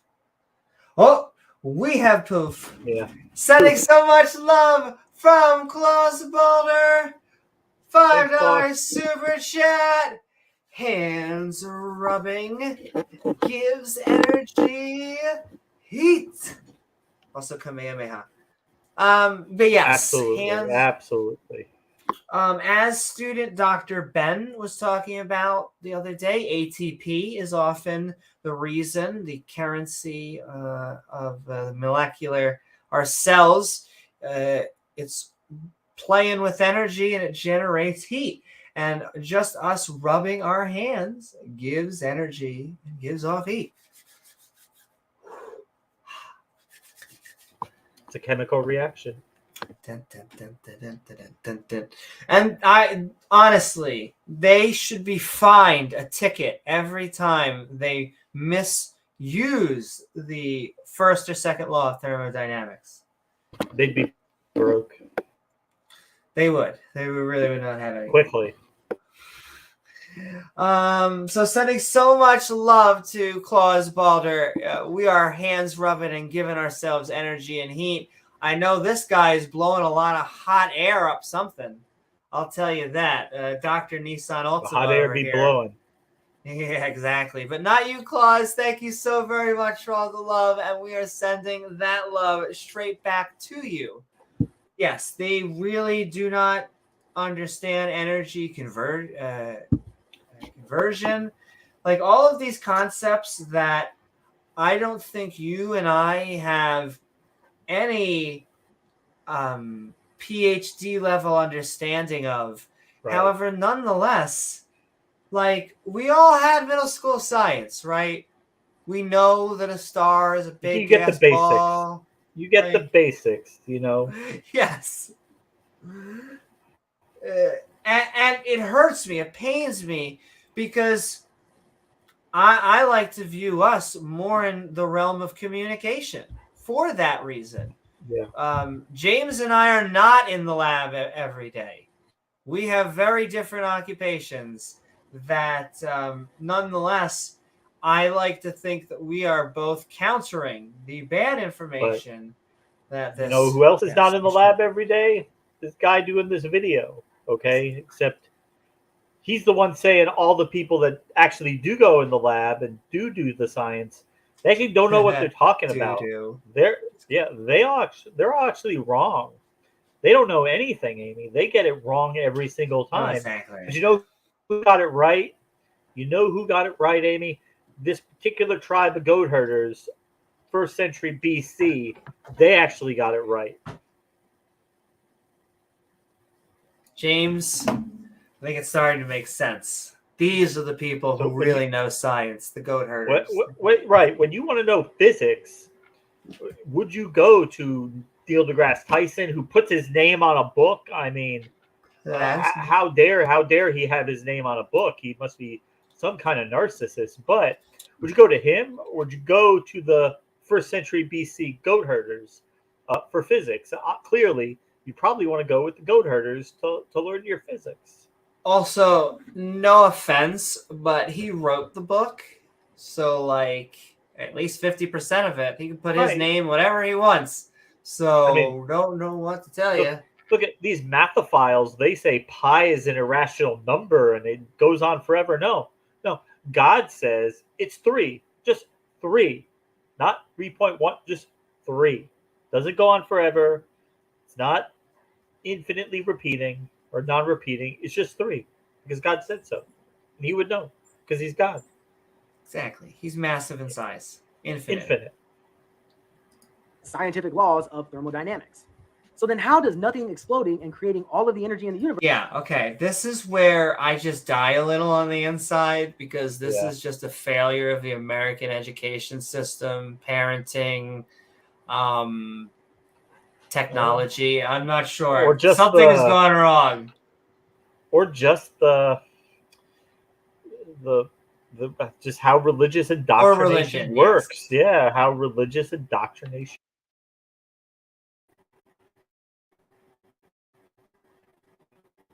Oop, unfortunately. So then how does nothing explode? This is such a loaded question. Into all the energy in the universe and not violate the first law of dynamics? Easy. All of the energy, all of the stuff was already there. The energy already existed, event. Yeah. Yes. And so energy takes up precisely 0 space. 0. Doesn't have any mass. Takes up no space. They'll all be together. I know that sounds crazy, but it's true. not violating the first law of thermodynamics. Keep in mind that scientific laws cannot be bent or changed. You have to fit your theory within these Except by laws. God. They don't work. They're not science. Yes, They get but thrown in the James, trash. he's special. Boom. The next Couldn't question have we're gonna asked look for at better is, timing where did time, myself. space, and matter come from? The Big Bang doesn't explain where time, space, Your and matter mom. comes from. Time, space, not and meant matter to. is what we call a continuum. All of them have to come into existence in the same instance, otherwise it doesn't work. Because if you were to have Okay. matter but no space, where would you put it? If you were to have matter, That You could have is the space whole. with no matter, but But that's the whole thing, is that it was all in one point. Oh, that's the whole point. in space but no time, when would you put it? Time, space, and matter must come into existence in the same instance simultaneously. if you had God, like you wouldn't need any of that. The first sentence of the book. He could just In the be. beginning, that's time. God created the heaven, that's space, and the earth, that's matter. Also, inside of each of these, there is another continuum. I mean, we're really, Amy, right now, we're really getting into the Hell technical is science, this? into the hard science. I mean, we're really digging deep into the hard science right here. Also, I remember this. This is a contradiction, like incoming contradiction, because here, Time has past, present, future. Space has length, width, height, and matter has solid, liquid, gas. This is a No, wait, hold continuum. on. Gas. He said gas. God created the heaven, that's space, and the earth, that's matter. Also, inside of each of these, there is another continuum. Time has past, present, future. Space has length, width, height, and matter has solid, liquid, gas. This is a trinity of trinities created A simultaneously trinity of by the trinities. Holy Trinity. Yeah, I felt it, The man. God who created time, space, How and matter much is were not you inside of smoking him. when He you is came up outside with of this this? system. So he can create these without a And problem. was it But the Big Bang- marijuana? Yeah, right. or meth? He could just do it. So there's no way that it could But I possibly. also, I probably would have had to go back another few seconds. But he basically was like, there was God, and then at a certain point in time, God created time. It's like, what? No, It that makes should no don't apply to sense. God. Remember, God can do anything with He- time, out of time, in time, on time. In time, on He can time. come on time. Yeah, That's right, He can baby. do it. He comes always at the right time. In fact, Jesus will be coming any minute now, Amy. You Are better you have ready permission. Are you ready for the second coming of Jesus? I am. He's been a naughty boy, but I'll still give him permission. Oh boy. Possibly create them. Easier way to explain this is if you have a computer, you don't expect the person that created the computer to be inside of it, running around and flipping switches every time you push a But button. you would expect that they'd be able to interact with their program, which, I don't know, make a string. They can't create text. Otherwise, there'd only be one computer in the entire world. But the Big Bang is within time, What? space, and matter. So by that statement, there is no way that the Big Bang Hold on. Actually, pictured here, us trying to figure out this dude's argument. is within time. Right there, pictured. The Big Bang can't be within no time, way that- space, matter because it was the start of it, right? Like Yeah. when it began. The Big Bang could create time, space, and matter. Therefore, the Big Bang doesn't explain the beginning. Next, we're going to look at chemical and stellar evolution. And the reason I put them together in one category is because if you try and study these separately, it's impossible. They are basically I intertwined. would be at the impressed very if root. you studied them. That would be Well, the first assertion because- I need evidence for. in a way, because stars make these chemical elements, so I guess that's true. They are both part of the same, overarching thing because these elements are made in stars. Oh, sure. But I would just be, it is almost like they do anti-research. Oh, yeah. All of these topics are just fairly easy. And I don't mean like they're fairly easy now. I mean, they took, once again, the world's best minds to understand them. But then what happens is you get the world's best teachers to. Well, they just go through them looking for things wrong with them. Trying to not understand it. Like all these like Sal and John Maddox scouring through evolutionary biologist papers, not to try to understand it, just for looking at things that they can try to exploit, looking for things that they think, they can have an argument against. They're not trying to they're actually trying not to understand it. Yes, exactly. That's what I mean. It's like anti-research. It's like this weird thing where you go out knowing less than you went in. You take something that's simple and you try to make it so convoluted and confusing that nobody understands it. Or I also think that's why YouTube likes us, and not just us, other skeptics, because people presenting normal, rational, scientific viewpoints. It is like we're trying to undo the misinformation with information. And I know that term has become very political, but there is actual information. If you are saying the world is 6,000 to 10,000 years old, you are just wrong. It's not your political opinion. It's not about you being a conservative or a liberal or a theist. That's right versus wrong, not right versus left. Yes, exactly. You are just wrong. And when you tell people that it is, you are telling people things that are not true. You may not be lying, but you are telling people things that do not correspond to reality. Well, you're like Aaron Ra always says, you're claiming to know things you don't know. So, in a way, that is dishonest. You're identifying that flying object, James. Of the theory. So let's go ahead and look into these a little bit further and see what the details tell us. Here is an article from sciencelearn.org. It's decent transition. He gets a bonus point for even having a transition. Also from using a New Zealand site. Elements in the Big Bang Theory. During the formation of the universe some 14 billion years ago, in the so-called Big Bang, oh my, sciencelearn.org.nz. Hydrogen, helium, along with trace elements as the cloud of cosmic dust from the Big Bang cloud stars form and then group together to form galaxies. And the Big Bang Theory. During the formation of the universe some 14 billion years ago, in the so-called Big Bang, only the lightest elements were formed.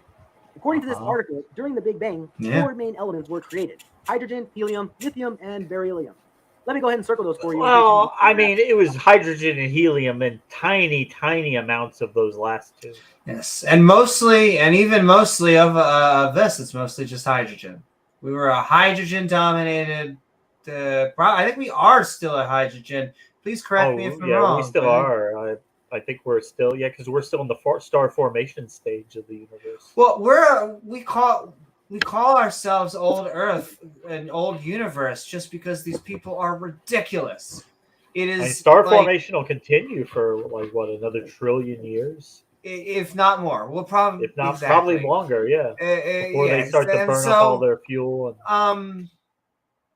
We're really a baby universe in the billions of years old. It's just that these people.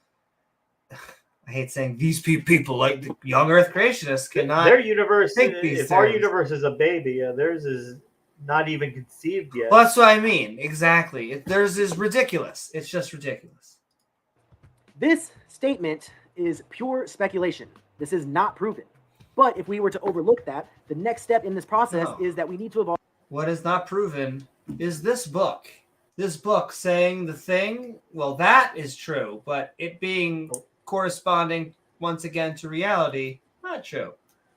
Because we can look at the elements from the first stars, because when we look back, we can analyze the light, we can see what elements they were working with, and we see hydrogen, helium, and tiny, tiny, tiny, tiny amounts of lithium, and even virtually no beryllium.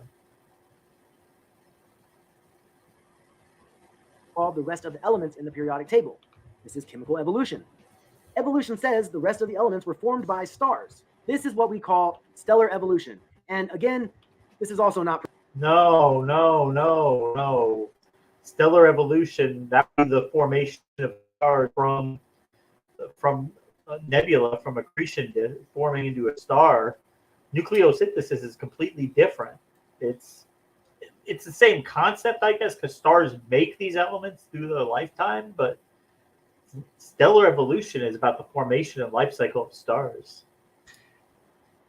And I just love that Dr. Nissan Ultima. He's just like, it's not proven.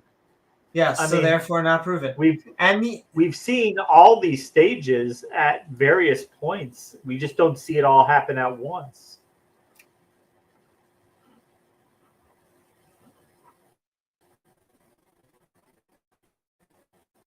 This is just the life cycle of stars. What happens is just whether it's a big or a small star. If you have an average star, this is our star. This is the life cycle of our star. Average star, one day it's going to red giant. It's going to get bigger. After it's blown off, all the energy from collapsing in on itself and losing the battle with gravity, it will go to planar nebula. It'll be this little thing, and then it'll be a white dwarf, which is different from a massive star that becomes this big old super red giant. Super or hypergiant. And you have a massive supernova explosion. Like Beetlejuice. And then depending on the size of the supernova, you either get a neutron star or it's big enough to actually coalesce into a black hole. These are facts. This is like, literally, this picture is probably sitting up in your middle school fucking physics classroom. Yeah, this is just the life cycle of stars. And we've seen all these different stages. They're just going to say, well, you haven't seen it all at once. You haven't seen a star form and then go supernova or turn into a neutron star. Therefore, it's not proven. Like, I guess it's on par with the Bible, right, Amy? It's just a claim. Basically the same thing, because we didn't see a star happen in a day. Makes sense. Why they grout this? You might think, like, why do they care? It has nothing to do with the religion. So why do they care about star formation? That's because in Genesis it says God created the stars. So, Amy, if it says God created them, but if we have another process for creating stars, then that means maybe God didn't create them. So that's why they fight. That's why they want to die on this hill of star formation, even though we understand it quite well. Because the Bible says God did it, so therefore God did it. Thing. In the beginning. There you go. What is up? They're trying to give science God's glory. Oh, so many glory God holes. the glory for his stars, Amy. Yeah, give God the glory for his creation. And send in love. I see Beamsy. Yeah, I think a lot of these, they're just they're simplified versions, but which they sometimes attack. They're like, oh, it goes fish, lizard. Like, You mean you can't bring in like PhD level physics in middle school and expect the kids to have any clue what you're talking about? Yeah, you got to start with the basics. But all these are true. This is generally the life cycle and simplified, but proven. But even if we are to overlook the fact that none of this is proven, we still come across a lot. Thank you, Dr. Nissan Ultima. You'll still go with us? Of problems.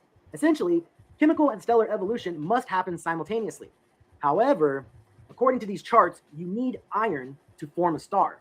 This element was not created during the Big Bang. What? You need iron to form a star? Whoa. No. Whoa. That is the dumbest thing I've heard today. Dumb. We've heard a lot of dumb things. That is pretty crazy. Please. Yeah, that is. This is I so forgot about dumb. that one.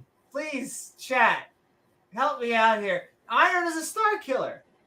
Right. That's like saying you need chocolate to form a dog. It absorbs more energy than you get off from its fusion. And so it starts to create iron. The supernova process begins. It can't it can't fight gravity anymore. Look, we've been sending lots of PSAs. You could become a Patreon. You could become a channel member. Send in super chats. Please donate to your local education department. Buy them a periodic table. Buy them markers. Donate a globe. Please, for the love of all that is holy. There is no right iron in now. the sun. There is no iron being made in the sun. You do not need iron to have a star. You will eventually get iron, and if the star is big enough, and then that will be the end of it. That will cause James, the I'm fairly sure the collapse. only way you can get a Rottweiler is through Hershey chocolate bars. I'm pretty sure once you collect enough Hershey chocolate bars, you get a dog. I'm pretty sure that's how this logic goes right now. You probably have to throw a little marshmallow in there too. Oh, exactly. The marshmallow is what gets it going. Where's that cookbook? Holy shit. What are we even... And these guys talk with such arrogance. With such condescension. These guys... He was basically dismissing Neil deGrasse Tyson as like, what does he know? Not going to get any science. Not going to get any science here, bro. Yeah, no science here. Oh my goddess. Yeah, look, like the stage here. So the creation of iron, 1 day of making iron. I've heard it's even way less than that. Yeah. I don't really know where we are. I'm looking into a void right now. That really was the dumbest thing I've heard. Like I'm holding that award up. We'll see if we can top it, but I don't really think. Holy shit. So where does iron come from? Your mom. You can't have stars without the chemical ingredients existing first. This is a classic chicken and the egg problem. Which came first?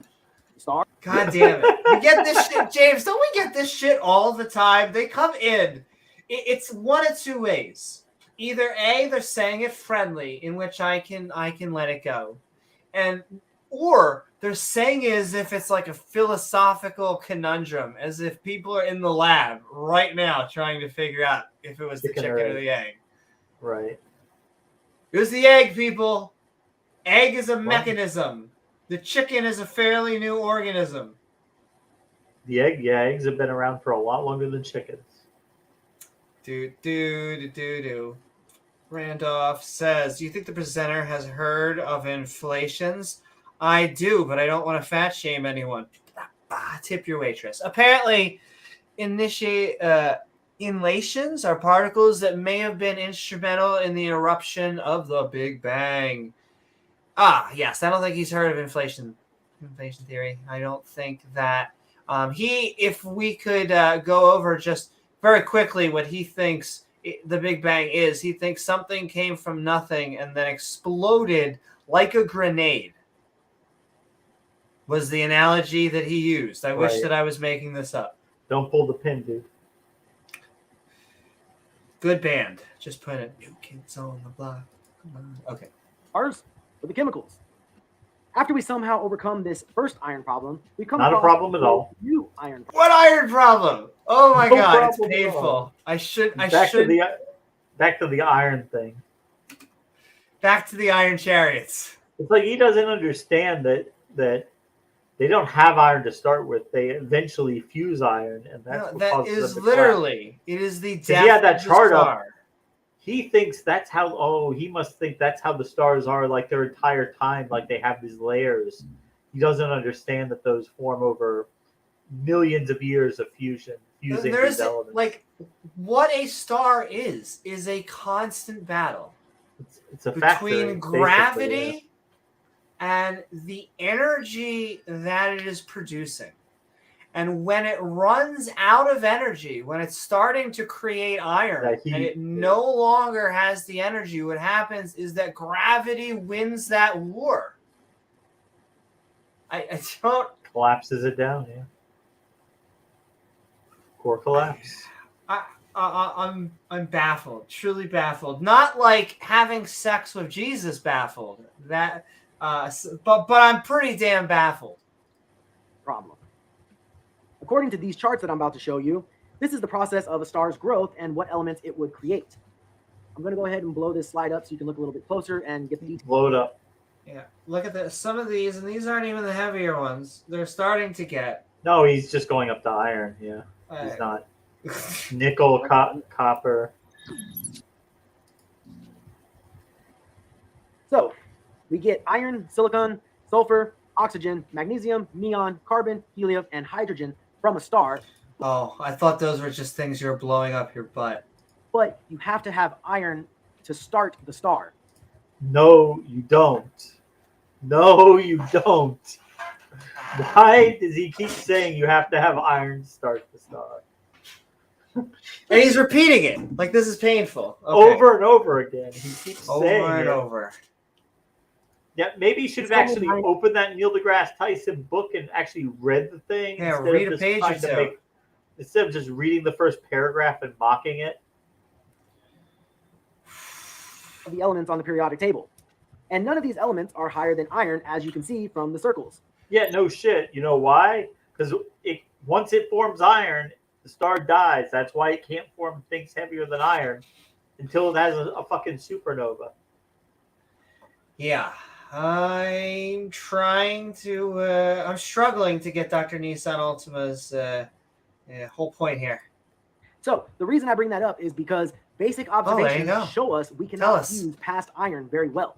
So how do we get all of these elements? This is what we do it all the time with particle accelerators. You're talking about the small one. You're talking about half the chart. No one claims the small stars is where the element... But he's saying we know this works because we've created synthetic elements on Earth that don't even exist in nature. Move my face. So we know how we can actually do it. We know how it works. We don't have to just guess about this. We know how nuclear fusion works. We do it. We use fission to have nuclear power. But he went triple down on a star needs iron. Needs iron, yeah. I think he thinks it needs all those elements to be there to start. I'm guessing he doesn't understand that it makes those over time. I am trying, I'm just sitting here. Like, listen, I'm not a physicist, I'm not a metallurgist, but I'm just sitting here thinking with a spark, just sitting here over a sword. Come on, catch fire, do it. Give us something, man. Give me, come on. What? Help me, help you. Help me, help you. With this look on his face right here, it's pretty much it. Help us. Help you. We're really cold for the night. Let's all burn our swords. Our iron swords. No? Not the iron swords, Amy. No, I don't want iron chariots, James. That's how you get rid of God.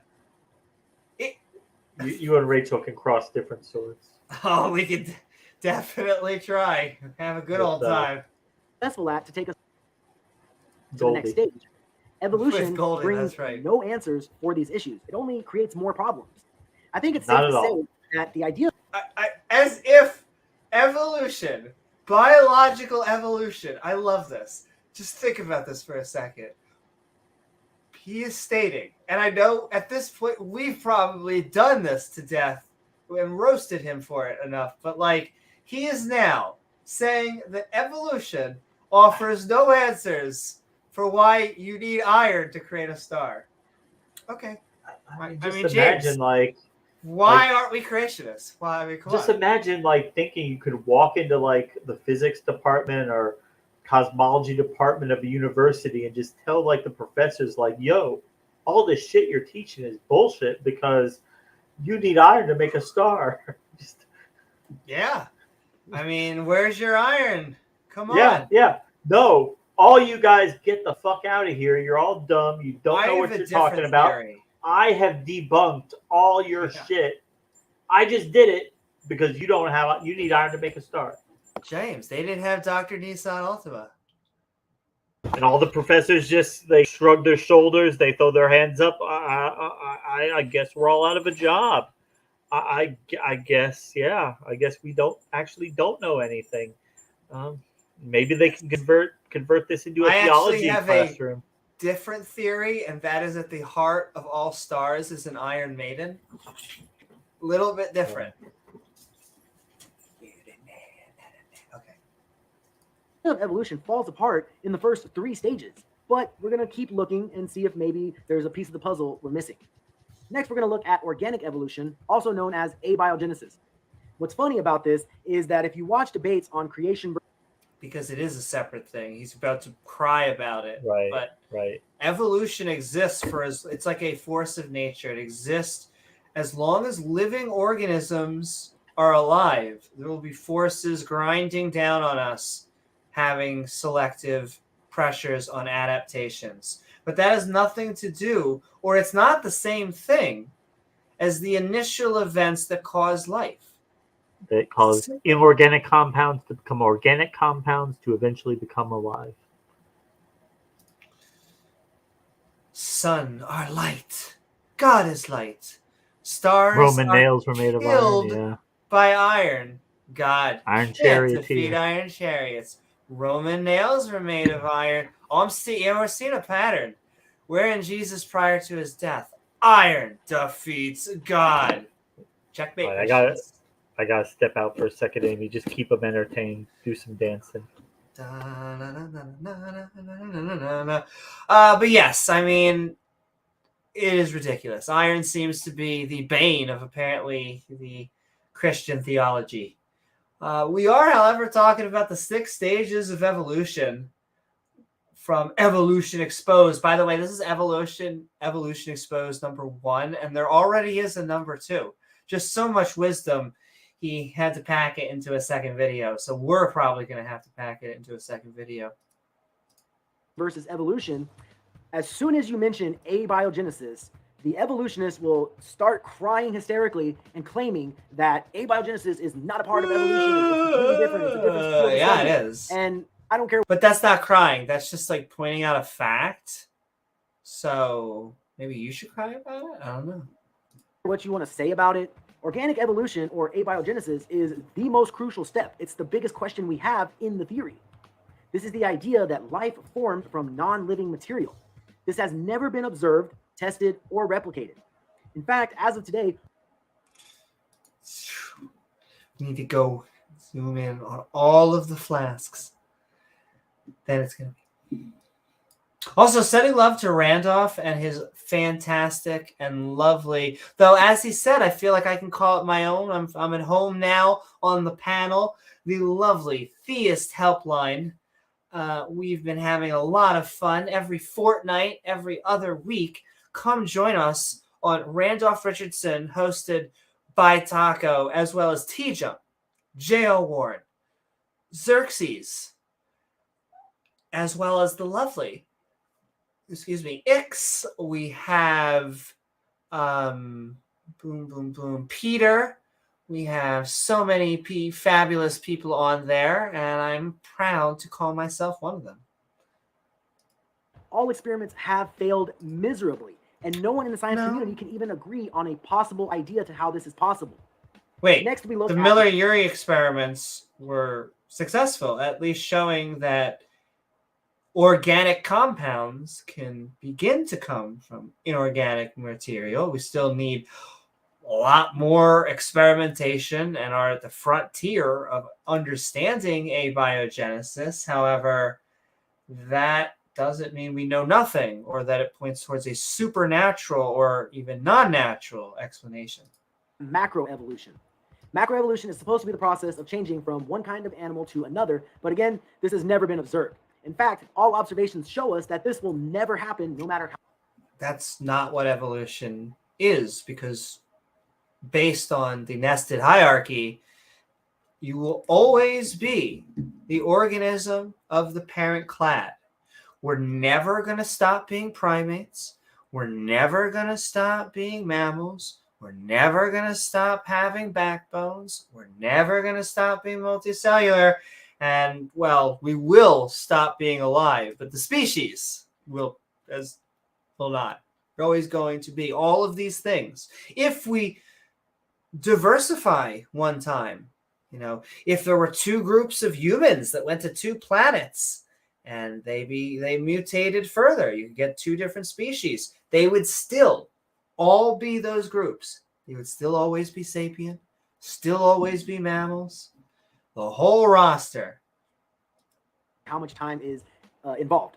There are too many changes that would be required to take place simultaneously to turn one. They're kind of also animal into really another, triggered by time. They always are like, well, time is your god. No, it's just that we have to understand that certain processes take longer than our lifetimes. And I really dislike the conspiracy theory mindset of only accepting information from personal experience. They think that they are these contrarian free thinkers because they're like, I only accept what I have seen myself. If I didn't go to the moon, then the moon isn't real. It's like, okay, like, is that really going to be your standard? Because my epistemological toolkit, the tools I would rather have would be that I have my expertise. And then when I need to go out of it, I can actually go to other experts in the field and I can get the best, most well-trained and knowledgeable people. It's silly to have any other tool. To think the ego, not only the ego, but the impracticality, the childish, to just think that you could be the best in every field. It is almost in irony, because you truly don't know something. In my opinion, to know something would to know that you actually need the experts. You actually need to go outside of yourself, and that you are biased. That's what the free thinker or whatever mentality you want to call on it. And still allow it to continue its species. The obvious argument to prove this point would be to compare the reproductive systems. He is doing what I tell students and what I was told not to do. You don't put paragraphs on a slide. You want to quote someone, fine. All right, what does this say? The obvious argument to prove this would be to compare the reproductive systems of different animals. Another thing that kills me about, like, that really grinds my gears is when they're like, are you related to a strawberry? You think your dad's a tomato? Okay, first of all, comparing us to, like, a strawberry would be like saying, do you think we're related to a vagina? Like, it's kind of weird. You're just holding that up and saying, are you related to it? That's an organ. So yes, we are related to the strawberry plant. It's weird just isolating the strawberry. And so when you go back a little bit, it makes a little bit more sense. It doesn't sound a little bit so freaky deaky. I don't understand why it's also so triggering, why it's so upsetting, depending on age demographic of what word. Because sometimes when I say certain words, they're creationists also, I'll be like, you need to yeet religion. They're like, yeet. Okay. You get what I'm saying. We're almost in the end game now. We're coming in from the 6th stage of evolution. Once again, this is the Wish version of a other young Earth what I creationist. missed? Oh, just not much. He's going into the reproductive. I started talking about strawberries. I don't think he's giving that argument, but it's adjacent. He's making his own slide here, paragraph slide. When you see how different complexity systems are and realize that, are you really going to make an irreducibly complex? If even one step in this process was off, the entire system would fail. Yes, he is. Meaning that is the end of the species. No, actually, there's multiple different usages and maybe past usages for organs that we may not have. For instance, the flagellum tail, often used. The bacteria flagellar. Exactly. Often used, made famous in sperm. But the little tail that's wagging around in some bacteria, that is actually a pincer that is used as able to go in to inject DNA. And so you get multiple usages. Amy, the bacteria reduce complex. It have to be specific designed by God. Or the bacteria, Amy, not going to be able to move around very fast, Amy.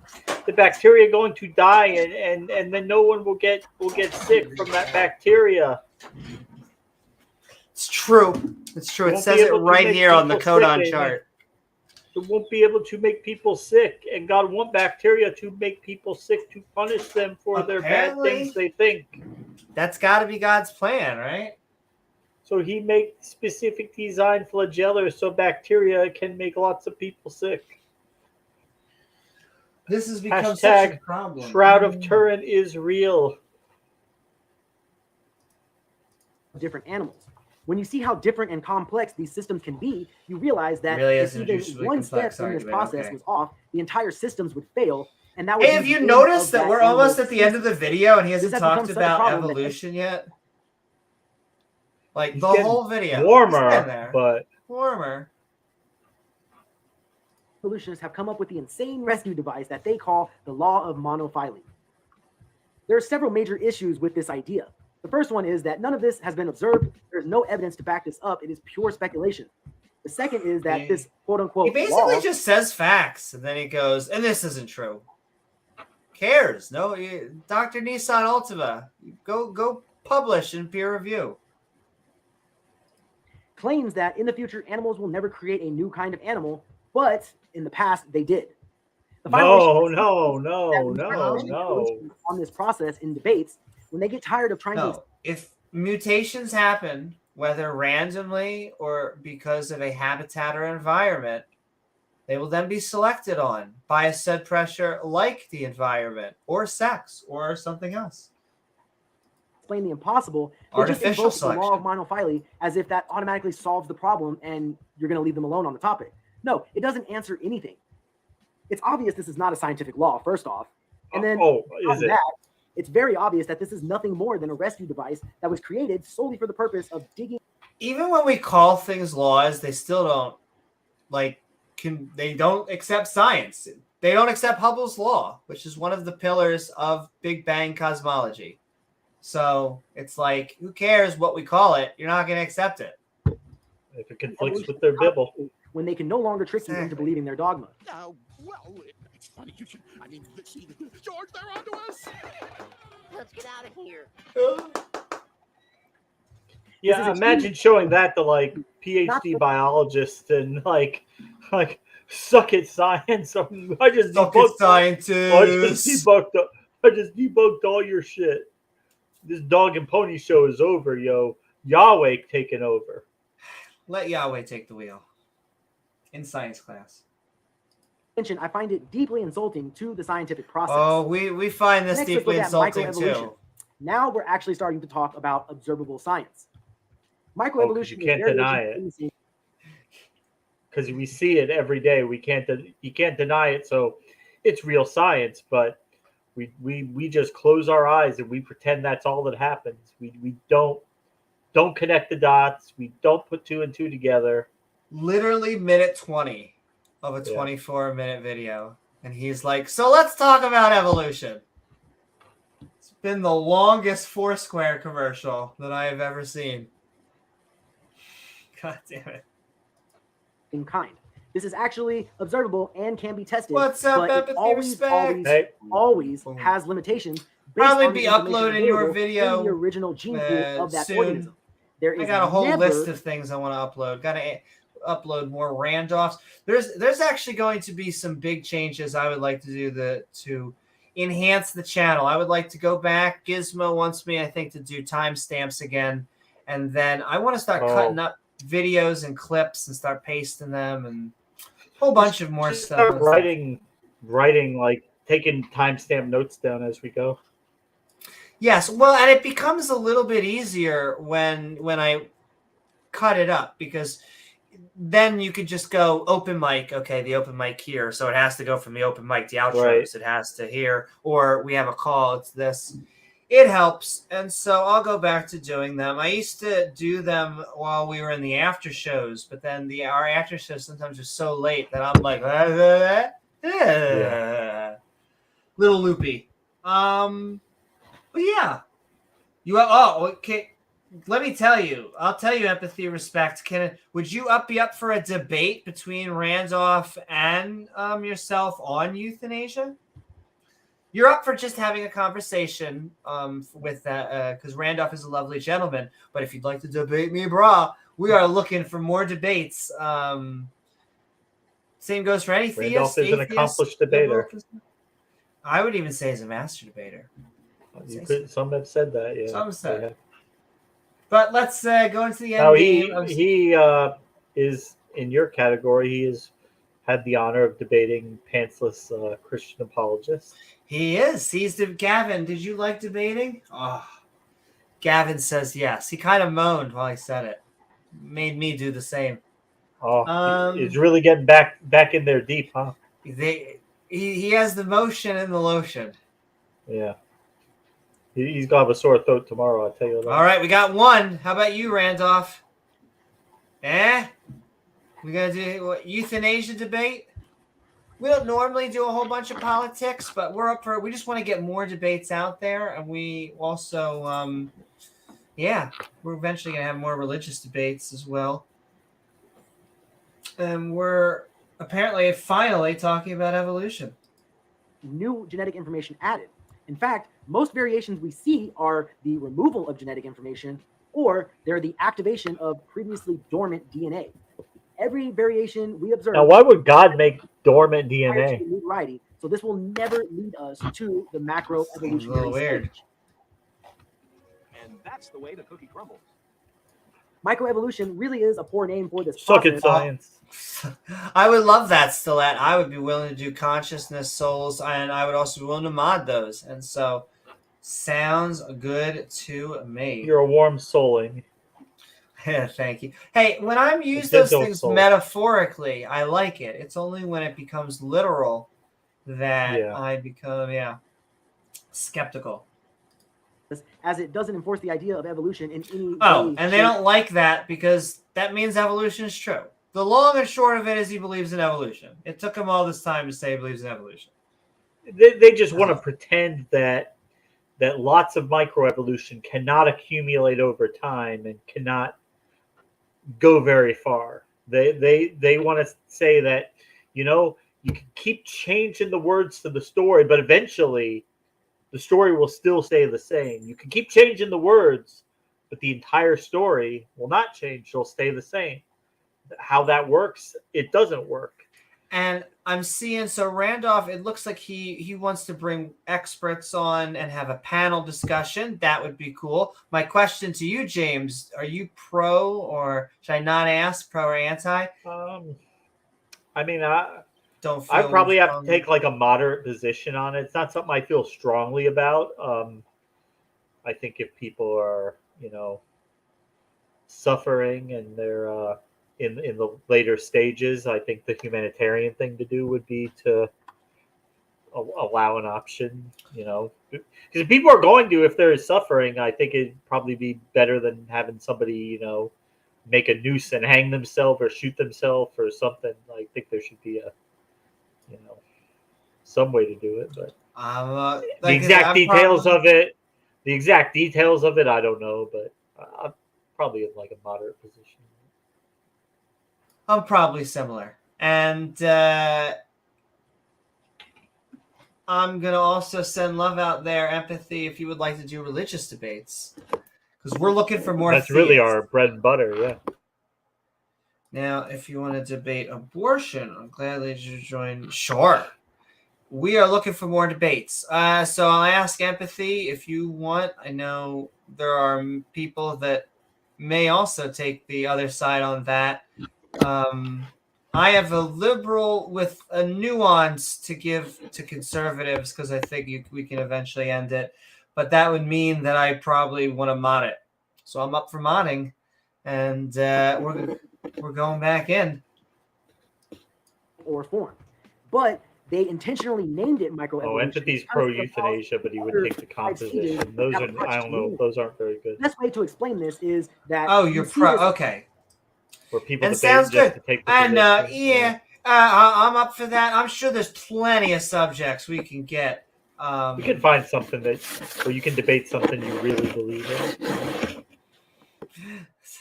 Sending so much love, Randolph. one observable variation happening, and because it is labeled evolution, you automatically accept the other 5 concepts. No, it even is though they are evolution. completely unscientific. No, we have evidence for all those too. Spider effect, and it again shows just how deceptive and disingenuous the evolution community is. They're not trying to find the truth or the knowledge of the universe. They're just trying Scientists, to push academia. their religion on It's you. not When you think logically atheist for yourself community. and weigh all the facts, you start to see the reality of the science. This leaves you with no other option but to conclude that evolution is completely unscientific, and in fact, it really is more of a government-funded, godless religion. So how do we answer No, I don't think it is. that we mentioned But at at the least beginning he's of the now video? saying the In quiet case you part need a out loud. refresher, the 3 fundamental questions to life Oh are: how my did we get Jesus. And so at least we're coming into the end. How do we get here? What is our purpose in life? And what happens when we die? He answered none.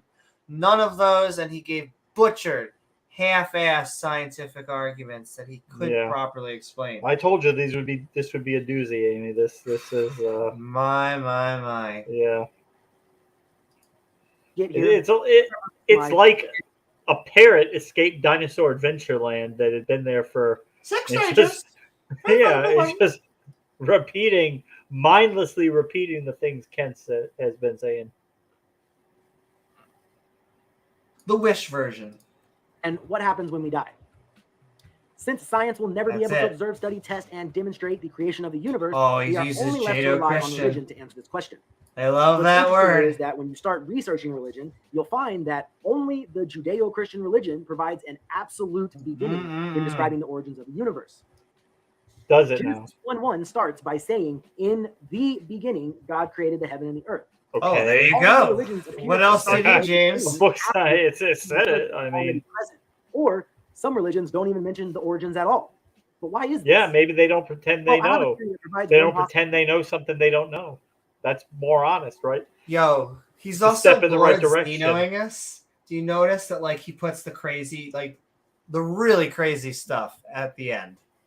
Like he starts off trying to like basically criticize his horrible butchering of science, but now we're at satin.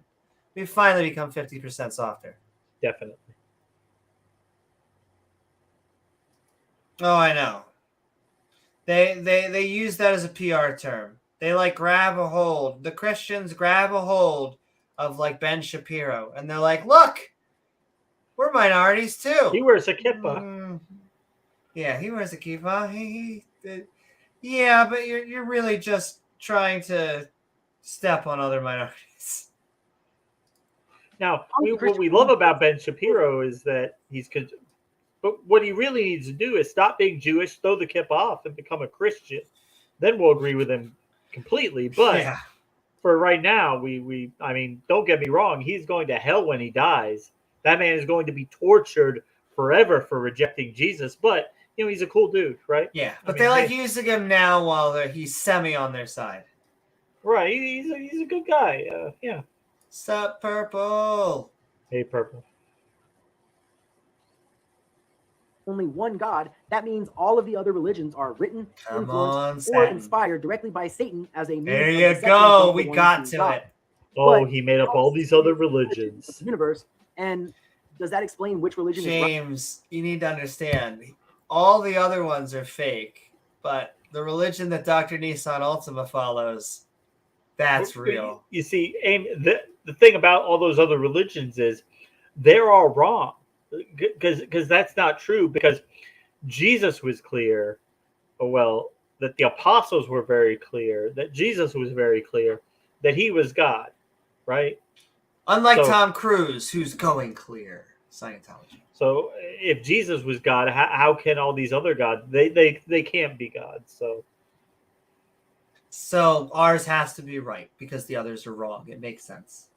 Yeah, they're all wrong. Right? No. Well, it's related to the topic because in the Bible, God tells us that Satan is not eternal. He was originally an angel named Lucifer. What? And since the angels rejoiced on day 3, he had to have been created on either day 1 or day 2. First of all, the after Jews don't think there is a Lucifer, but the heaven and the earth were already created. So if Satan was created after the heaven and the earth, like the Bible says, it would make sense that all of his false religions would also start after. if Ben Shapiro was an anti-Semite, he'd be a real poster boy for this guy. I was trying to think, if Ben Shapiro was an anti-Semite, he'd be Nen Fafiro. I'm trying to think of something. N Hapripo, the anti-Ben Shapiro. I just want to pour like a bucket of water over her, his wife's, lady parts. I just want to make sure everything's going on down there. As long as she's having a good time. Consensually, of course. I just, in case there's a fire or a desert or a threesome that he's offering. We are finishing up on the 6 stages of evolution. Apparently. We talked about evolution in this video for like 30 seconds. Now we're back on to Satan. Yeah, we're now on to Satan, but like the actual topic, not a whole bunch. After the heaven and the earth were created, because that's all he knows. He doesn't have a full understanding of the beginning. This alone is a pretty strong case for the Bible, but this is not the only evidence. However, Is it? in today's video, we're not going to get into all of that evidence. I just wanted to kind of wait, conclude with you're going to something have that to check you out can do our some research video on number your own, 2. and this will allow you to think on the topic while you're waiting for my next video that will cover this topic in much greater detail. We'll be talking about. We'll catch up that video shortly. But anyone that is still being deceived by the evolution propaganda, don't forget to like this video, comment with your thoughts to start a conversation, and subscribe for more content. I look forward to bringing you more episodes of Evolution Exposed. But as for this studio session, that's a wrap. Thank you and God bless. There we go. And I couldn't agree. The only thing I think I'd agree with him. Don't forget out there to like, follow, and subscribe. Of course, hitting that bell icon to all so you get reminders to see our premieres and join our live streams, and sharing that video with your family, friend, or someone you're in a debate with. But with that, it concludes the opposition viewpoint of Evolution Exposed. The 6 stages of evolution. Whew! exposed. James, Yeah. I feel exposed. Don't you? Like Something like that. like Eddie Murphy in the movie Bowfinger. Probably never saw that movie. Eddie Murphy's character in that movie likes to expose himself to people. Oh my. I was just, for whatever reason, the scene from Spaceballs came up where it was just like, they're having them comb the desert. And he's like, you see anything? No.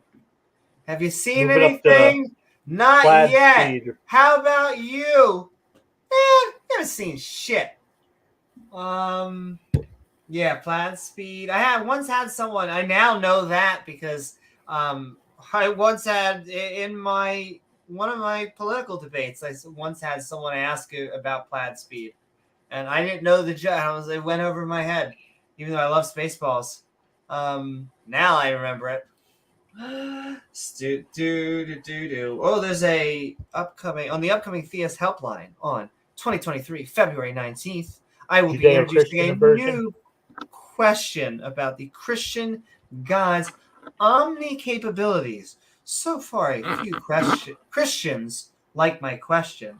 The question being, if their God was a goddess, would some of them be saying goddess breasts instead of God bless?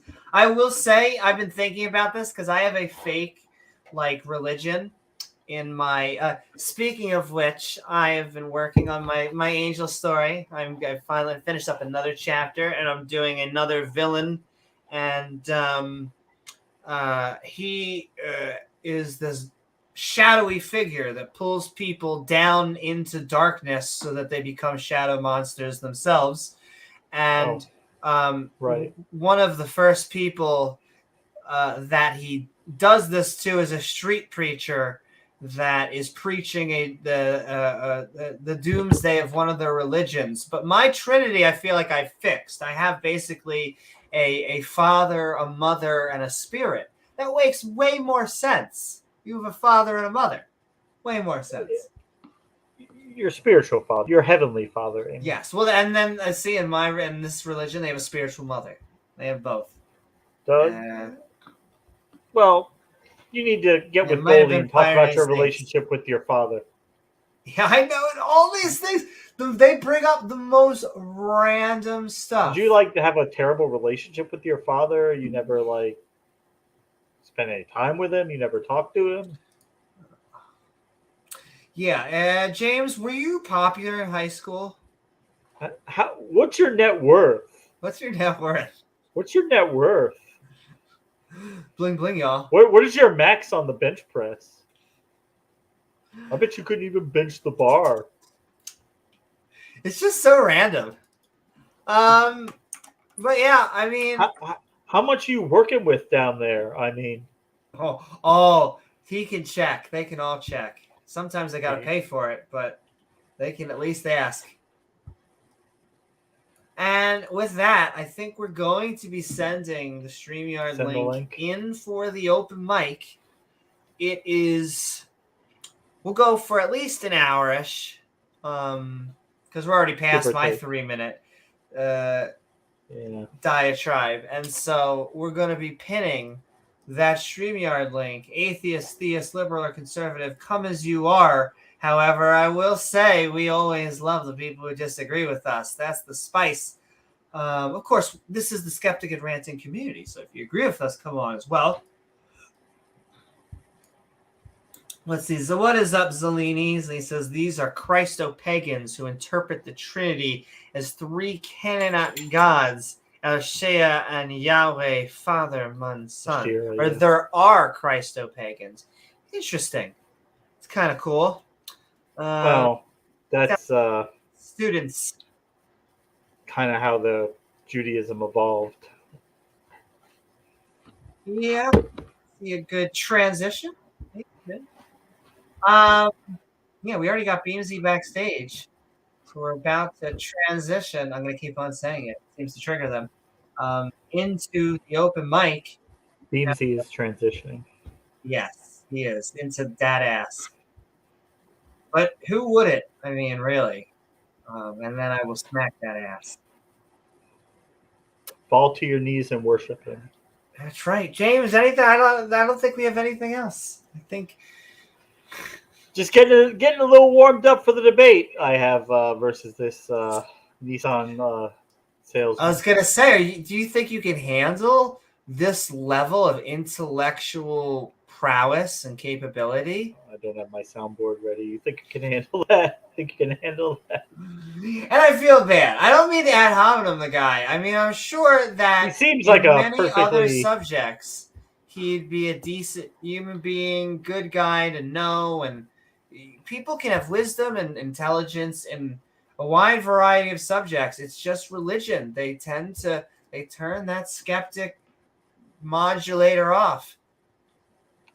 I mean, it literally is like Ken Hovind had a parrot sitting in Dinosaur Adventureland for like 5 years, and then it just flew away and made a YouTube channel and just repeats verbatim the shit. But James, at least he has a YouTube channel. Well, I can't really argue with that now, can I? And once again, I'm sending love. I mean, I don't think if you should be able to say whatever you want. I think we're all pro free speech, and I consider myself the politically incorrect. But you can't lie, cheat, or steal. Especially, I just don't like that now. He's gonna be able to say, "Oh, they had to throw me off YouTube to stop my message because I'm converting so many people." And he fucked with the wrong thing. He screwed with their bottom line. If he was the most popular creationist, giving them eyeballs, they would have been like, they'll put Christian Mingle ads on here. You don't Yeah, they don't care. They can profit from preachers. Yeah, How many they're preachers are there on YouTube? lots, and they're probably making Then money. he's gonna They're say, on "Oh the girl well, deck level.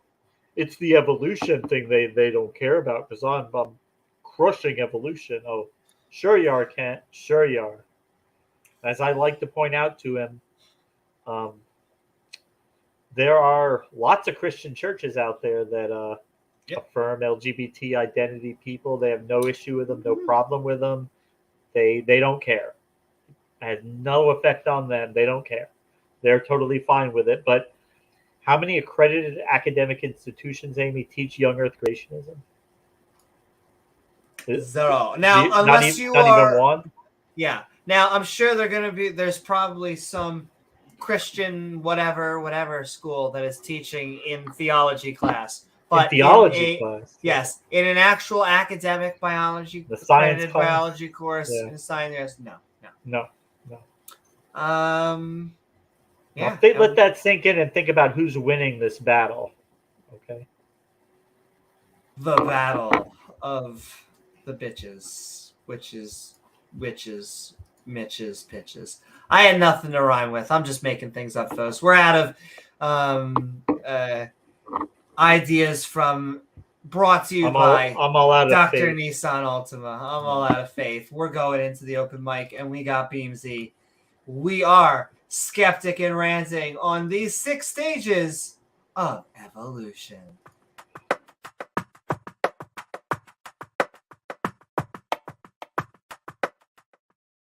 Woo! What's up, Beamsy? Hope you're doing well and having fun.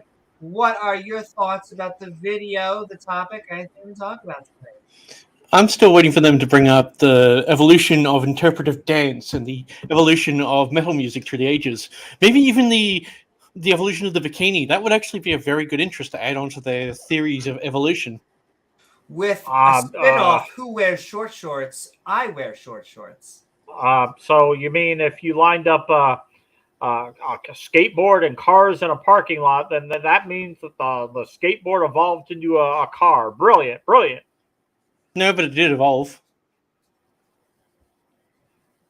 They had to find another skateboard to marry and make baby skateboards with. They always make baby skateboards. That's why the only thing you can point out in that aspect is that's a misconception of evolution. Yep. Yeah. But when you think about it, the aspect of saying that all these evolutions are evolution, well, by the term evolution of things that change, yes. Change over time, yeah.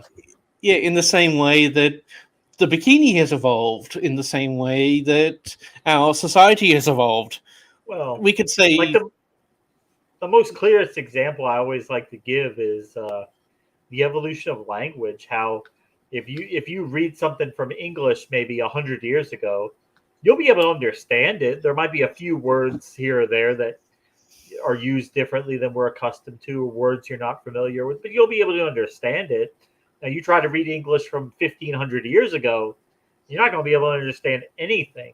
It's but not all that didn't happen in a day.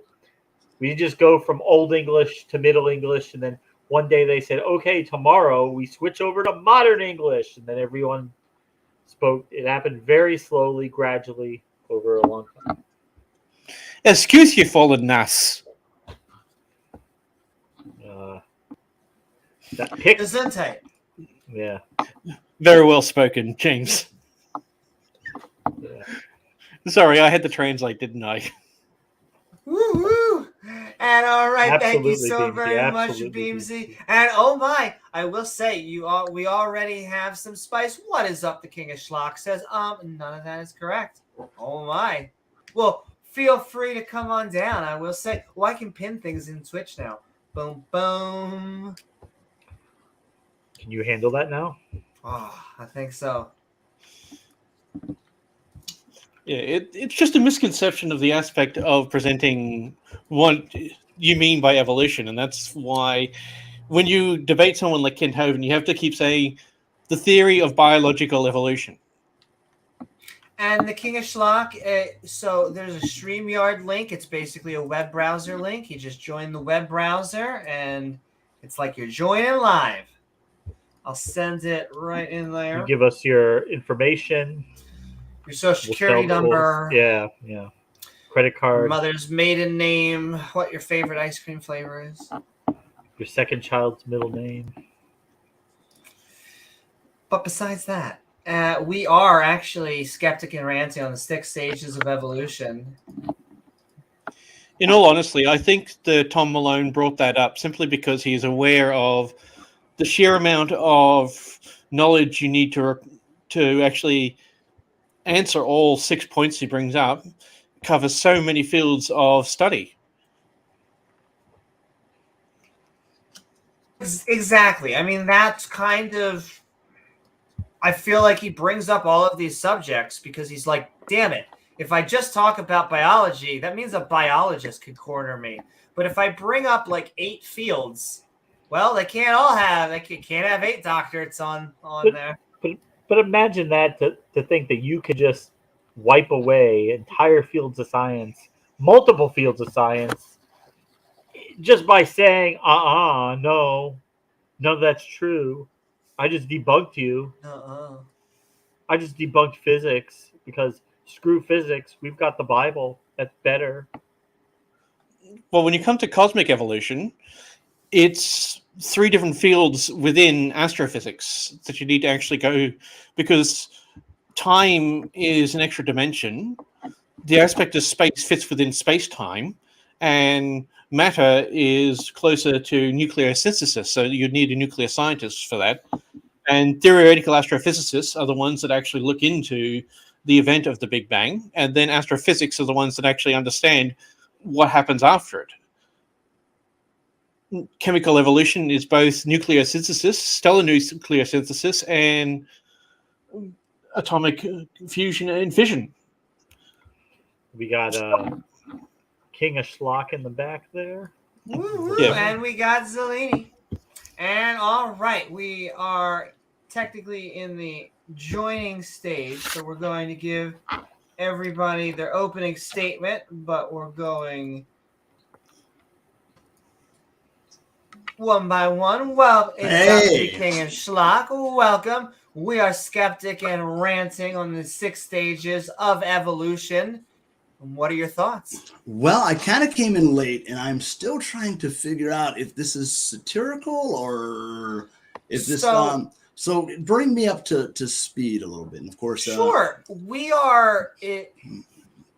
tend to be the we call ourselves the pro-science position. I know they'd probably disagree, but we are watching what I guess would be a Kent Hovind acolyte. And so they were pushing something, who is a creationist apologist. They were pushing forward that there are 6 stages of evolution, many different types of evolution. And so biological evolution cannot be true because they would have to prove all these other stages of evolution. Okay. So it may have sounded the opposite when Beamsy was saying, like, going through, there's this evolution, this evolution. Yes. Good. Because yes. And so we are the pro-evolution, if there is such a thing. It's just, even when we take on board what their argument is, it's silly because there are other evolutions. Just calling it. So, for example, he was saying cosmic evolution. You can't, that's where it began. Well, technically speaking, cosmic evolution is a thing. It's not what we're talking about when people normally say evolution. That's not normally what a biology teacher. But like, even if we were to take on board the word cosmological evolution, that is a thing. That is, it did happen. And so they're criticizing something that is a fact anyway. It has nothing to do with, I'm guessing that they're a creationist and they're trying to push this kind of dissolving. Yes. Right. So they're trying to dissolve logic by saying, well, there's all sorts of evolutions. Yeah, but there's also vernacular and there's colloquial and there's common use words. So, you shouldn't have to sit there and be like, oh, I'm talking about, the Darwin variety of evolution. They just try to conflate it. Yeah. And that's They're their whole masters shtick. of obfuscation and, you know. Well, right wing is Deflecting. typically not that good at very many things as far as talking or memeing or being funny or anything like that. So, you know, as long as you don't get dragged into the circular nonsense, you can pretty much end any debate with them by simply just challenging their first statement and asking for, veracity. And it usually ends right there. Asking for good evidence that God exists. You obviously have never been introduced to Kent Hovind, have you? I've never even been introduced to Hulk Hogan, so. That's a good thing. Now, is he the guy that sat there and did the whole like, oh, and if you cut an atom in half, and then you have the nucleus, and you cut the nucleus in half, and then you have like the protons. No, that not was that guy. Zeno's paradox. There's one guy that went. I remember like all the. But there's probably someone who's putting that forward. Probably he tried to make a scientific God argument by saying that if you were to take a quark and cut it down to enough that you could somehow rotate one end of it on one end of the Earth, and if you manipulated it, the other side would spin along with it. And that's called gravity and magnetism. I mean, like that's not really quantum entanglement. Yeah, but he tried to say that was he did the whole thing. Oh, if the Earth's axis were to shift just one more degree, then everybody would die. Oh, that's that an ontological argument, a fine-tuning argument. Yeah. No, who's Kent Hovind? Let me look him up. He's a younger creationist cult leader in Alabama. He just got kicked off YouTube for buying subs. That's a damn shame. Well, I sent you a link in the Twitch chat, King of Schlock. Okay.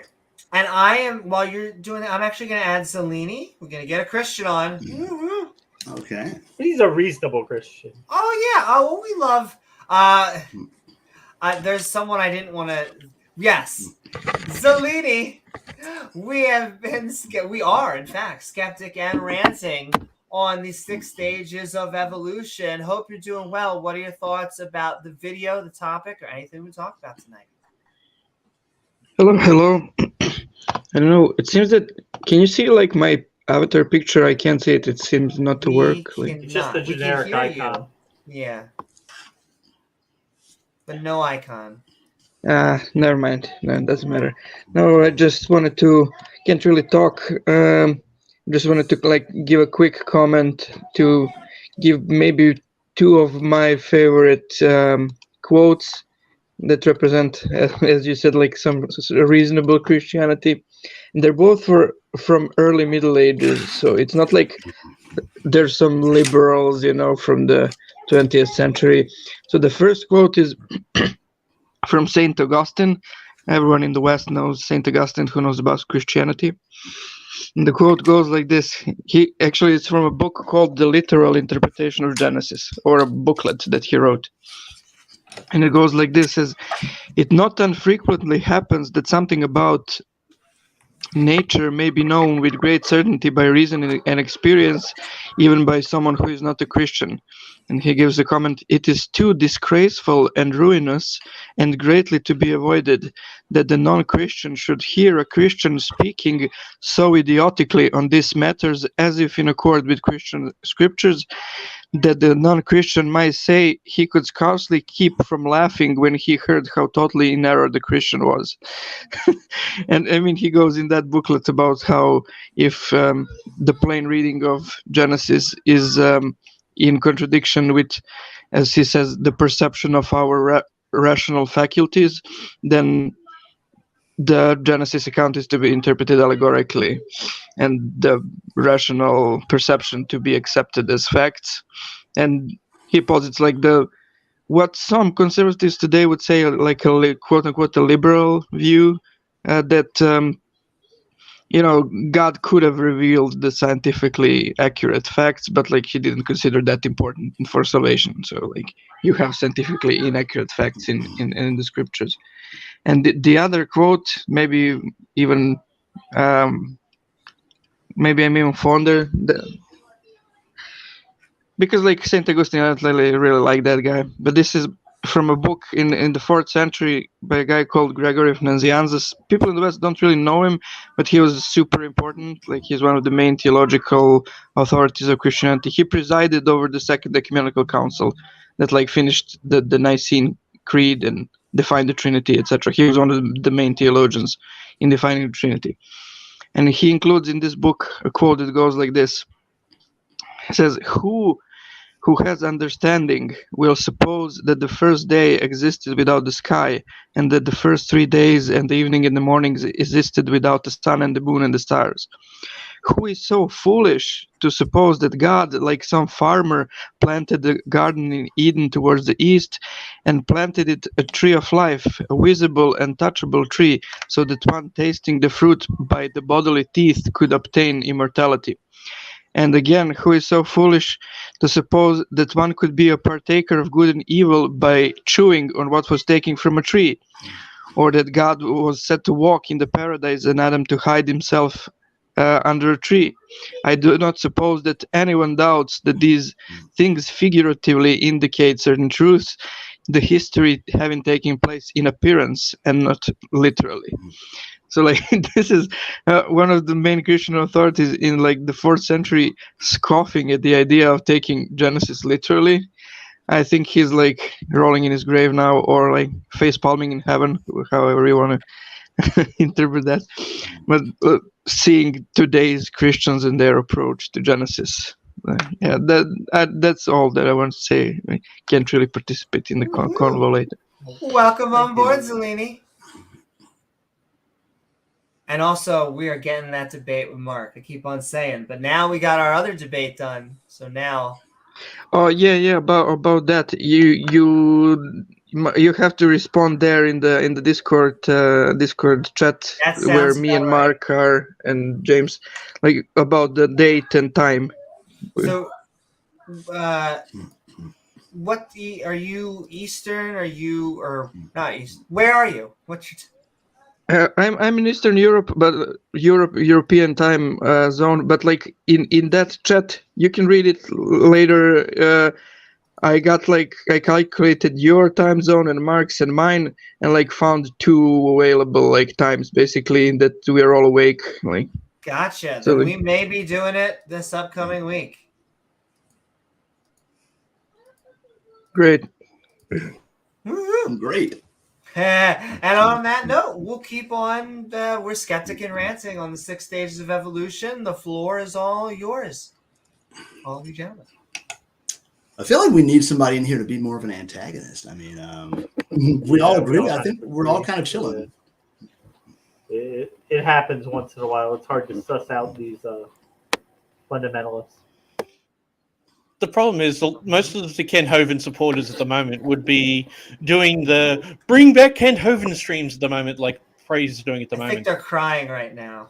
Like, Is Praise crying for Ken Hovind? I've never even heard of this guy before, and I swear I'm happy. I must be watching good shows. Yeah, basically I'll bring you up to date with him. He is a preacher from the United States who is actually a disciple of Tom Malone, if you've probably heard of him.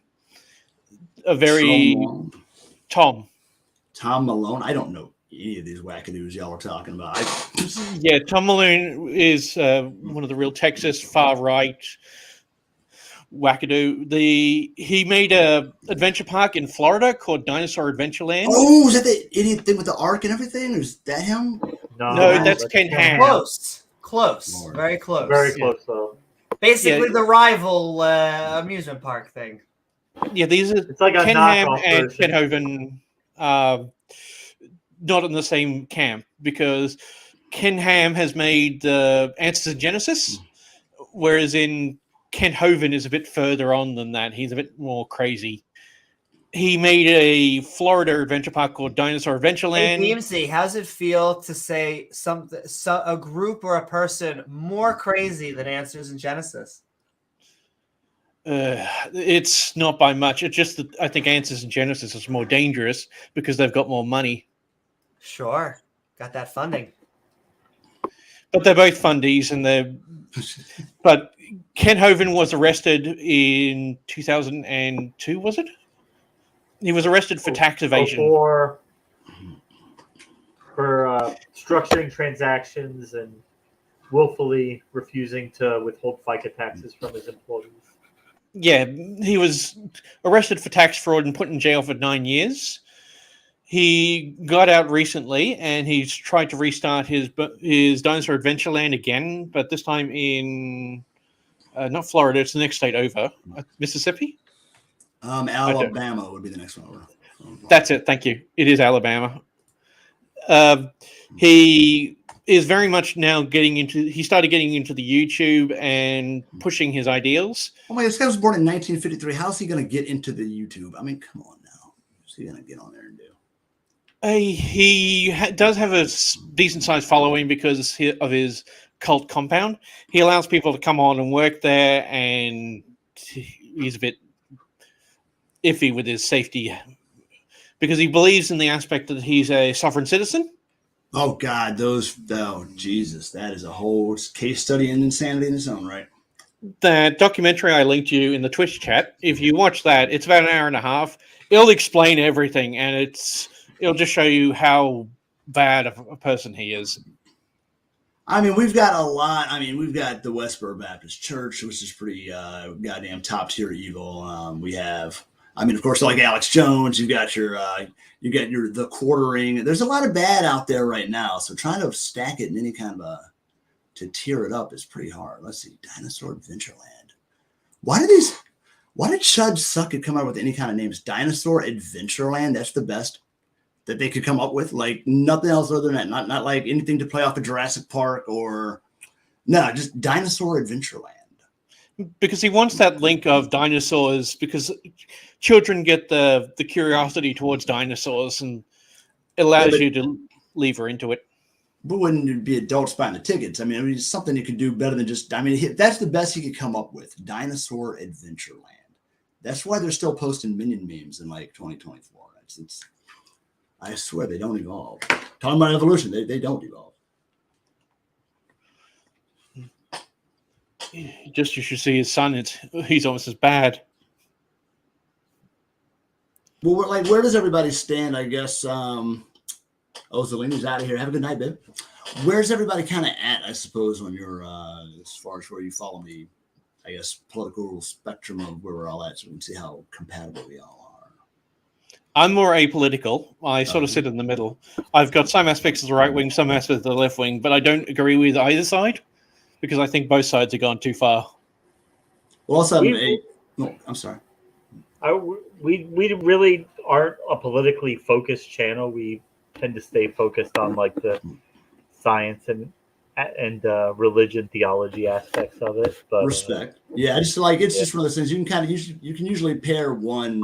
Like I'm liberal, so obviously I'm going to fall more into the bucking back on the conventional religious nonsense, right? So it kind of all adds up. You rarely meet a conservative atheist, and you rarely meet like an evangelical liberal. So you can usually kind of gauge out. Sure, yeah. I'm a naturalist pagan. Very cool. I would be a Discordian if I could just reinvent myself. I think it's a cool little thing. Nobody does Discordia. Discordia? Yeah. Hail Eris. I can see the F Nords. It was a book that was written like in the 70s. I think it was a satirical religion, but it actually ended up picking up somewhat of a following because it proved that, it's like essentially all religion is kind of satirical.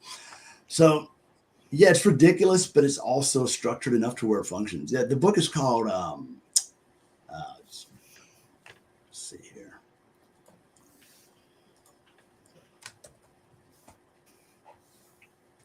Oh, Principia Discordia. There it is.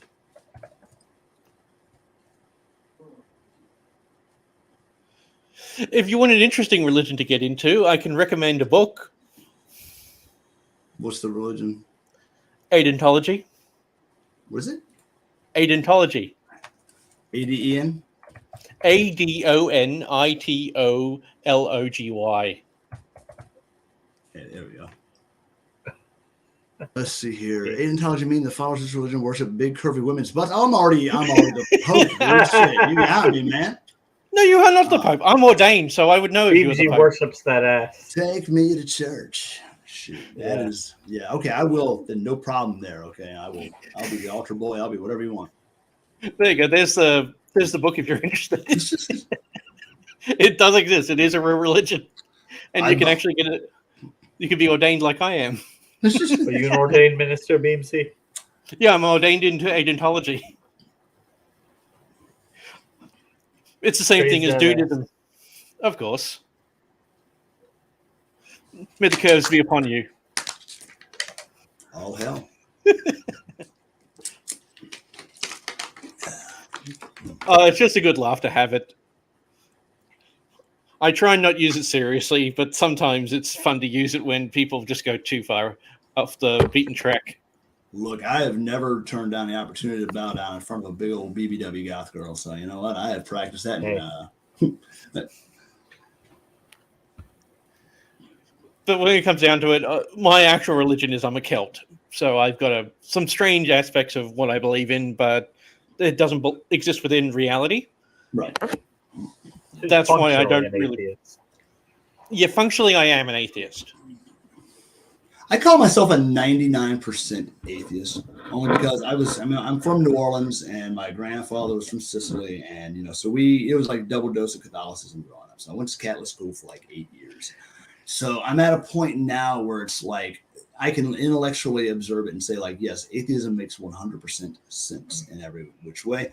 But I don't know how much of that resistance to go all the way is just from having it beat in your head, from the time you're like in kindergarten up to the 8th grade of like, hey, So I feel like it's just kind of put that like permanent, okay, always keep like your last minute trump card in up your sleeve just in case you die and you're wrong. So that's why I feel like I would be disingenuous if I pretended like I could completely eschew, all notions of, just, I guess. You're not a hard atheist here. Oh, no, I'm not a hard anything when it comes to it. Agnostic. I'm whatever I want to be in the moment. I have a spiritual side. I believe my personal philosophy is, like I said, scientifically, intellectually, logically, atheism makes 100% sense. But goddamn, would it be boring? So I like the idea that there's ghosts or something like that. I'm a horror writer. I gotta have a little bit of esoteric in my life. Hence the Freddy Krueger in the background. Oh yeah, my friend. How'd you come across our channel? I was going to stream tonight myself, and then I just realized it got so late. So I said, it's time to go scroll around. And I went through the just chattings, and I didn't find anything to really engage with. So I never look at the podcast. Yeah. So let me jump on in there. And I sorted lowest to highest, jumped in, and you guys had the most engaging title.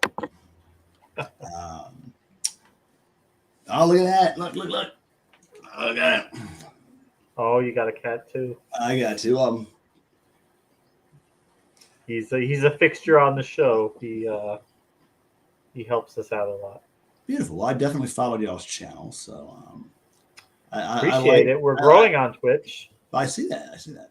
I like the vibe that you've got. It's very much it's the ability to dive in and have some civil contention, I suppose. Oh, hi, Moonlight. Oh, look at that big cat. It's a big cat. It's like a dog. He's a big boy, Moonlight. He's a big boy. They got 3 of them over there, cats. And I just want to keep on saying what James was saying. Thank you for coming on.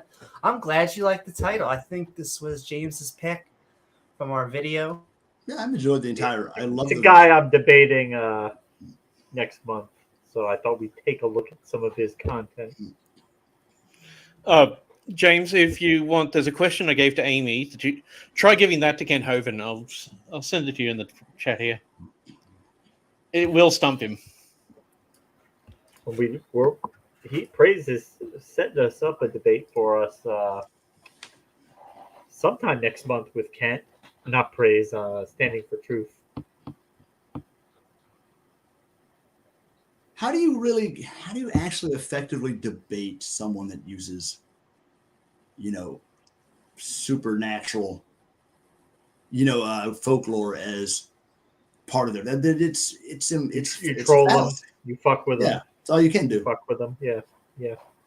Because you can never beat them in a way of like you can't just like disqualify their their statement by just removing the veracity of it, because they'll just say, well, the Bible says. They're literally using that as their talking point. So, I mean, I've been doing this for a long time. I need to get back into it. Well, I'll attack the Bible to him. That's why he always gets fired up when I debate him because I'll go after his Bible. I'll do that. But What are y'all debating about? What are y'all gonna? it's always evolution. He's creation evolution. That's really his main shtick. It's more evolution versus whatever he can pull out of his butt at the time. Pretty much. Because he switches between so many different topics so quickly. He gish gallops left, right, and center, and then goes, "Oh no, one topic at a time." Yeah, he brings up whatever he wants to bring up. Yeah, he brings up anything. But then if you try to bring up something with two different lines of evidence, he'll say, "Oh, well, one topic at a time, please." Well, that's why you have a moderator. Like, oh well, he only debates on friendly turf as far as that goes. Not that Standing for Truth is a bad moderator because he does try to be fair about it, but yeah. He is biased. Yeah, to the extent we all are, but he at least does try to be fair, I think. Well, he still calls Mr. Hoven Doctor, so... Well... I'll call him Dr. Hoven too when he tries to play dumb and act like he doesn't understand something. I'll just say, well, Ken, you have your doctorate degree. Why are you acting like you can't understand these things? Oh man, I want to take a crack at this guy now. I did debating high school, college, and then I don't know, semi-pro Facebook debating. I'm damn good. Like, I'm not going to lose if there's actually like judges and timekeepers. Have you ever heard of RN Ra, the YouTuber RN Ra? No. He's one of the biggest atheist YouTubers, but he debated Ken Hoven. I think that's kind of like your quintessential Ken Hoven debate. So if you want to watch that, just RN Ra versus Ken Hoven. Okay, I'll have to. But I think they all follow the same script. I mean, it's so formulaic because I mean, the atheist side or the science side is easy because we don't have to dig deep. It is kind of difficult, the science side, because you can convert from technical terms to an ability for the normal person to understand. It's one of the hardest things to do. Well, I mean, you don't even have to do that. Like the way I used to win most of my debates is I would just let whoever was going against it, as long as I was very strong in the topic, I would always let them have the opening statement, and then that would always give me the opportunity for the first challenge. And that's all it would take. They would throw Ken never goes first. Yeah, he always goes second. Yeah. Again, the only thing to say about him, he's done like 270 debates, so he's very experienced when it comes to debate. But are these aren't debates where there's a winner or a loser, right? This is just something where it just goes to I mean, if you have very specifically, this is like Hunger Games. If you lose, you are no. Damn right. Look who just came into chat there, Math Pig. Woo, what's up, Math Pig? Ultimated. I think he's making some inroads with Math Pig. He might make a convert out of Math Pig. Oh my! Ultimate's got like 3 Math Pig videos on his channel of talking to Math Pig. Really? I don't know whether I should say that's amazing or I'm sorry, but I'm sending love, Math Pig. Ultimate's actually a nice guy, or at least he's been nice to us. He is. I'm beginning to think that he may be real, just maybe becoming a believer. Yeah. Maybe.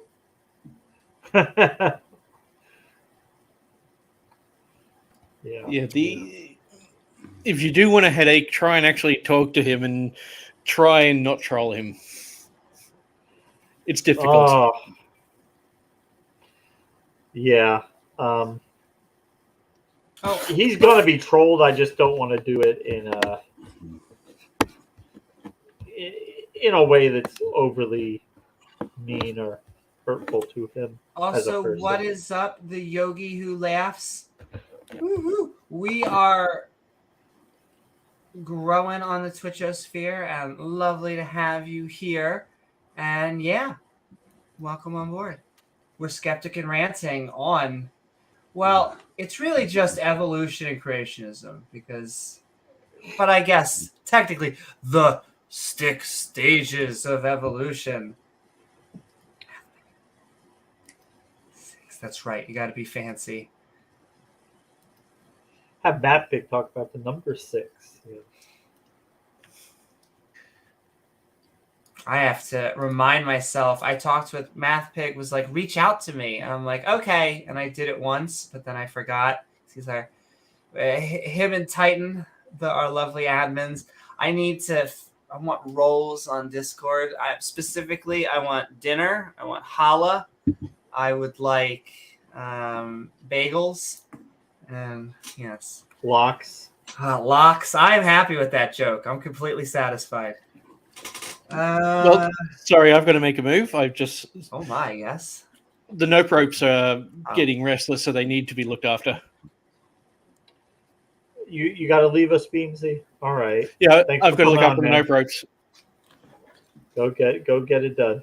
Well, I hope you have a nice night, Beamsy. We are sending you love. We are going to be spending, I would say, 30 minutes more of open conversation unless a young Earth creationist joins, in which we'll probably be here. What is today? Today's Tuesday going into, we could probably be here till Saturday. We could do this. So yes, please, young Earth creationists, come disagree with us. The water's fine. I think who was saying in chat that, like, where are all those lovely young Earth creationists? Yeah, James is like, whatever happened to our regular young Earth? Some of them more respectable. I want to have more talks. I want to be honest with you, with Richard Madison. Like, Richard is killing me on the inside. Earth? And I don't know if he's young Earth. He's got the really amazing esoteric belief system. Well, exactly. That's why I want to. He is the most amazing human being. He's a great guy. Nice guy. He's nice. He'll go out of your way to defend, people who disagree with him, and it's always polite. Always polite and a nice guy. However, I am, and I mean, he's very open about these beliefs. I'm fairly sure there is no space Jesus. I am open. Come on, Amy. To aliens. I would need. I want to probe. Why space Jesus? Mormons already, I thought, had that covered. I mean, what do you have to do, Amy? That what do you have to do to get a appointment to be probed? I mean, I was gonna say, apparently all these people doing it, and they're not showing up at your place. What the fuck? I was gonna say, normally it's just a really good drink, but do. Oh, that's right. No, I see him go live. I'll tell you, I lurk in a lot of these theist streams. Like, I'm in Richard's streams, I'm in praises and standings, and she's usually lurking, whether they realize it or not. Does Brett still do streaming? Well, and I can't help it. I feel like they've actually been a part. I hate that it's like an us or them in like this whole Ken Hoven thing. Shouldn't have to be that way. But Earthcrowd are here at the moment. Oh my. Wait, okay. You're going to make me at least clicky. Oh, it's praises. Ha ha ha. We're with Ken until he has a conviction. He has 28 people watching right now, which is very until he has a conviction. I mean, sounds like he was already convicted. Yeah, he did 9 years in federal prison. And he was found guilty of misdemeanor domestic assault for conducting an experiment with his Mrs. Hoven the third. He's now on the fourth one. How do you get a Mrs. Hoven the one? Yeah, well, can I tell you? And we keep on, and I feel bad. This is a rare stream that, we always rag on him because he's a popular creationist in the circles. But like, we're moving. I think this is going to be the end of talking about him, hopefully, because he did the one on thing. a regular basis. You violate that TOS, and I bet Twitch has the same thing. But yes, we always like to say that he did many gravity experiments with his wife. He wanted to see if they would fall to the ground, and so he may figure out that she did. And so that means that he is going to be peer reviewed by his peers. Which area too. But he was found guilty, but he's appealing it. He's getting a new trial, and and so. But when we come on to a lot of these streams, a lot of the Christians will come and they'll say, listen, you need to understand, he's such a funny, down-to-earth guy. He just, it's the same with, he had like an acolyte who has fled. He had like a Sith apprentice who bolted abruptly like a week and a half ago.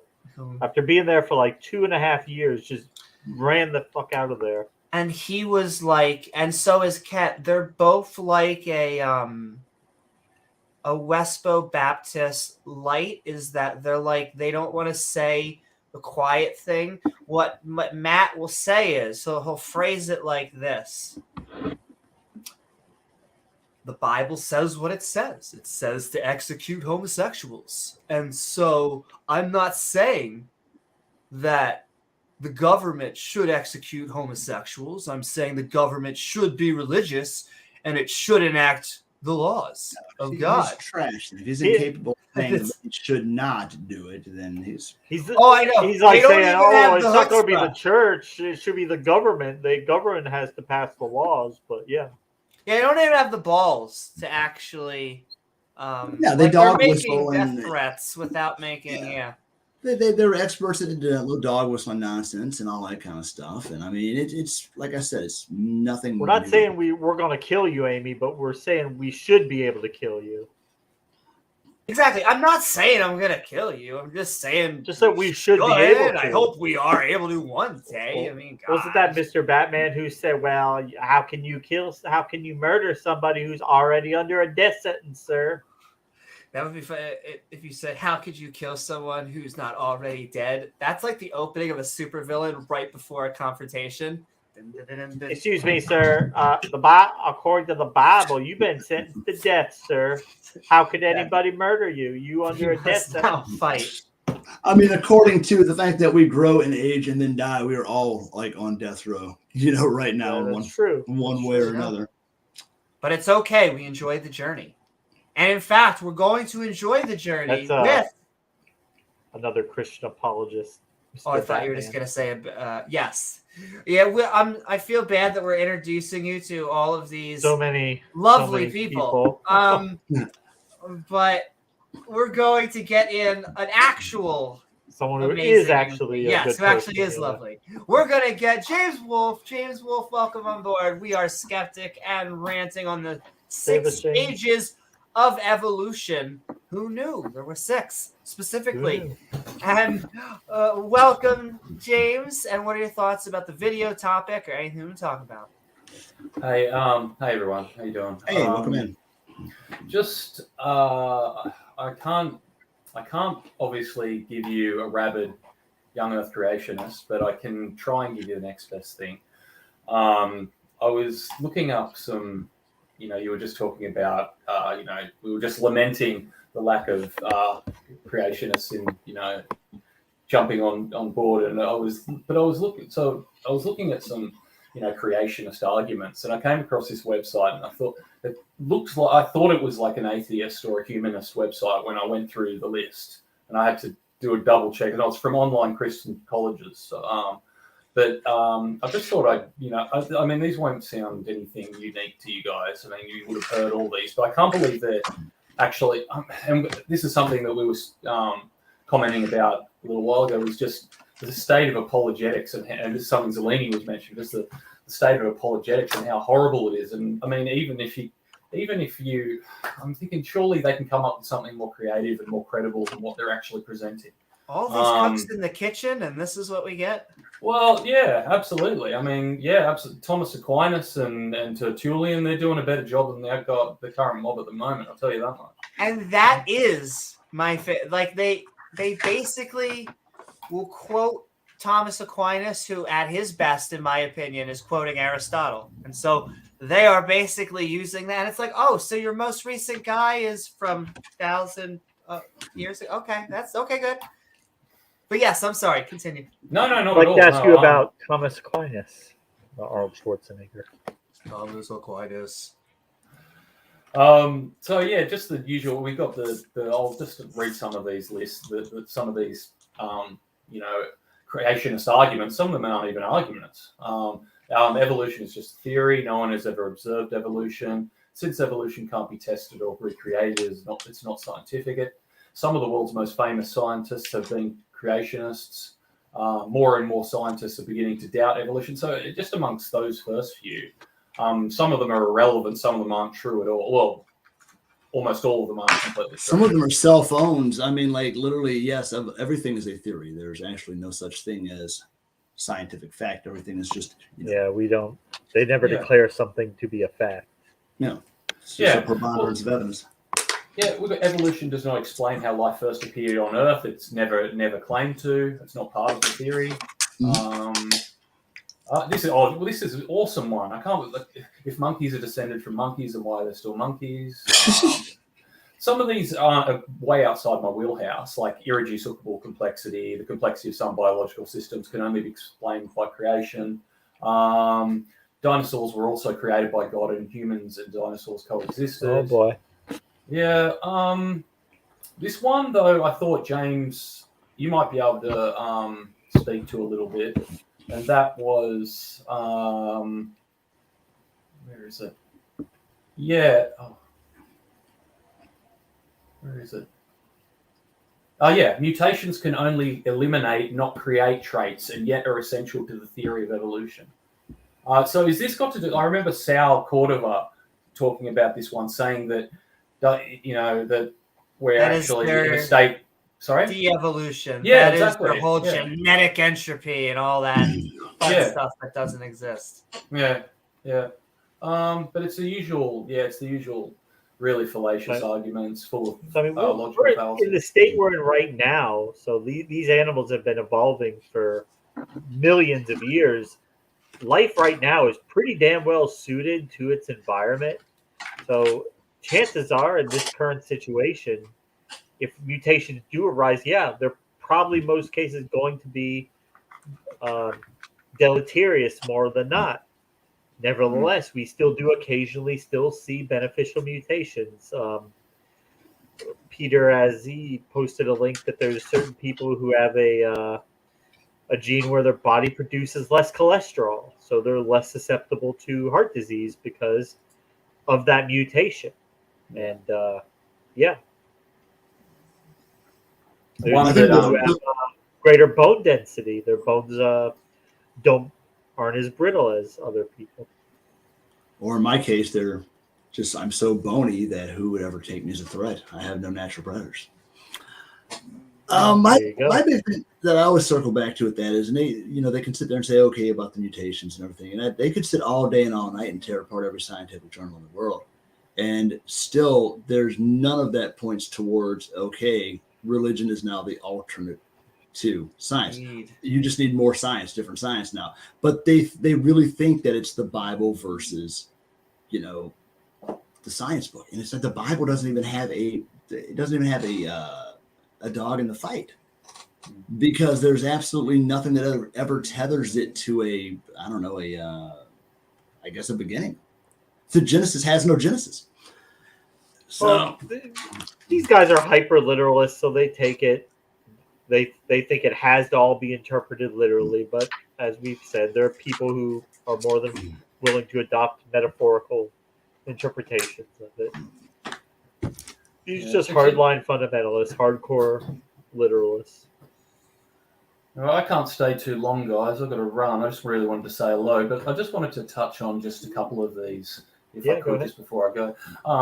There's one that we've all heard of, evolution promotes racism, which for me is a real grates on me just because of my own discipline. I've never heard that. Oh, you haven't? Well, well. I think I'm new to this entire. Yeah. Let me do the Ken Open. You see, look at Charles Darwin's book, The Origin of the Species. Oh, there's more to it. And the preservation of favored races. Look, Darwin was a racist. Evolution is racist. Joseph Stalin, Hitler, they were racist. Yeah. Of course, when you use the term races within that Victorian context, it could be Talking just as about easily referring species. to cabbages as any or exactly. Yeah, Well, I hate that they even more look like species than what we would think of a race as. Send them love, Aussie gold. Yeah. And yeah, they basically use this, even though during the Civil War, it was the Confederates who were quoting God in the Bible as condoning slavery. But, you Because guys the might be able Bible to says speak. slavery is okay. Yeah, well, you guys might be able to speak to this more because you know more about the process of evolution than certainly I do.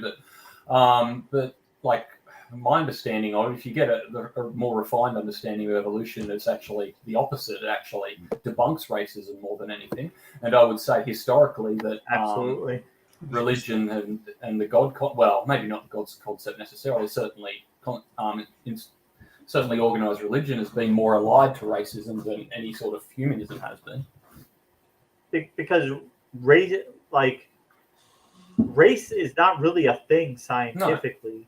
Species are not even really a thing scientifically. They're arbitrary constructions that people use to classify things. But as intrinsically in the natural world, they're not really even things.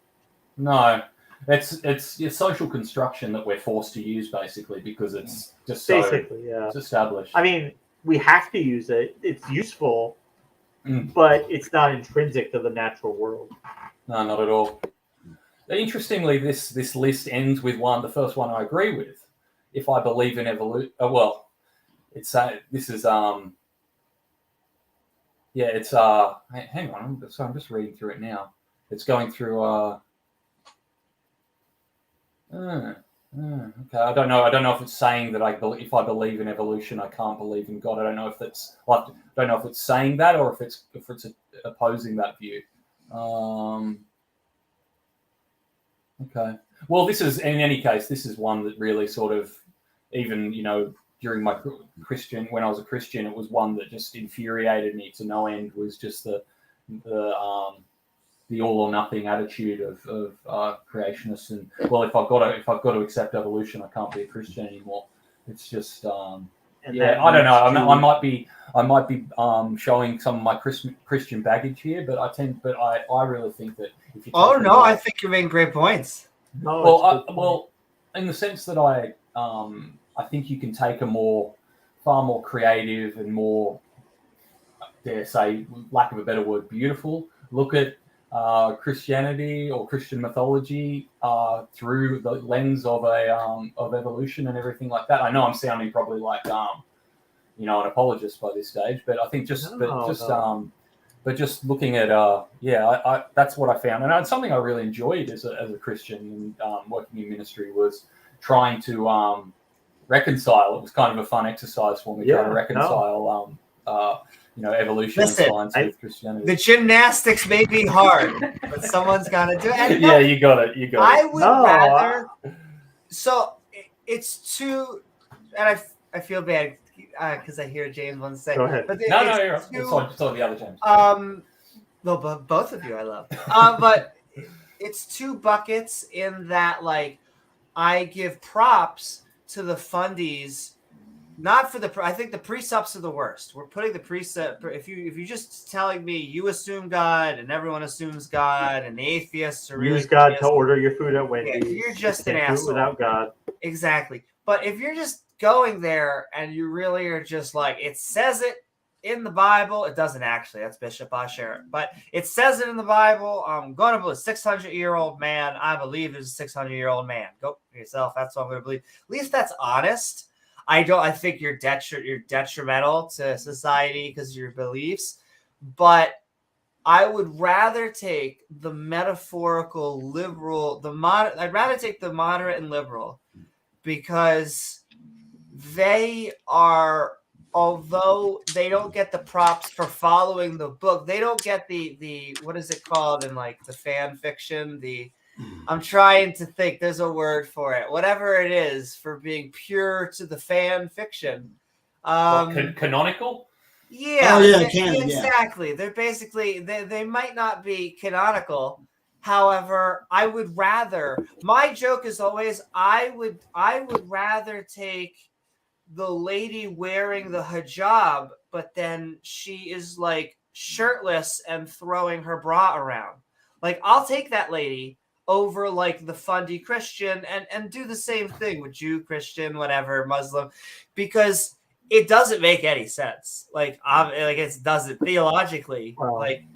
But like they're probably decent human beings who are open-minded and empathetic. And she's trying hard to do what you were just saying before, that in the Civil War, like the Confederate side was from a Christian standpoint, that is the correct argument to make. That is the more reasonable of the two. Now, we're glad that didn't win, that the more liberal Christians were able to win that out. But if you're just talking about an internal critique, I mean, I think we know which one was had more fidelity to the text versus not. But what James was saying, I think lots of Christians go. I know I went through that stage where because growing up in a young Earth creationist household, we were just told, "Oh, evolution's it's not true. There's no evidence for it," and the science education is so bad they didn't even really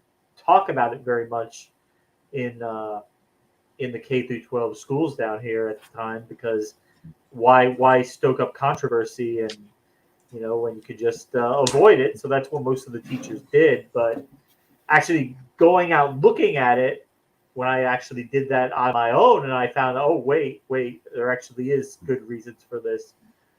This young Earth creation, it's not well supported. It's actually bullshit. But I wasn't ready to give up religion. I wasn't ready to give up God. So I went through that period of time where I was trying to reconcile the two. I did that for probably a long time, probably 15 years. Oh, Doorknob Hep, I just have to interrupt everyone. We did give out a dumbest comment of the award tonight to the opposition viewpoint tonight with the Doorknob Head is asking us why is the 6 stages of evolution and not the 6 iron chariots of evolution? What is up, Doorknob Head? This gentleman that we watched tonight told us that stars cannot be created without iron, and so you can't have a star without iron. Have a star without chicken iron. and egg problem, Amy. It's a chicken and egg problem. How does dude know anything about stars? Is he an astrophysicist? Not a goddamn thing. Well, that is like basically.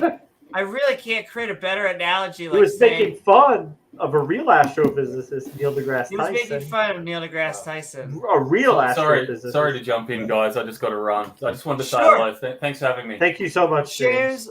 It is lovely always to have you on. I'm sending love right to you. Thank you for bringing on your points tonight. Thanks so much, James. Take care. Bye.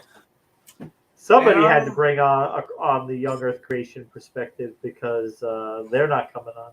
Well, and it was almost like it was a good list to go over because it just shows you how, I mean, look at all the argument. It's a plethora, and yet it's the same shit that we have gotten. Irreducible complexity. This hyperbole is at its best, is all it really is. And that, I mean, that's it. Really, there's no substance to religion, and that's by design. Mm-hmm. By design, religion was not meant to have substance. It was meant to give like an integer of substance, something to give you a therapy of sorts, I suppose. And then it just kind of became more and more corrupt. And then we got to where we are now. But I mean, they were drunk around a campfire They're like, hey, how did the universe came to be?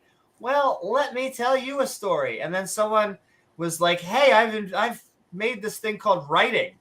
They're like, writing? That's fantastic. All right. I've been telling this story a little bit differently, but, I'll get it right this time. And they told it, and then they wrote it down, and then everyone was like, it's written down. It's what it says. It's written down, and then once it's distributed, it's just like how everybody suddenly started thinking Berenstain Bears was spelled differently when they was kids. Book said a thing.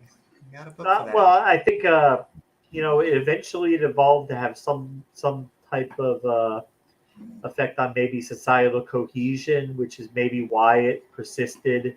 It started off to answer questions we didn't have answers to, but it evolved to become some sort of like unifying force in society. Like, well, it became oppression. I mean, you talk about the Council of Nicaea. Sure. You talk about in the Roman Catholic Church all the way through. But if we all believe the same thing, it's kind of like enforced orthodoxy, enforced social cohesion. We all have the same exact views on this subject. There's no dissenting views, especially with the Catholic Church. If you dissented on virtually anything that was considered an article of faith, that was heresy, you could be executed. Yeah. Mm-hmm. I mean, but what's insane with it is that one, we'll never know how society may have come about had we not had to be afraid of like things in the sky that aren't really there. We'll never know that, and I can't imagine it would have been like worse. I mean, the Renaissance itself, which was extremely like conservative by today's standards of art, but I mean, even that was like the boldest thing in the world. They're like, oh my God, we're just going to paint like bodies now, and we're going to represent God in a human form, and that was considered like rebellion. That was Bohemia, for them, and even today though, there's so many people who are afraid to. I've got friends that are in the LGBT community that won't, they're in the closet and they can't tell their parents because they're just so scared about stuff. Yeah, and it's because of religion. That's all it is. It's just because of their parents' religious beliefs. It's like, and that's insane. That is so stupid that in this society, in this day and age right now, we're talking to each other on a computer, that people are afraid of Sky Daddy. These Bronze Age, Iron Age myths that, it's outmoded. Yeah, it's outmoded is what it is. At the end of the day, no matter if you want to call it archaic, that's not even it's outmoded. It's not necessary. It is I think if religion is to ever come and be a functioning, useful aspect, people are going to have to learn to see it as a cosmetic. It's the BetterHelp app. And that's sometimes I will still use. I'll fall back into it. If I almost like ram into somebody while I'm driving, yeah, I'm doing a sign of the cross probably without even realizing, and that's fine. And that's fine because that's me in my car doing that. I don't care what anybody keeps in their own head as long as they keep it in their own head. But I think that's if somebody wants to make it their live, love, pray, their daily genre, that's great. Believe whatever you need to believe in. I don't want to believe that my mom is just poof gone forever because she's dead. That's not my dog, Doorknob Head, snoring, but somebody's dog is. I got somebody for y'all. Yeah. Another cat.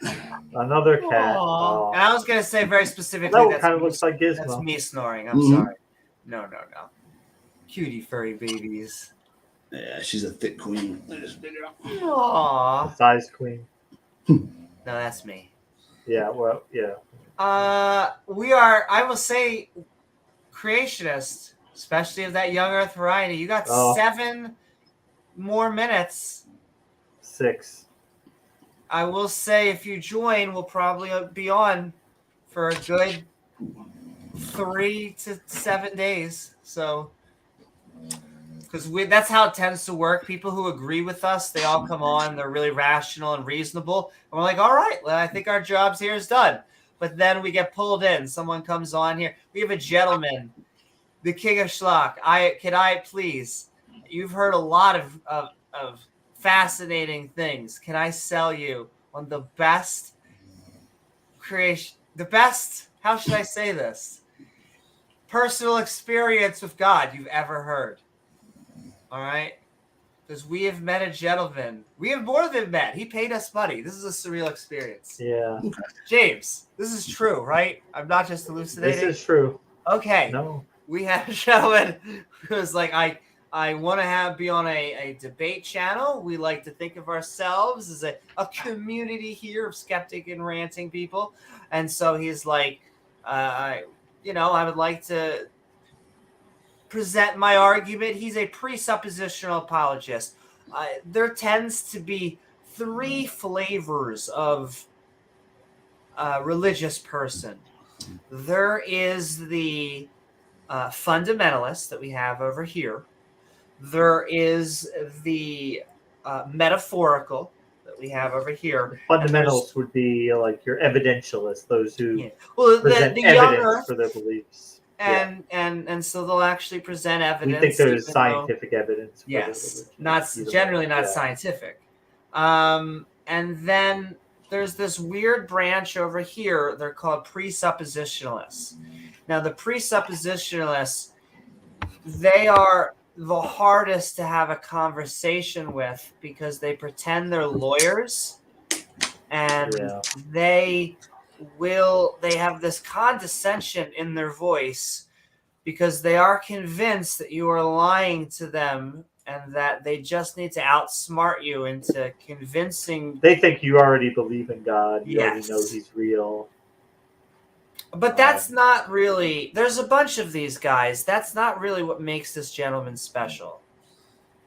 What makes this gentleman special, what makes this gentleman the best theist that you will ever come across, is that he believes that he has a personal relationship with Jesus. You've heard that. You've heard that a million times. However, he's Jesus' best friend.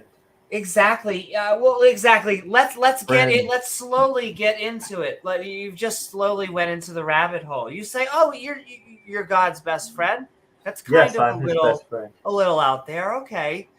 Sure. Yes, you're his best friend. You know, a relationship is great if you mutually not only like each other, but you're both into each other. You get what I mean? Hell yeah. Like friends with benefits type situation. Yeah. And so, meat slapping tonight. What would you not want better than to have a sexual relationship with God? I mean, there is no daddy more daddy than that daddy, I suppose. Holy cow. Oh my God, James, this is why we went back and forth whether he's a real person, because we swear he sets us up for jokes. Because I'm sorry, he is not a sky daddy. He is a what, James? So I asked him, I said, so when God is going really hard on you and he is really giving it to you hard, what do you call him? And he said, Dada. When you got a mouthful of deity, you're like, yeah. There you go. Ooh, deity schlong. But he answered every question the way you would want a comedy channel to get the answer. Yeah. Like we're like, which one of you tops? And he's like, we kind of go both ways. There's switches. Yeah. You switch with God. Well, and then he said, he's like, right now I'm having sex with God. And my hips are moving back and forth. That's the crown jewel. That's definitely trolling. That's absolutely trolling, though. And there's no. But the King of Schlock, he paid. We have money. We have money. He paid us. I'll tell you I would afterwards say why I'm starting to think he might not be. He'll sit on his channel and he'll do 8 to 9+ hour streams, and he his argument, the way I explain it to James is if he had a brownie once, it now has ketchup and onions. He has word salad sentences that are so long. By the way, Ultimated, I'm sending love if you're watching this. I'm sending so much love. Not as much love as God, but I mean, who can? And we actually don't dislike Ultimated. I think you can. Yeah. Can I tell you, James? I've been told by I think Jeff Ross, you can only truly roast people you love. You gotta have a little bit of love. We only roast the ones we love. But he has a syllogism Amy's talking about, and Platonically.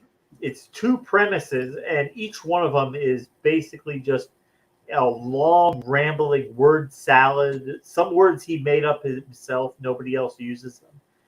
And just this long, rambling list of claims, half claims, and He would be have to accept. ridiculously. He would have to be Gilbert Godfrey level, like into it. Now, I'm not saying that can't happen, but like. Beamsy says, if he is a Poe, he is a really dedicated Poe, as he has hours of content. Listen, on my channel, and this is actually me so subdued right now because I'm over at y'all's house. But I also, if you get me a link, I will shout out your channel. Oh hell yes! I mean, it's the King of Schlock right here on Twitch. Get on over there, spelled just the way it is in the box. Let me just.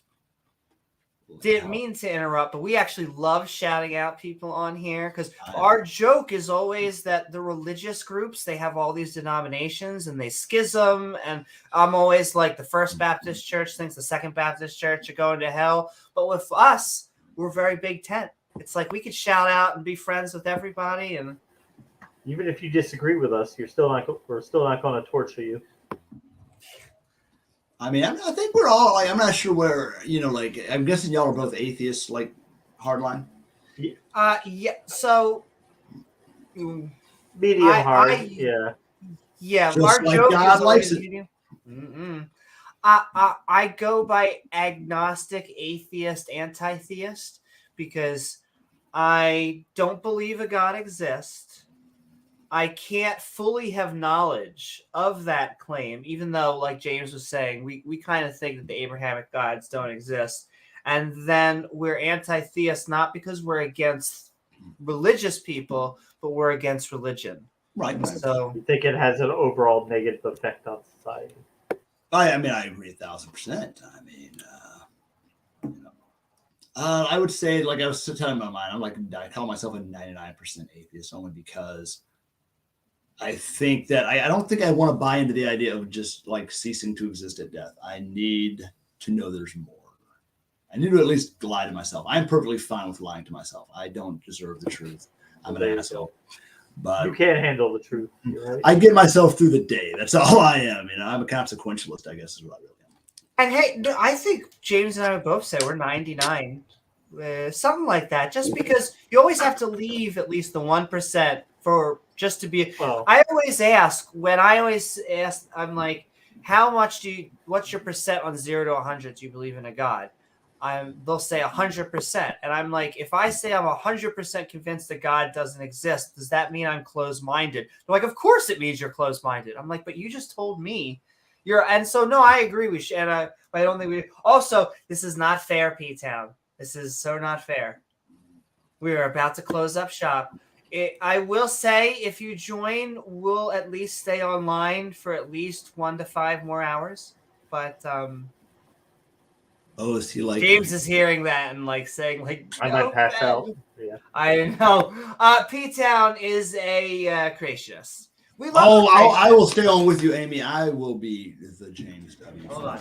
I am. I'll shout myself out real quick before we start. My name is K. Banning Kellum. I am the King of Schlock from New Orleans. Where's my gloves? Maybe night. Off from my own channel, hanging out with these folks tonight. Yes, I'm trying to find your. I know James Wolfe is like, you call it. Yo, this is what happens every time. Like at the last minute, we're like, and ready for outros, and they're like, evolution isn't real. God exists. Repent, sinners. We're like, damn it, no, come in.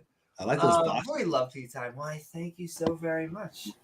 Oh. I don't know striking. I wish I did. I need to take. I want to take Krav Maga one day. I'm a jujitsuist.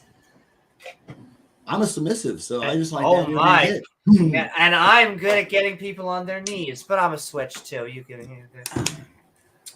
She wants to be on her knees too. That's right. As Peter has the great soundbite.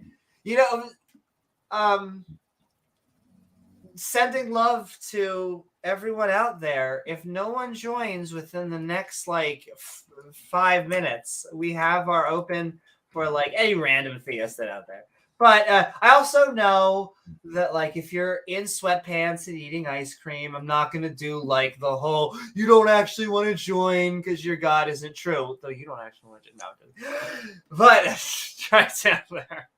I'm just glad we that love P-Town. James Wolfe, like, now I can go back to being at least a top, percentage of handsomeness in here. Like, he came in, that dude's too chatly for me. Okay, for a second, I thought you were going to say I could go back to being top, which also would have been a valid. No. I'm very happy on the bottom here. I'm a weekend kingster. I like to give away the control every now and again. Oh my!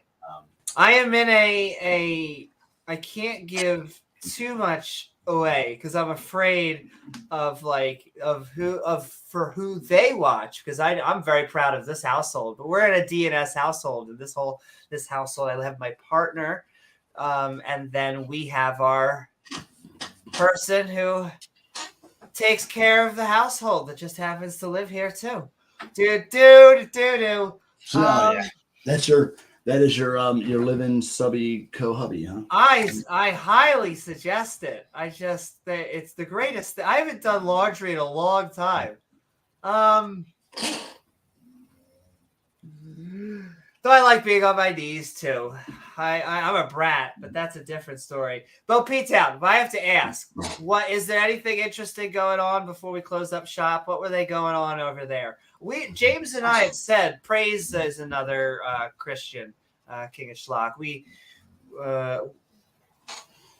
They are going through a little conundrum with the deleted up and coming YouTuber who is like 1 billion years old. Yes. Good. I hope they're unhappy. And it couldn't have happened. There's not many other people that it could have happened better to. Like, I don't wish harm on anyone. We were doing a side-by-side comparison on buying subs on just because we were like, this is this guy.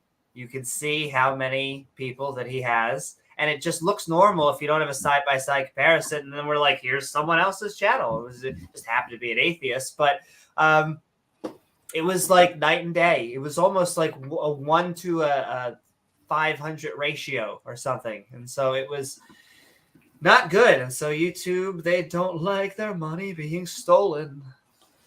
It's the one thing they don't care. They're like, listen, you can have your flat earth debates, but don't steal money from our ads. Yep, that is very true. That's why I'm a Twitch guy. YouTube, I just could not. A few years ago, I took a crack at YouTube. That's right. I need to find you. What do you do? What do you do in your channel? Okay, I am a horror writer from New Orleans, and I stream horror games, Dead by Daylight, mostly killer memes. So if you like to see Sweet Mama Hog, that is the pig, run around, then I will definitely kill some survivors for you. We do what I call Dead by Discussion nights, oftentimes, where we can just talk about any kind of really whatever you want. I kind of just host. Is this you? Let's see here. That's me. Yep, that is the big dick energy right there. Right there. We're putting it on there. I'm going to unhide it so I can then show the link in the chat. But that is cool. You got 1,000 followers on there. That is pretty cool. Twitch has been Thank you very much. a more uphill battle for us because we don't play games on here. However, I have been thinking about doing things that are more like that. I'm going to start 3D modeling on here while I do my counter apologetics and stuff. Well, it's all about just making a connection with your chat. And that's really all it is. And like really just yelling out everything that they type in there. And, that's all it is. And with me, I do all kind of just the dumbest shit, but it's fun. It's what I can have fun with doing. And it's a whole lot of just stepping into a little bit of persona. And oh no, he's leaving. Oh man, my one chance to. And that's okay. Actually, save it because we're about to actually go into our outro statements where you're going to be able to shout out your channel and say whatever you want on full screen. So just give us 1 second as we say good night, P-Town. I'm sending love to our young Earth creationists. Good night, P-Town. One day, an old Earth creationist. Just sending love, Pete. Out. I hope you have a nice Valentine's Day. I hope you sleep Yeah, well. happy V-Day, baby. And oh yeah, saw to get out. Did it grow inside on the 3rd floor? I don't know what. I just see something growing inside and I get excited. Yeah, I think we are going to tuck ourselves out because it's been a nice little short hour, 5-hour stream. Wish I'd have come in sooner. Hey, well, welcome on board. I want Great to have you on. I just followed your Twitch stream, and I want to ask you, are you a fan of the SCP community? I don't really read too much of the like kind of creepy pasta-esque type. That's okay. Stuff. You should try the game though. It's a fun game. But I will tell you this much. Have you ever heard of the reboot of Jeff the Killer called Jeff the Killer 2015? It was written Jeff the Killer 2015. I'm gonna mute myself so you don't hear me typing. Yeah. That's like I wrote that just for fun one time and it won some contest, and now everybody knows that about me. They're like, "Oh, you wrote the reboot of Jeff the Killer," and I was like, "Wait, are you the guy who made the picture?" Or no, not the original, not the big famous viral white bleach. Gotcha. No. I wrote a creepy pasta, a reboot of it. Right. There was a contest on this website, and it was like, hey, just do it in your style, and they voted on it, and mine got it, and I did not know how popular that story was amongst his fan base, so. A lot of people loved it, and a lot of people, you know how it is when you reboot the original, people come out and they're just like, this is shit. I also just want to send love out for Reboot, the animated series from the 90s. Reboot. I like to lick boots. Oh my, you're going to get along with Rage. No. I'm not even in my own element right now. You see me when I'm in my channel. Hey, I just said this is a place to be cathartic. This is our family and community. This is Skeptic and Ranting. I will send love out there. That's funny. James Wolfe is like, play Mario. It's so funny. I just was trying to hook up. I actually have my Switch. I was trying to hook up. I play a lot of Civ. If you ever see me playing Civ, it's because I'm procrastinating and doing something else. I'm actually like doing that and then like sometimes walking off and doing something else. But I should play games on Twitch because I've seen T-Jump just sit there and play chess and PC games, like if I can play StarCraft or something. While and I also like horror games. I can play Dead by Daylight with me. Maybe. Hey, that sounds fun. All new things. We actually have the ability to do it. I'm just so glad we have all these shows that I can actually do all this stuff. It's creative and comical, baby. It's coming soon. Just like more Debate Me Bras. Coming soon.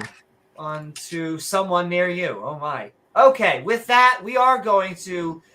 this is your first time on here, and I want you to know it may always hurt the first time, but we're gonna go gentle.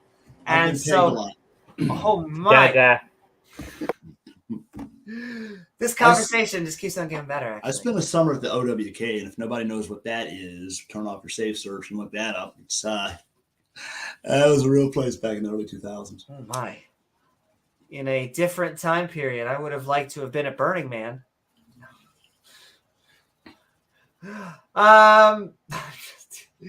Sending so much love. What I actually mean to say, King of Schlock, is we're going into outros being recorded. And you are actually going to be our first in our Skeptic and Ranting outros. We have been talking the 6 stages of evolution.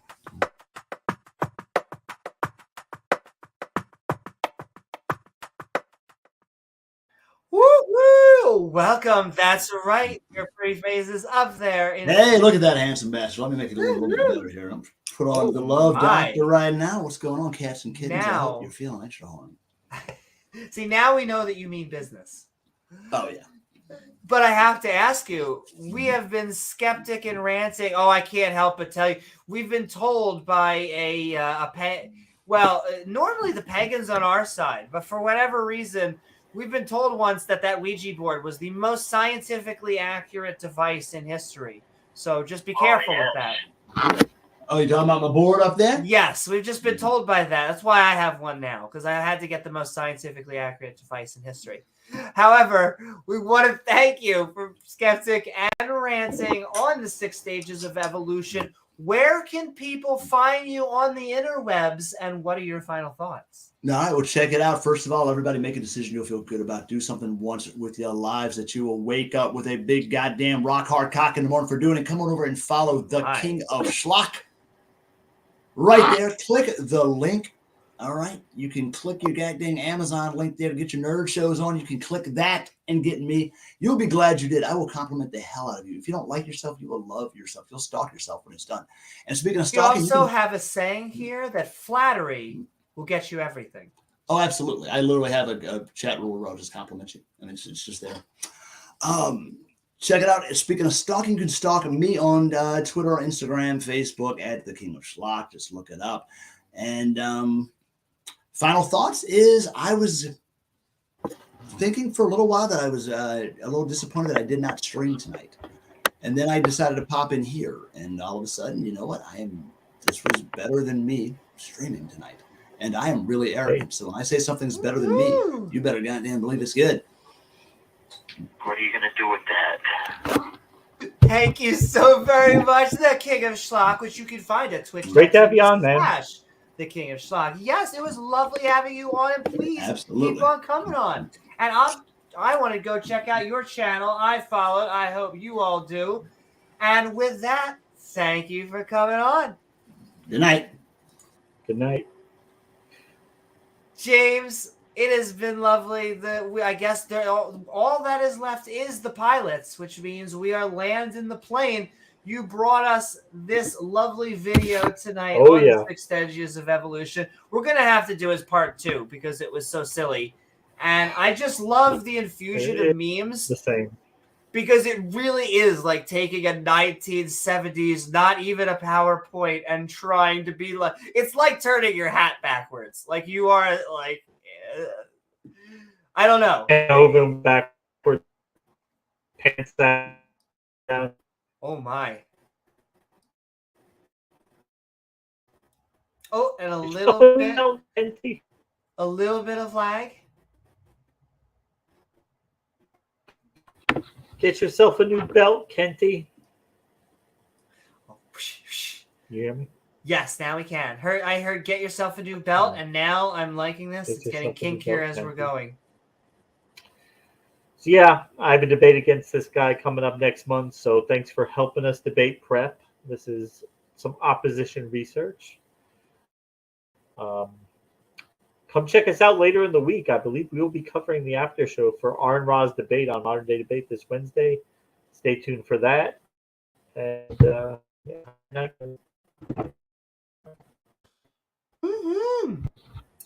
Thank you so very, very much.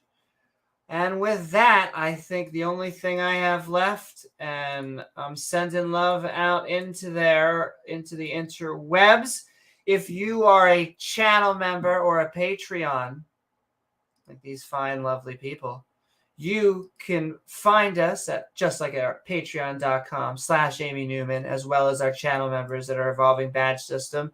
However, if you would like to be produced by people related to Jewish space lasers, or I guess they utilize the Jewish space lasers, because if I was related to a Jewish space laser, that would be an inanimate object, which would also be kind of cool. But you never know. Maybe you got some silicone life out there. More believable than a god. Do. So go check it out. I'll help you. Gizmo and I will help you produce your podcast. We'll help you grow, launch, or help monetize without buying subs, because that's not how it works. You can do advertising, and you can actually make high quality content that your viewers you can't will handle enjoy. Yeah. You need to create a community, among other things, because that's kind of what we're doing, which is kind of one of our main mission statements, because atheists. So there's nothing within atheism that says you have to have a community. There's no atheism plus, or any of the other things. I would say we should make a community because we need to offer an alternative to religion. That it's true that you don't normally make an anti-basket weaving club. However, religion is such an important part of tradition, family, and community that I think that it's important that we offer an alternative, because that's the only way that you give people the option to actually get out, to escape. And so, yeah, that's my final shtick, except for I want to really revamp. I know I've been saying that, and I am a horrible procrastinator, but I really do want to revamp, as in just more shows, timestamps. Because of those timestamps, premieres of blocked content like the ACA and other channels do. I think it helps promote channel growth and stuff like that. Gets people talking in the comment section and stuff. Thank you so much, Ian. Sending so much love to the one and only Ian Davenport. Just because I see Ian everywhere, I have to just send love to our brother and sister channel, Tangang. Sending love to the Atheist Network group. To Oz and Jenna and everyone out there. I saw Shane the Skeptic doing fantastic content the other day as well. Knock is doing good content. I'm trying to think of anyone else I can. Skylar Fiction, non-atheist. Pagan kicking butt all over the Clubhouse, which is what I also need to do. I'm pretty sure I'm going to be 3D modeling apologetics. I know. We need to go on praise and standing, and we need to go on the EF Dawa, EA Dawa. We need to go on Hazma's Den. We need to go on all of these open mics. I want to go on Richard Madison, even though I think he's a mensch. I like to at least learn his view. Yeah, so look forward to all this type of stuff and more. James got those goos. That's right. James debate coming up. That's right. Raiding Circuit City. That's right. Also Party City, or whatever. Spirit Halloween store. I know. Knock doesn't get enough credit. He's an awesome guy. He is a good guy. He's always been nice to us. So. He actually has some empathetic insights. I think that's why he's having a problem with the rage part of his name right now. Not the atheist. I think he's kind of growing. He's starting relating to people. It's hard because he's always been known as the rage. Yeah.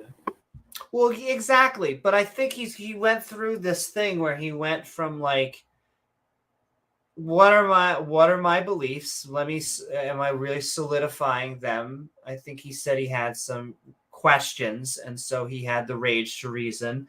And then I think he was like, I'm doing this content that kind of counters basically all the same apologists that I had. But I think now he's like, it's the same. I don't know who, much smarter people than me. Hate is like drinking a poison and expecting the other person to die. And I think as we get older, it's hard to hate those people. You pity them. And it always sounds a little bit condescending when you say pity, like, oh, I pity you. But it's kind of like it's like the people who hate me for who I am. I pity it's kind of like it is. It's kind of like it's so hard to get you on topic and to talk about theology or science or fucking the weather outside. All you care about is my junk and who and who I'm going, yeah, that girl Dick and who I'm dating. And it's like that means something's going on with you. Like there's just so much hate, so much anger, so much visceral. What Goldie? Like, but wait, if you're a trans woman and you're with the trans, how does that work? Oh, head explodes. Well, it's all, how does that work? It is always funny. They cannot take I hate to use the word snowflake, but almost all of these guys and sometimes gals, like they are the thin-skinnedest. Yes, like what annoys me about TERFs, trans radical exclusionary feminists is that they are defined by us. They're defined by what they hate. They wake up in the morning to hate these trains. And it is like, I hate to use the word first world anymore because it's so colonial, blah, blah, liberal, blah, blah, blah, blah, blah. But like, it's such first world problems. Like, is that if your biggest problem is what bathroom someone is using, you have such a huge, I told this person, you should thank your God every day. You should kiss the ground that you walk on for how good your life is. That's the worst thing in the world is somebody using a bathroom you don't approve of. Yeah. Another PSA, ladies and gentlemen. Next thing, dogs will be living with cats. See, I had an angry atheist phase, but it was like cheesy. Like I had an atheist roommate at the time who was like, "What the fuck?" Because I used to give my finger to churches. But not angrily, because I thought I really was being edgy. Like I really was like, oh, and I that has kind of, you know, I would probably still take Bibles from hotel. No, I've been in hotels. Do I still grab them? I guess I don't even give it. I would, if I had enough money, I would put God delusion in every hotel room, motel room. Person that I visited, I would, but that's a little bit different. But there's no hate in my heart. There's no anger anymore. None of that stuff. I don't feel like I've been tricked, and you know, imagine all this stuff. Running a hotel chain, like you could change the TV. You have Christians book it, and they're flipping the channels, and it's just like R and Rod, Matt Dillahunty's content, Atheist Experience, every channel. Shannon Q and Dr. Ben. Skylar Fiction. Be a good James. All I'll atheist tell content. you, the more we grow, the more I would like to. I see the channels like The Line sending another brother sister channel out there that I love. You know, and Jimmy's a great producer. I would like to, just speaking of the space lasers, I would like to produce one day. Let me tell you, if I thought that you and we would both have to agree that there was someone that could come on and just do a show without us and they were that good on this channel, I would produce them. No one has ever came around, but I've seen people on the ACA, The Line, and all that stuff, because it really is, I hate to say, a mission. It's something bigger than us. It is about the community. It is about getting people away from religion, and it's a competition algorithmically. It's not a competition as we're all on the same team. Definitely. I don't know. I'm ranting, but I guess that's the name of the show. Amy has purpose. That's right. Send love, Doorknob Head. Because I think Jamie and I just care about the same thing. Is that we just want to create a channel in which we're getting a message out there and trying to remind atheist agnostics, but also pagans, theists of any variety. If you are a skeptic, you have a home, and that home is right here. And all right, on that, I hope that you all enjoyed this episode of Skeptic and Ranting, the 6 stages of evolution. Holy moly. Where we watched a video from the channel Studio 215 Official. Very official. Very official. Don't trust the unofficials. Don't do the eBay. Called Evolution Exposed, number 1. Which implies number 2, ladies and gentlemen. The 6 stages of evolution. That's right. Finger up. I know. Well, this is towards God. Towards God. That's what they like to. 1. Everyone's got their shtick. They got their poses. I'm more a fan of this. I'll take this any day. I actually have 3 different poses that I don't normally say it out loud, but I shouldn't be superstitious. I'll do my other hand because it's going to be hard to see this hand. For celebrating for life, celebrating those who have died, and celebrating all those who have come before us. It's not a Wakanda as much as it looks like a Wakanda, and I love giving Wakandas. But yes, again, celebrate life, to celebrate death, and to celebrate all those that have came before. I don't know where they came from. They just, I feel them to get all emotionally and feely, but it's okay to have feelings and to like feelings, to like the color purple, and to enjoy vanilla ice cream with strawberries in it. But that doesn't mean that the speed of light is not the speed of light as affected by general relativity. So I always have to add that asterisk. Okay, what were we doing? Okay, yeah, Studio 2115, official, very official. Called Evolution Exposed, the 6 Stage of Evolution, for an evolvingly good time. Really was. However, I do want to thank my co-host, James W. Thanks, guys. In the house. As well as our guest tonight, Beamsy, James Wolfe, and TheKingOfShlock. Woo-hoo! Go check out his channel. It was sent into all of the shadow spheres. Zeleni came on for.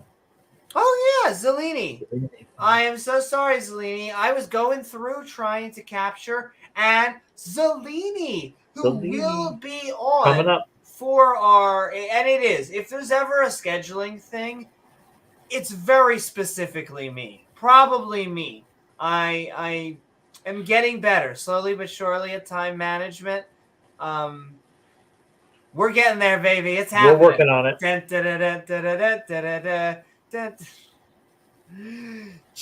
James's managerial skills and project management skills are basically what keep me on task. They are basically, he has to go FUCUS. Focus, Newman. Yes, maybe. A little. Probably. 100%. I really am sending love to, she's got it in her again, hand right now, Beamsy, James Wolfe, Zeleni, and TheKingOfShlock, as well as the lovely people in chat, the Twitch people, twitch.tv/Amy Newman Skeptic and youtube.com/Amy Newman, are awesome mods who make this stream so great. We're also streaming on Facebook, but I sending love to Facebook. Best mods. I'm pretty sure that Zuckerberg's the only one watching. It's true. We do have an amazing admin and mod team. Really sending love to all of our mods out there. They keep us on the straight. Some people say they're the best mods. I don't know. I think we have the best. And of course, lovely viewers like you who make this channel even possible. If you enjoy the show, please don't forget that you can share it with your friend, family member, or person you're in a debate with. Or you can like, follow on Twitch or subscribe on YouTube, because then it gives you access to that bell icon, which when set to all will send you reminders to see our premieres, like all of our upcoming fun content. We will be doing more of Skeptic on the Street. It was a highly successful launch episode. It just got really cold, and I am kind of a delicate flower. But once it gets warm again, we're going back out for some more street epistemology. But more premieres, more live streams for a sunflower. Or hey, speaking of sunflower, why not leave a comment once the video's done? Listen, James, very heterosexual man who only talks about the gay voice and transgenders every chance that I can. They're just in mine. focally. Oh, the topic was about Jesus? Okay, but could we talk about like the girl D? Okay. As long as we're bringing it up. That's about why women can't give oral sex to men. James, why would you have a woman do a man's job? That's gay. Yeah, a woman giving oral sex, that's gay. Oh my God. Whereas, we live in a universe where we have been told by a creationist that a woman orgasming makes them a male. Makes them more masculine. she's trying to become a man. That's not normal for the women to do that. She's becoming a man, so that's gay. That's gay. Gay, very gay. It is. Every time, Yeah. and I've been pretty told if you make. And the other claim was if you make a woman orgasm, you are being kind of gay. Yeah, she's becoming a man. That's gay.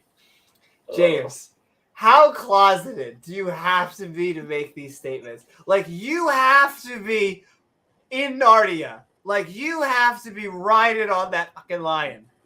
I mean, somewhere around Liberace level, closeted, like... Yes, somewhere between Liberace and Ricky Martin a good decades ago. Yeah.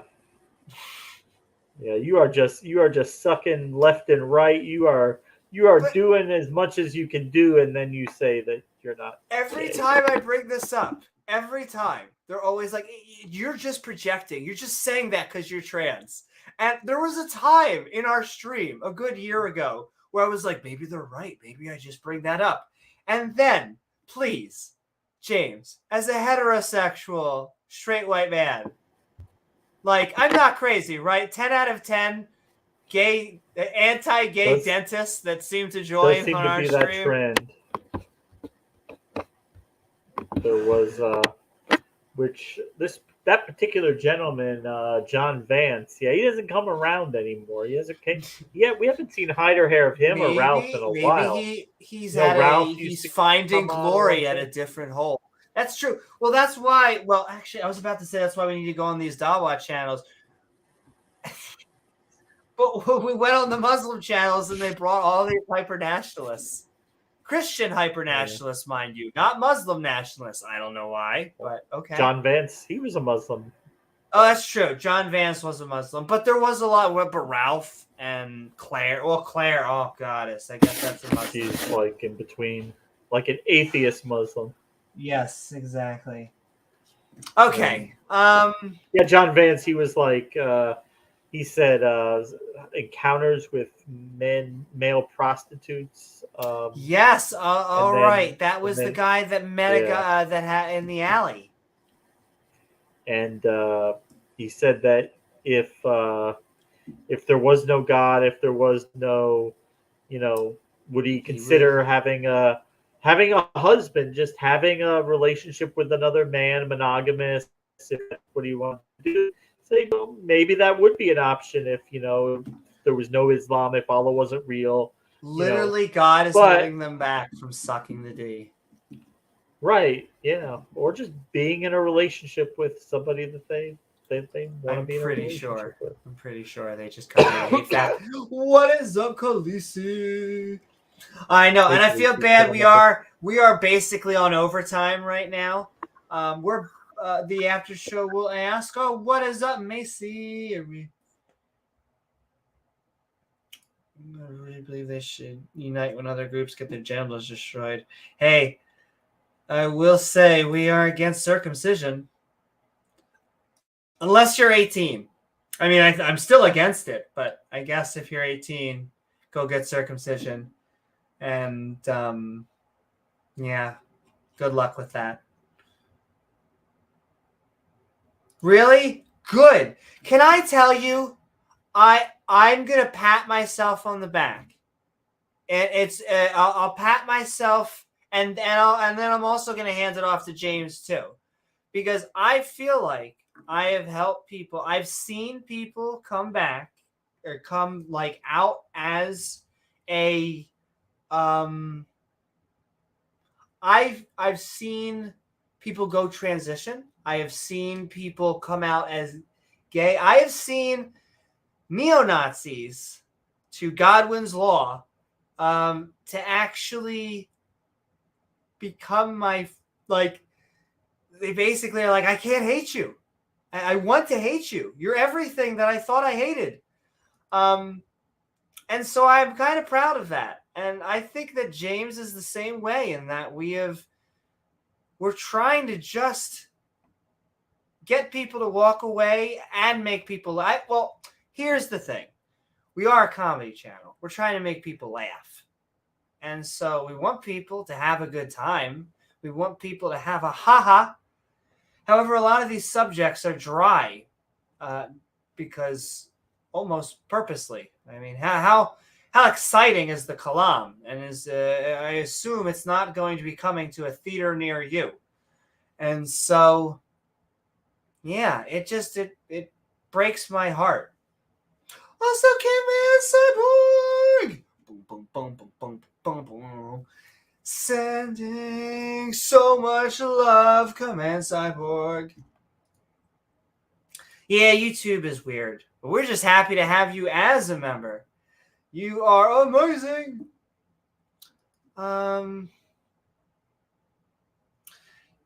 Yeah, we need more laughter. I am going up there on those open mics. I know, once again, the world's biggest procrastinator in the world, but I've had so much to say, and it's just another one of those cathartic things. Oh, we lost to James.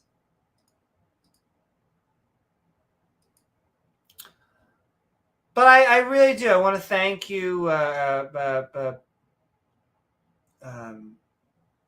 Khaleesi, Command Cyborg, James Wolfe, for being members. And I want to thank you, James Wolfe, for saying that, because sometimes it is a trench. Well, and it is. That is the weird. The weird thing is that I had a guy today say, the way he framed it, it was hard to tell if he was no longer a Nazi or he was saying that he hated the wannabes. He was like, I hate these wannabe Nazis. He was in my DMs, like, and I'm thinking to myself, aren't you? Now he's nice to me. He's lovely to me, and I'm lovely to him. And I don't do it out of like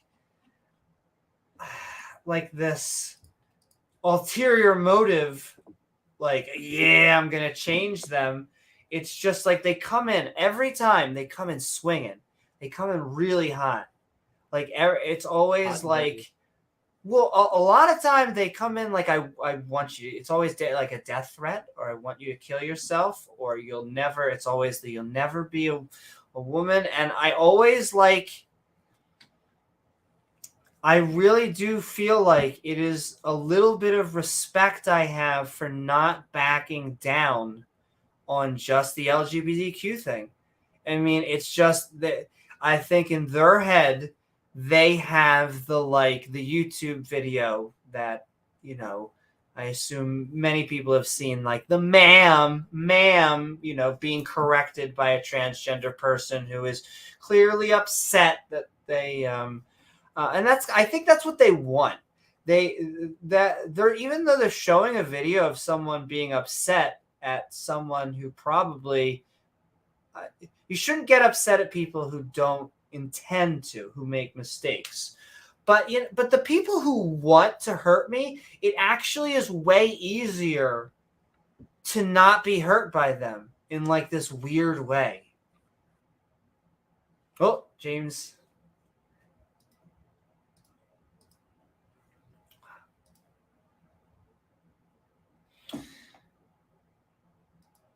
And thank you, Khaleesi. And hey, you are probably strong too. Don't sell yourself short. And I hope, once again, I'm so fucking patting myself on the back. I'm hoping that by me being strong, other people can be strong. By other girls, guys, both trans men and trans women, and biological men and women. Gosh darn it. I don't care. This community is bigger than that. I stand by it that the qualities that I think make us strong, truly strong, to use one of their words, it transcends gender. It's not about being transgender. It's not about being biological. To quote someone way wiser than me, never forget who you are. The world will not. Wear it like armor, and it can never be used to hurt you. Boo boo doo boo doo. What and sending so much love to everyone still with us. I see Udif and Khaleesi, Doorknob Head, Command Cyborg, Macy, Purple Rise of Orange, James Wolfe. I think this is our last tuck out, because I would stay with you all for as long as we can. We'll be back soon. Fecknell, all the people out there on the Twitchosphere. That is Tyrion Lannister, baby. I can't help it. It's seared into my head because it is one of the strongest statements that it's just so true that KJV quit that server. I hate to gloat because that religion server that I was off, she left. Because she threw everything at me, and nothing sticks. And that is what I'm most proud of. I really am. I didn't want her to, like I said, and people ask me, they're like, "Well, are you happy now?" And it's like, I mean, I guess I'm not. I'm glad I'm not getting death threats anymore. And but like she thinks aliens are sending the real Jews out. And not like Mexican aliens, but like from the other solar system. Like it goes back to, I really do have pity. It sounds sad. I'm trying to say that without any condescension. Like I really do want her to get better, to join Team Skeptic and like be like, oh my God, I said horrible things. I'm so sorry I said horrible things. And I'm not going to say a perfect world, in a world where that happens, but we're sending love because oh my, double trouble. We have a $5 super sticker from Khaleesi, giving us a keep it up. Thanks, Khaleesi. Lifting those weights. I need to do more workouts. Rachel has been trying to get me. She's like, I used to do push-ups, sit-ups. I'm like, okay, I definitely have. I've tried a push-up before. I'm more nimble. All of my things tend to be quick, even though I walk into walls. And so, yeah, sending so much love. But I like yoga and jiu-jitsu. I do need to do sit-ups and push-ups because eventually I need to take a striking course. Need to do it. I'm going to take Krav Maga. I know, and forever in my head, it's going to be like, did you take Krav Maga because it's the Jewish one? But I think Krav Maga is a good striking sport. It actually mixes a lot. And I have no relation to Brazilian Jiu-Jitsu or Brazilian, but I think Brazilian Jiu-Jitsu is amazing. Just thinking out loud. Jiu-Jitsu. That's right. There it is. That's it. But I would learn Japanese Jiu-Jitsu. But whatever. It's just the one I got. Sending love. Judo's fun. Yeah, I would learn it all. But the next is I have to get a purple belt in Jiu-Jitsu. Once I get a purple belt, I'll move on to something else, and that is the first level of teaching. And so I feel like if you can teach something, you can do. And then we are going to do. So thank you so very much, Khaleesi. We really are going to keep it up. And then, sending so much love to Ian Davenport.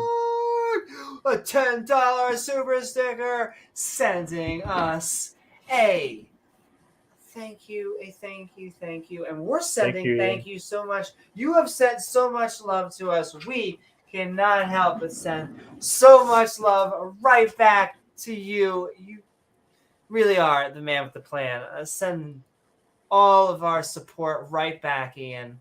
It helps us create even more amazing content and get more props. Have you looked into for your next martial art a Meridote? Have you ever heard of a Meridote? Yeah, I have not. it's there's a famous teacher on YouTube who is the inventor of it. His name is Master Ken. It took me a second. You're gotcha. Master Ken. Yeah. He's hilarious. He is funny. Wanted to hit the microphone, but that wouldn't have been great Master for, Ken. for audio He's got listeners. Oh, Dr. Dan is in the house. Hey, Dr. Dan Creation. What's Good to see up? Dr. Dan. Why are you all still awake? I know. We're crazy. We're crazy. We are. It's been basically a marathon on a short video. Just so much bullshit to unpack, though. He really. It was. Like I say, you have to imagine like a parrot that lived in Dinosaur Adventureland for like 5 years and flew away. He just repeats Ken Hoven talking points verbatim. It was. He was the Wish version of Ken Hoven. It's basically like, oh, come on, Mom. Can't we have Ken Hoven? You have Ken Hoven at home. And then that's what we watched tonight. Like something about thank you so much, iron Ian. To have a star. The dumbest thing. That is gonna kill me. That is, James, we're gonna be talking about that for a long time. The fact the chicken and egg problem, because you need iron to make a star, and you need the star to make the iron. So which came first? Need the star to make the. You need the iron. You need the star to make. You need the iron to make the star. Yes, that makes complete sense. Thank you. It's like you need the cyanide to make a human, or you need the You need the fire to make the ice cube. Yes, it's all making sense. It's all coming together. Yeah. All right. I'm trying. We keep on squeezing because we can't help ourselves. Yeah. But we'll be back on in a couple days. Yeah, Check we'll out be that, back on soon. If not, that after show. And I'll be probably impromptuing, debating, and creative and comicling probably within a day or so as well. And James is invited on every impromptu debate you, as well as any time that we do impromptu debate you, we'll try and send, if we do go on either the politics and religion Discord, or a clubhouse, we'll send in the link so that anyone else can join us if you would like. Hillhugger says it was very dumb, the video that we watched. It was. Talking about. And yeah. I know. That up and coming YouTuber, he just couldn't handle it. Former YouTuber. Former up and coming YouTuber. Well, yes. YouTuber Amy Newman, it was a great show tonight. Thank you so very much, YouTuber James W. It really was. We got sidetracked by sexuality. We were hoping that we went through. Okay. All right, we came out of the closet. We're back out of Narnia. YouTuber Sunflower. YouTuber Sunflower. Leave in a comment once the video is done. You can also leave a super thanks, which is this new feature. Apparently, you can it's like leaving a super chat after the video is actually done. And then we will read it back on the next live stream into the future. So we'll come back and say YouTuber so-and-so left this comment, this super thanks, and God damn it. Oh, we are YouTubers. Okay, I'm just sending love. We'll read it back on the next episode. We love all of the Look at YouTuber Doorknob Head out there. YouTuber Doorknob Head. Such a YouTuber.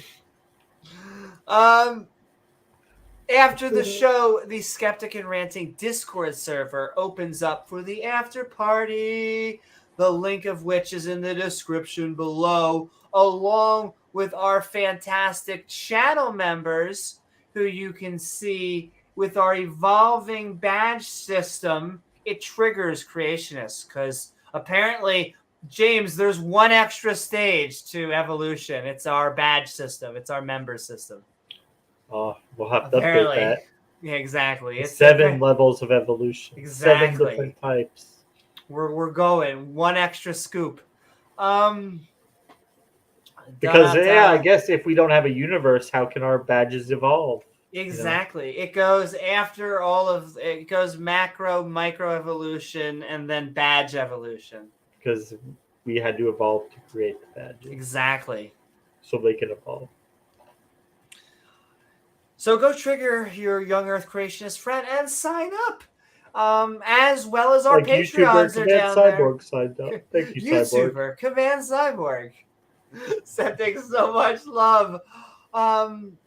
So you can join and our patreon.com/Amy Newman, which helps us make even more amazing content. You're not really a real YouTuber if you haven't been heckled by Doorknob. That's right. Yeah. She may not get the joke. That was from our ultimated Judeo-Christian debate. He likes to be referred to as YouTuber ultimated Judeo-Christian. Yes. Specifically. Which was like, we're all on YouTube. We're all YouTubers. We're all YouTubers. Like, no, it's not. I want to thank Twitch streamer TheKingOfShlock. It's just we are Twitch streamers. We are. It's just very weird. Yeah. It would be like having to put it in the title though. It'd be really weird. Oh no, it's not making fun of Ken Hoven. No, Ultimated got. I mean, we're all divas. I'm a diva in my way. I like designer purses. It is a joke because he's no longer a YouTuber, but yes, well, exactly because he's no longer a YouTuber. That's right. Yo, you know what? Ultimated has one step over Ken Hoven. He is a YouTuber. Oh my God! Exactly. Before then again, at least Ken Hoven's a round earther, so that's you get one, you lose another one. I know. Yeah. Well, it's like our Trinity. Speaking of Trinities, do we want them to presuppose that they are an asshole? Do we want them to present the world as 6,000 years old, or do they want us to just say, let's just ignore our holy text? I mean, I guess still going with ignoring the holy text, but it is a trinity of. I don't see how you can have a star without iron because you need iron to make the star, and you need the star to make the iron. It doesn't work. This whole science thing, it's just nonsense. It's just too hard. That's what she said. I feel like it has electrolytes. That's basically what's keeping the star in line. Stars crave. It's what stars crave. It's got iron. It's got iron. Iron, oh. Stars crave. That's what stars crave. James, these are citizens that vote. This is what I'm talking about. This gentleman has survived our education system. I'm going to put it that way. While he's being a particular individual in jail. Not for the teachers, but because of just their peers. Oh my God, the peers. Where's your tattoo? You don't have a tattoo? You don't have your... Where's your tattoo? Oh, where's your tattoo? You don't have a tattoo. Welcome to Costco. I love you. I feel like we're it's gonna go into hour 6. It's too late. Yeah. Good. Sending love to Pookiekin. Sending love. Have I made it through? Skeptic and Ranting Discord server. Right down in the description below with our amazing Patreon channel Discorder. members. And soon to be Girl Deck. I think that if you guys and gals have said yes, and James has said yes, anyone else, if you are a Patreon and a channel member, you will now be or a listed, Twitch subscriber. or a Twitch subscriber. Yes, And, if you are yeah, 2 out of the 3, you will be considered on the girl deck, and you will be listed first. So we'll go girl deck and the Patreon Specifically to members. troll Bob Larson. Yes, very specifically. And yes, so go to Skeptic and Ranting. I have to look into to whatever Nitro is. I have to ask Math Pig what the hell Nitro. You can apparently you can pay for special Discord. Yeah, James, they special got everything. strings. I'll have to look into that. Everything's Maybe a I can fucking add it. subscription now. I know. Well, can I tell you? I mean, I really do feel it. My master's thesis is gamification. It's coming true. I see it everywhere. Like, it's going crazy. I don't know if I should be like happy or sad in that gamification is taking over everything. But you know, sending love out there to the world.